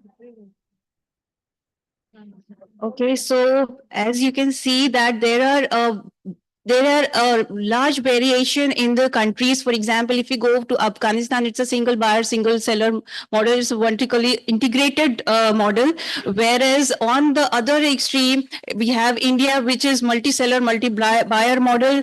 It goes for the competitive bidding. It is a completely unbundled market. And we have 3 power exchanges running. And all other countries are coming in between. Like, for example, single buyer, multiple seller, single seller, multiple buyer. So there is a variation in the country, in various countries. That's why while we were thinking about what to do in this kind of situation.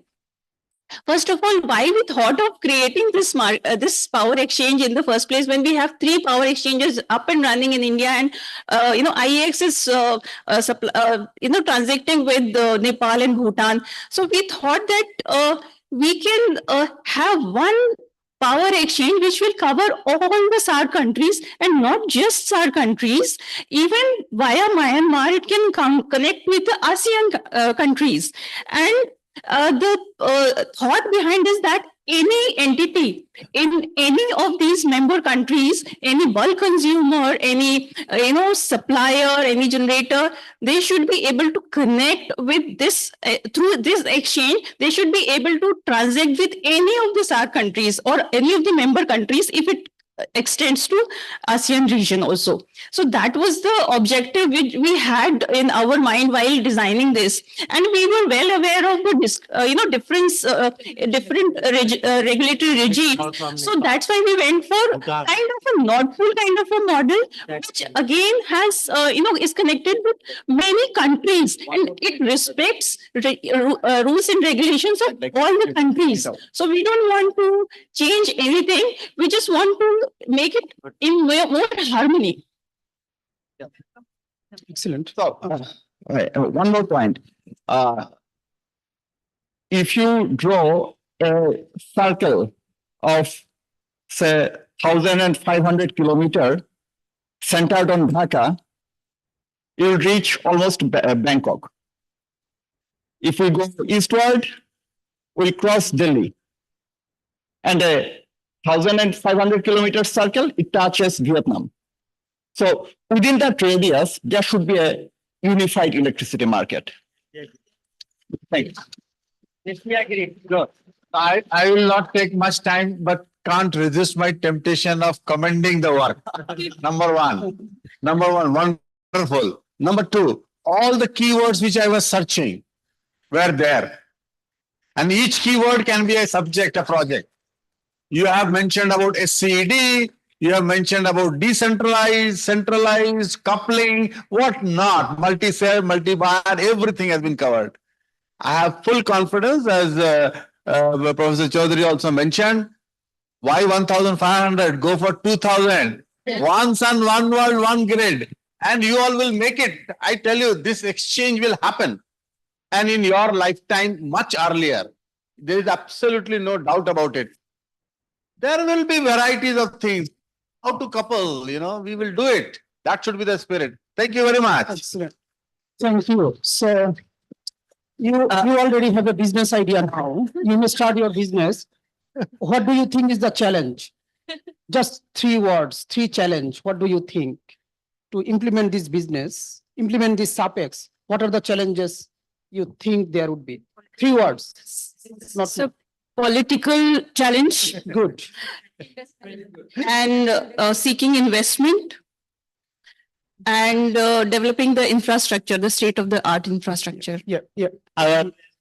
Creating awareness. Excellent. Yeah. Maybe before Mr. Abhishek, can you quickly comment as a supervisor? So the ladies have done a wonderful job. I mean, so we were live on the WhatsApp group earlier. Dr. Deb, unfortunately, is not physically here. Yeah. But he was the guiding force. And in the last 3-4 days, we have been working together very closely. So they have brought in a very good picture and clearly bringing out the rationale for it. Bangladesh, Nepal, already the power sale and bilateral mechanism is already in place. Exchanges are already happening. And there are compelling reasons to go for such kind of dispensation, which is not going to replace the existing thing, but going to supplement and complement the existing systems. With a more decentralized, as they have been saying, format where political will, implementation of the grid infrastructure. I think there was a slide, Sneh, where we talked about the inter-regional or international grid, 5 gigawatt going up to 40 gigawatt transmission capability. That is the crux of the entire story. So where this is going to make or break, because the underlying infrastructure, the GNA in India, for example, that kind of scenario is a must-have, a prerequisite for any successful market. Okay, so with this, I'll close my comment. But yes, very well done, and I think there are a lot more things to be done on this. Yeah. Okay, thank you, Dr. Dev and Mr. Abhishek for supervising, and thank you, ladies and group, for wonderful works. Thank you.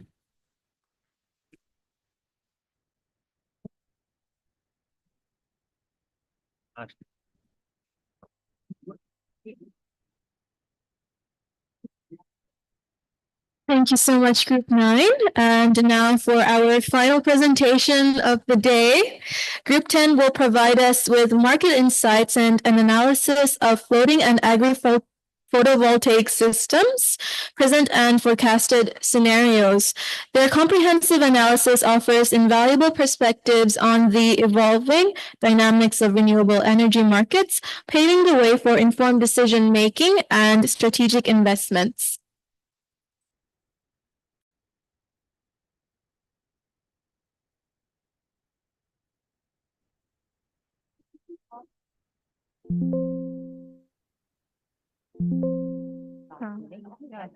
First कर दें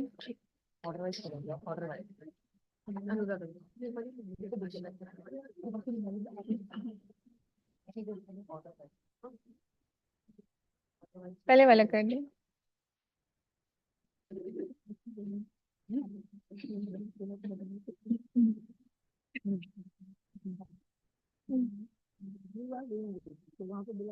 Okay.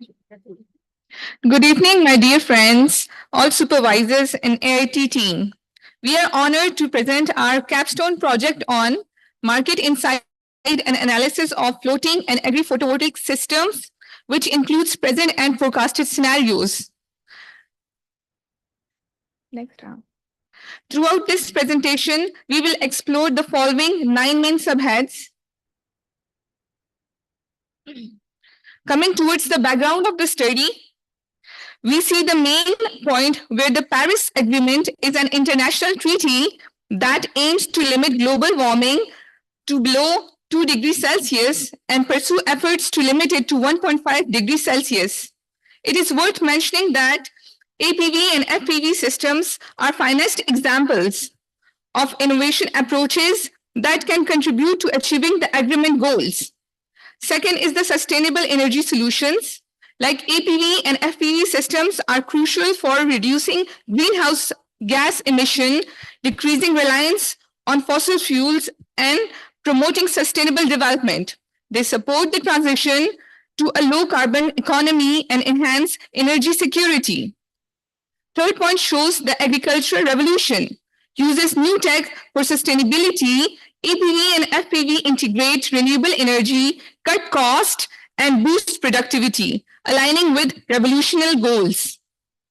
The water energy food nexus is the interconnected nature of water, energy, and food systems. APV and FPV systems offer sustainable solutions by integrating solar energy generation with agriculture, reducing energy footprint, and enhance resilience to eliminate change and promote sustainable development.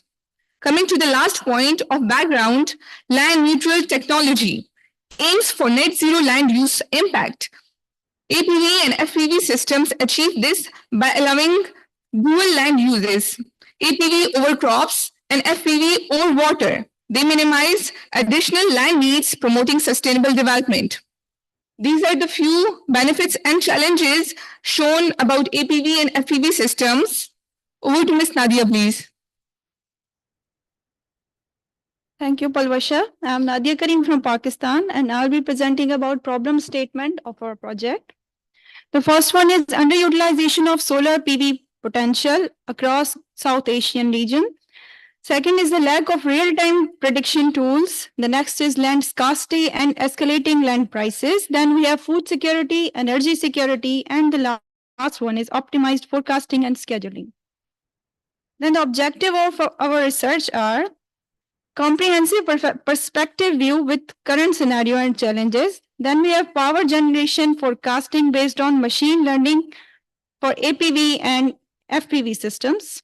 And the last is feasibility and techno-economic assessment of FPV and APV system, a comprehensive study. Over to Ms. Anuradha. Thank you and namaskar to all. I will be covering literature review of the APV and FPV part. So from the bar chart, it is very much clear that solar PV has the largest share among all the RE energy available across the globe. That is 239 gigawatt out of 362 gigawatt. And from the chart, it is very much clear that China is having the largest share. So we are hoping that there is a great potential in Asian countries. In this APV, we are talking about APV. In this graph, we have shown that it has exponentially grown from 2012 to 2021. And at 2021, it was about 20 megawatt only. And in 2021, it went beyond 14 gigawatt. So APV, and in this also China has the largest share. If we talk about India, we are having 22 numbers of APV power plants, and the highest rating is situated at Cochin Airport, and which is of fixed array type. And if we talk about FPV potential, in this graph, it is showing that till 2014, there is no exponential growth, but after that, it went exponentially, and as of now, it is 38 gigawatt. It is this FPV technology is deployed in 24 countries, especially in Asian countries, and especially in Japan, South Korea, Indonesia, and etc. So this literature review part is showcasing some of the research papers, tools to forecasting, the predictive capability predictions, and the performance matrices. So mobility of this work is to develop a mathematical machine learning model to analyze the APV and FPV performance parameters.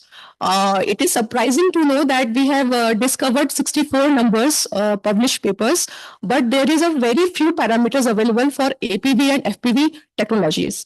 Over to Nirmali ma'am from Sri Lanka.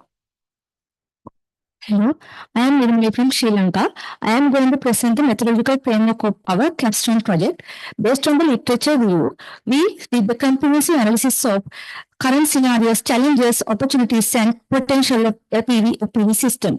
Then we carried out the SWOT analysis to identify strength, opportunities, weaknesses, and threats in APV system. We select two sites for APV and FPV to acquire the real-time historical data to machine language modeling to forecast PV generation in FPV and APV system.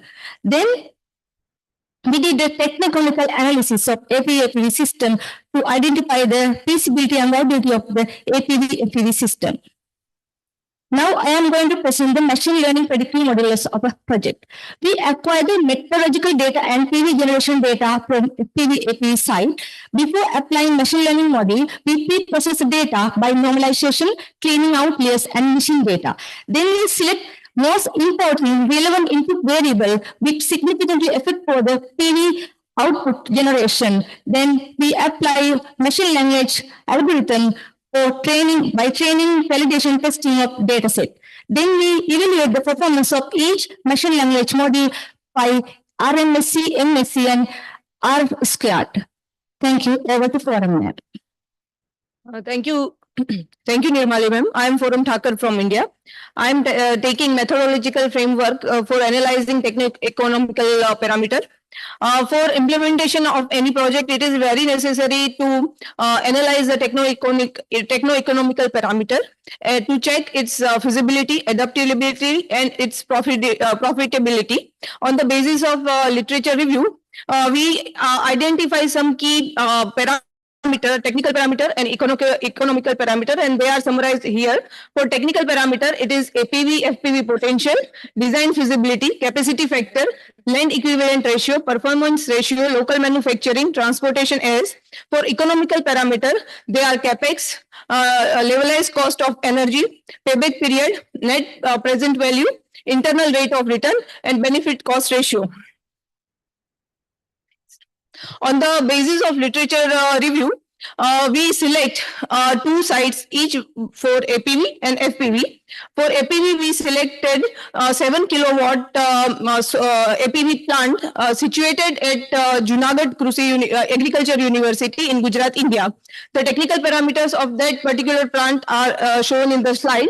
It is installed in 2017. They use PV crystalline technology. They arrange PV array in the chessboard manner.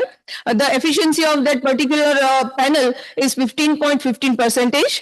For forecasting part, we are taking the data for one crop cycle, that is from September 17 to the February 18. The next site we selected for the FPV is situated at the Chandigarh, and it is installed capacity is 2 megawatt. It is installed in 2020. The efficiency of that floating PV panel is 20%. Now I hand over the session to Ms. Asha ma'am.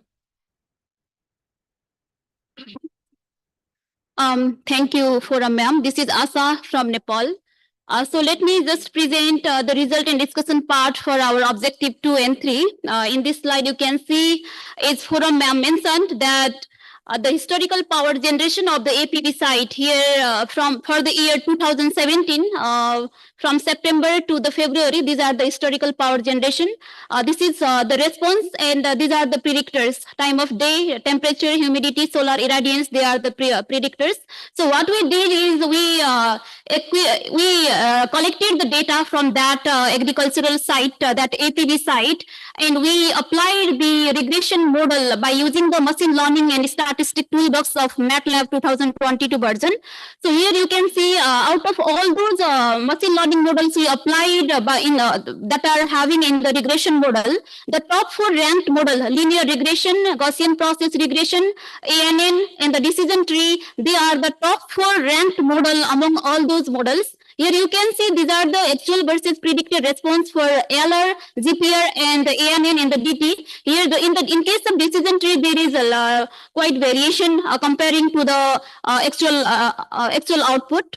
So these are the residual plots for all those 4 models: linear regression, GPR, and the ANN and the DT. So these residual models, if you see here, they are just vary from -20 to 20, here also -20 to 20 watt. But in case of DT, there is a variation from -500 to +500 watt.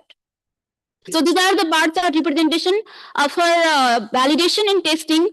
For these 2 bar chart are for the error. If you see here, the RMSE and MAE value for LR, GPR, and ANN, this is less comparing to all other models. Here we are not showing all other models because of that graphical mismatch, because these errors are little less, but if we go for other models, the value of error is quite high.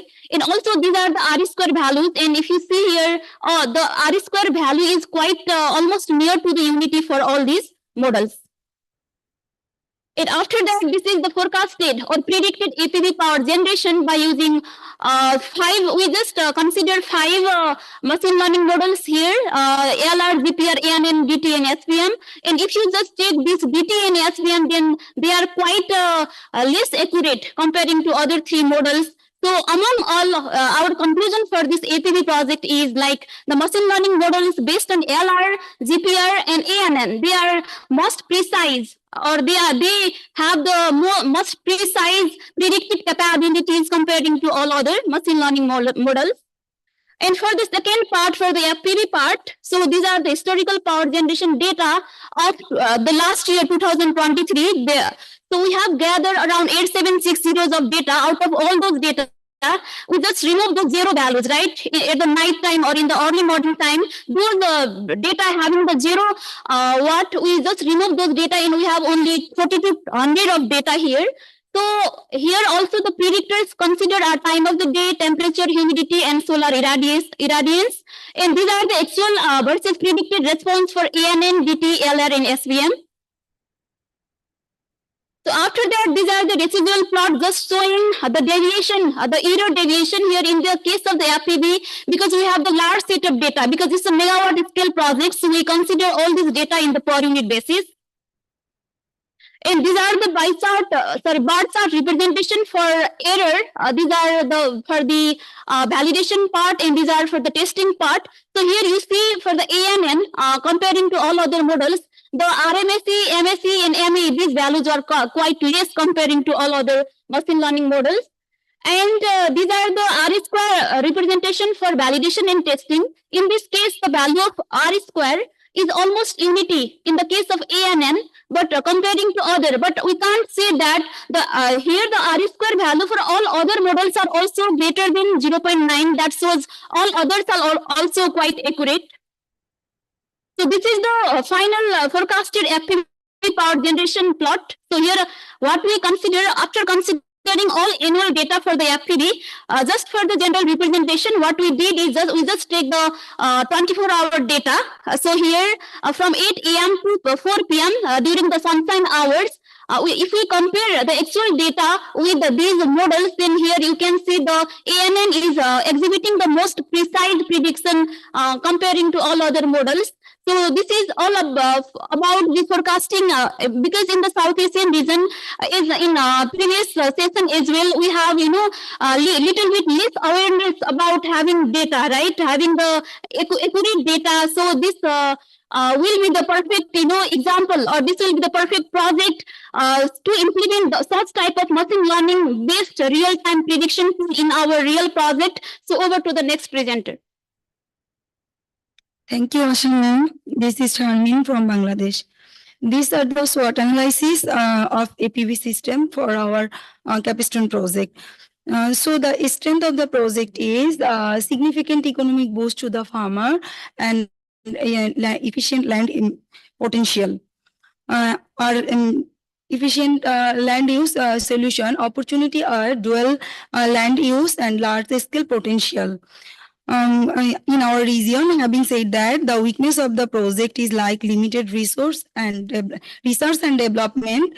And the threat is we don't have regulatory system of this APV project. Overall, while the SWOT analysis strength and opportunities of APV system, the outnumber and quite high, they are more comparing the weakness and threat. Over to Karnwal, madam. Thank you, Sharmi ma'am. I'm Kamal from Pakistan. So I'm going to present the SWOT analysis of FPV system, which is also the result of objective 1. The main strength of the FPV is the land neutral technology, and it has high energy yield comparing to other technologies, and it has more opportunities like a high available potential in our region. If we have the global expansion scope, then it will have more opportunities as well. Talking about the weaknesses, we need higher O&M cost. And these are the weaknesses. Even we cannot implement the modular design for the global scenario.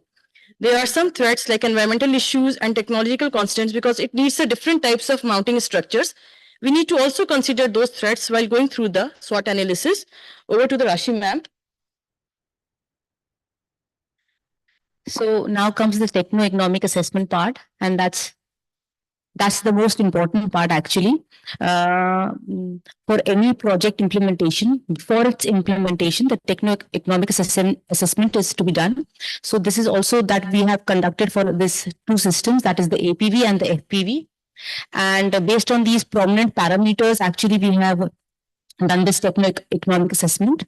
So as you can see, the PR for the APV system, it's in the range of approximately 80%. When compared to the ground mounted, it is approximately 88%. So it's quite good.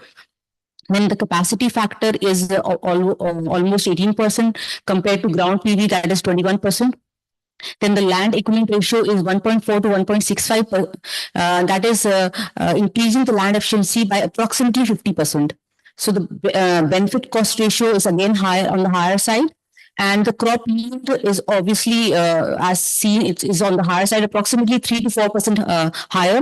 The payback period is also 7 years. That's good enough.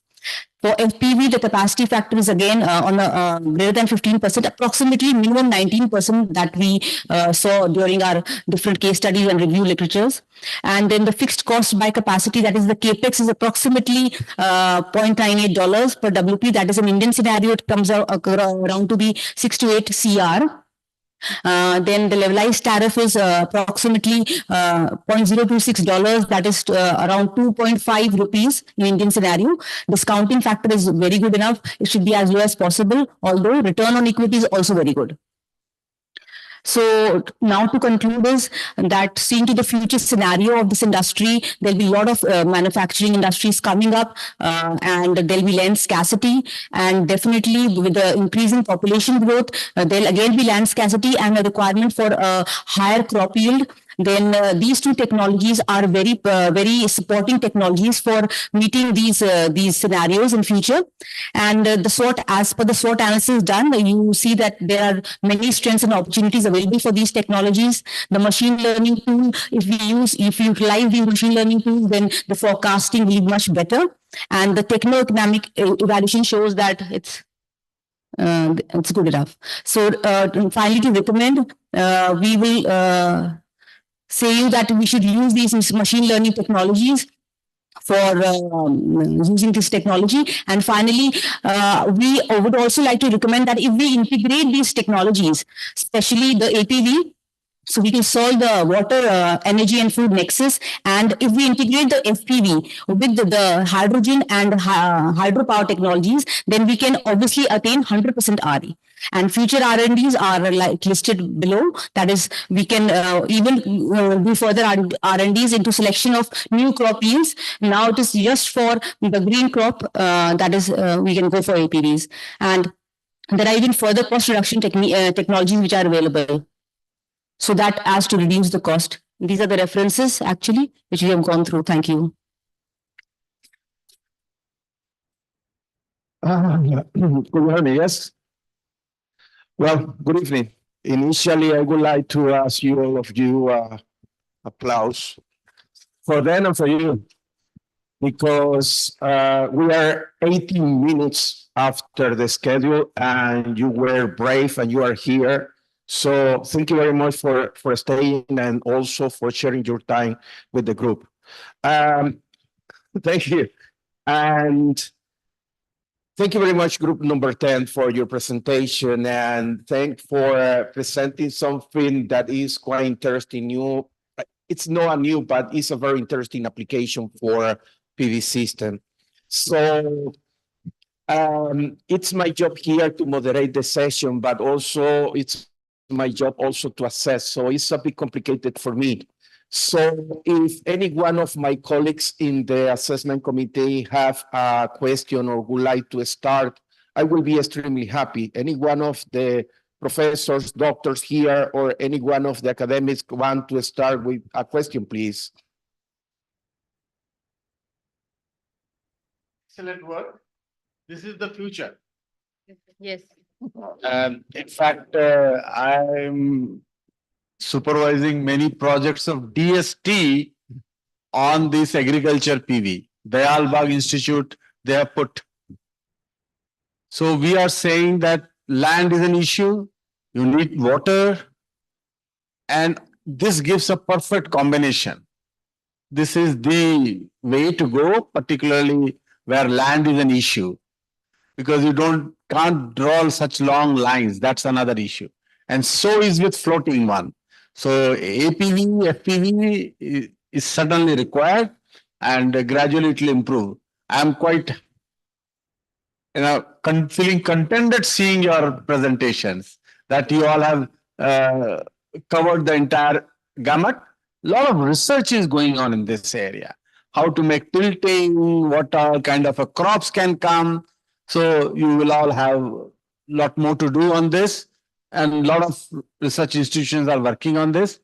And I once again commend you all for taking this project, and also commend the organizers for selecting such a topic. Beautiful topic, and it was the last one. I would like to thank our supervisor, Mr. Rupinder, sir. He was a great help every time available, any time of the day. He was available. Of course, he will have the last word also, no doubt about it today. Nothing can come without such a dedicated supervisor. Thank you very much. Thank you. Anyone else? Yes, please. Just to thank you, the team, because this is really a team effort. Each of you presented. So a big clap. Thank you, sir. Thank you so much. Well, I think it's time to be the bad guy here. Sorry. Really interesting title. When I see the title, I was excited and so on. And then when I read the document, you did a very good job, but the title is not fully representing what you did inside. I have several questions, but in order that we can go for the dinner or wherever we are planning to go, I will go for very specific details. For instance, predictors. You show a list of predictors over there, but you know that there is no predictor word in that document. Could you please elaborate? How do you select those predictors, please? Thank you, sir, for the question. So while selecting the predictors, here we just showed 5 predictors, right? But in the machine learning predictive models, we gather data from the site. All those data are just coming from the sensory transducer. For example, for the temperature, they gave the data from the RPD, right? That sensor. So actually, our colleagues, they are working on those data to gather from the site. They visited the site and they collected those data. So in the case of predictor, so we haven't mentioned any graph, anything else, because they are the research-oriented project. They are going to publish some papers or something. So unless we are getting some approval from them, so we are not, just showing the report. This is one part, but we provided 13 number of columns of research. Predictors. For example, they provided rainfall, also they provided wind speed, they provided the wind irradiance, everything. But we chose in machine learning, apart from that deep learning, in deep learning, we can the deep learning it will automatically extract these features, right? But in the machine learning, we need to show that feature so that our RMSE values, our performance will be accurate. So this is how we collected the features. Yes, I really sad that I didn't see the time series. By the way, the real name of that data is time series. It's not real time historic. It's grown. It's historic data. It's real time. It's a time series.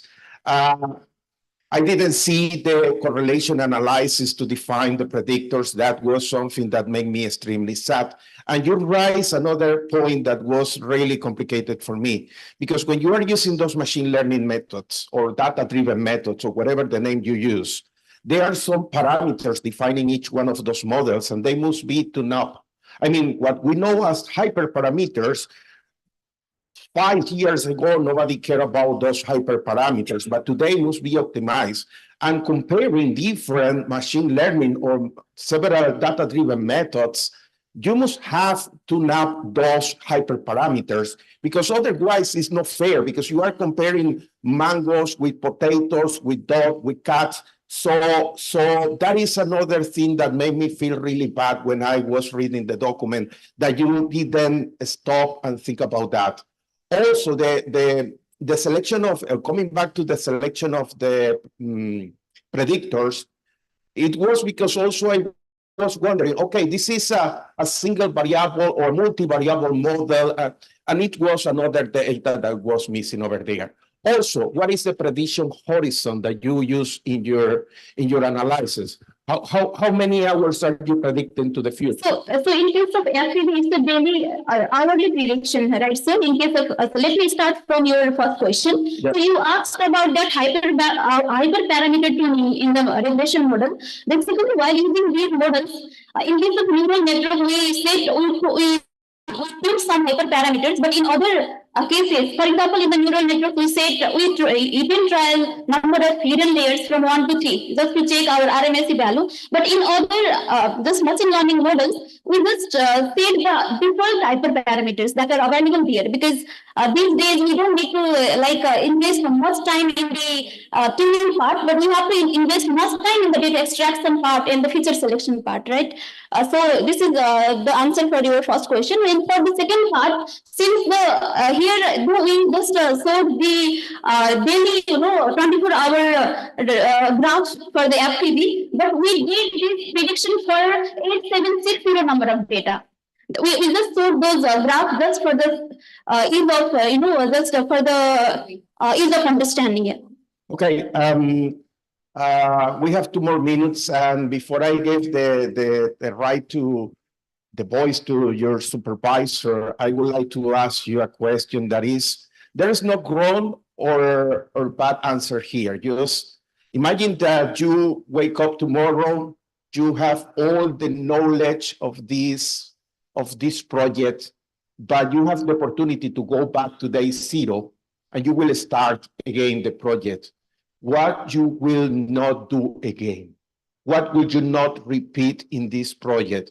Again, you are going back in time, but you have all the knowledge now. What do you believe you will not repeat in this project? And don't tell me change the supervisor. I just kidding. I will give a short answer after that. I'll pass. I'll pass my colleague. Yeah. What we all understood after this project is not only for us, but it's a key takeaway for all 100 engineers who are here from 7 countries. Just to implement this type of project in your respective country as a pilot project. So I am planning to implement this APV, but actually it's still not feasible in Nepal, and I will copy this data, sir. I will copy the data of my own APV project from Nepal. You didn't understand the question. The question is, what will you not repeat? Yes. What you will not do again? Because machine learning, you will never get the same results from the same data in machine learning. No. I give the answer. Changing the team now. See, actually, what you were very right that the meteorological data which was available, which we used for the machine learning program, so that is a major input. So next time when we go for this project, we will ensure that we collect this meteorological data from a particular like government website or satellite. So that will be more authentic actually. Okay. Well, I think we are running out of time. I will give you 2 seconds. No, please. I need 2 minutes. We only stay here for more than 25 minutes. You can. Okay, thank you very much.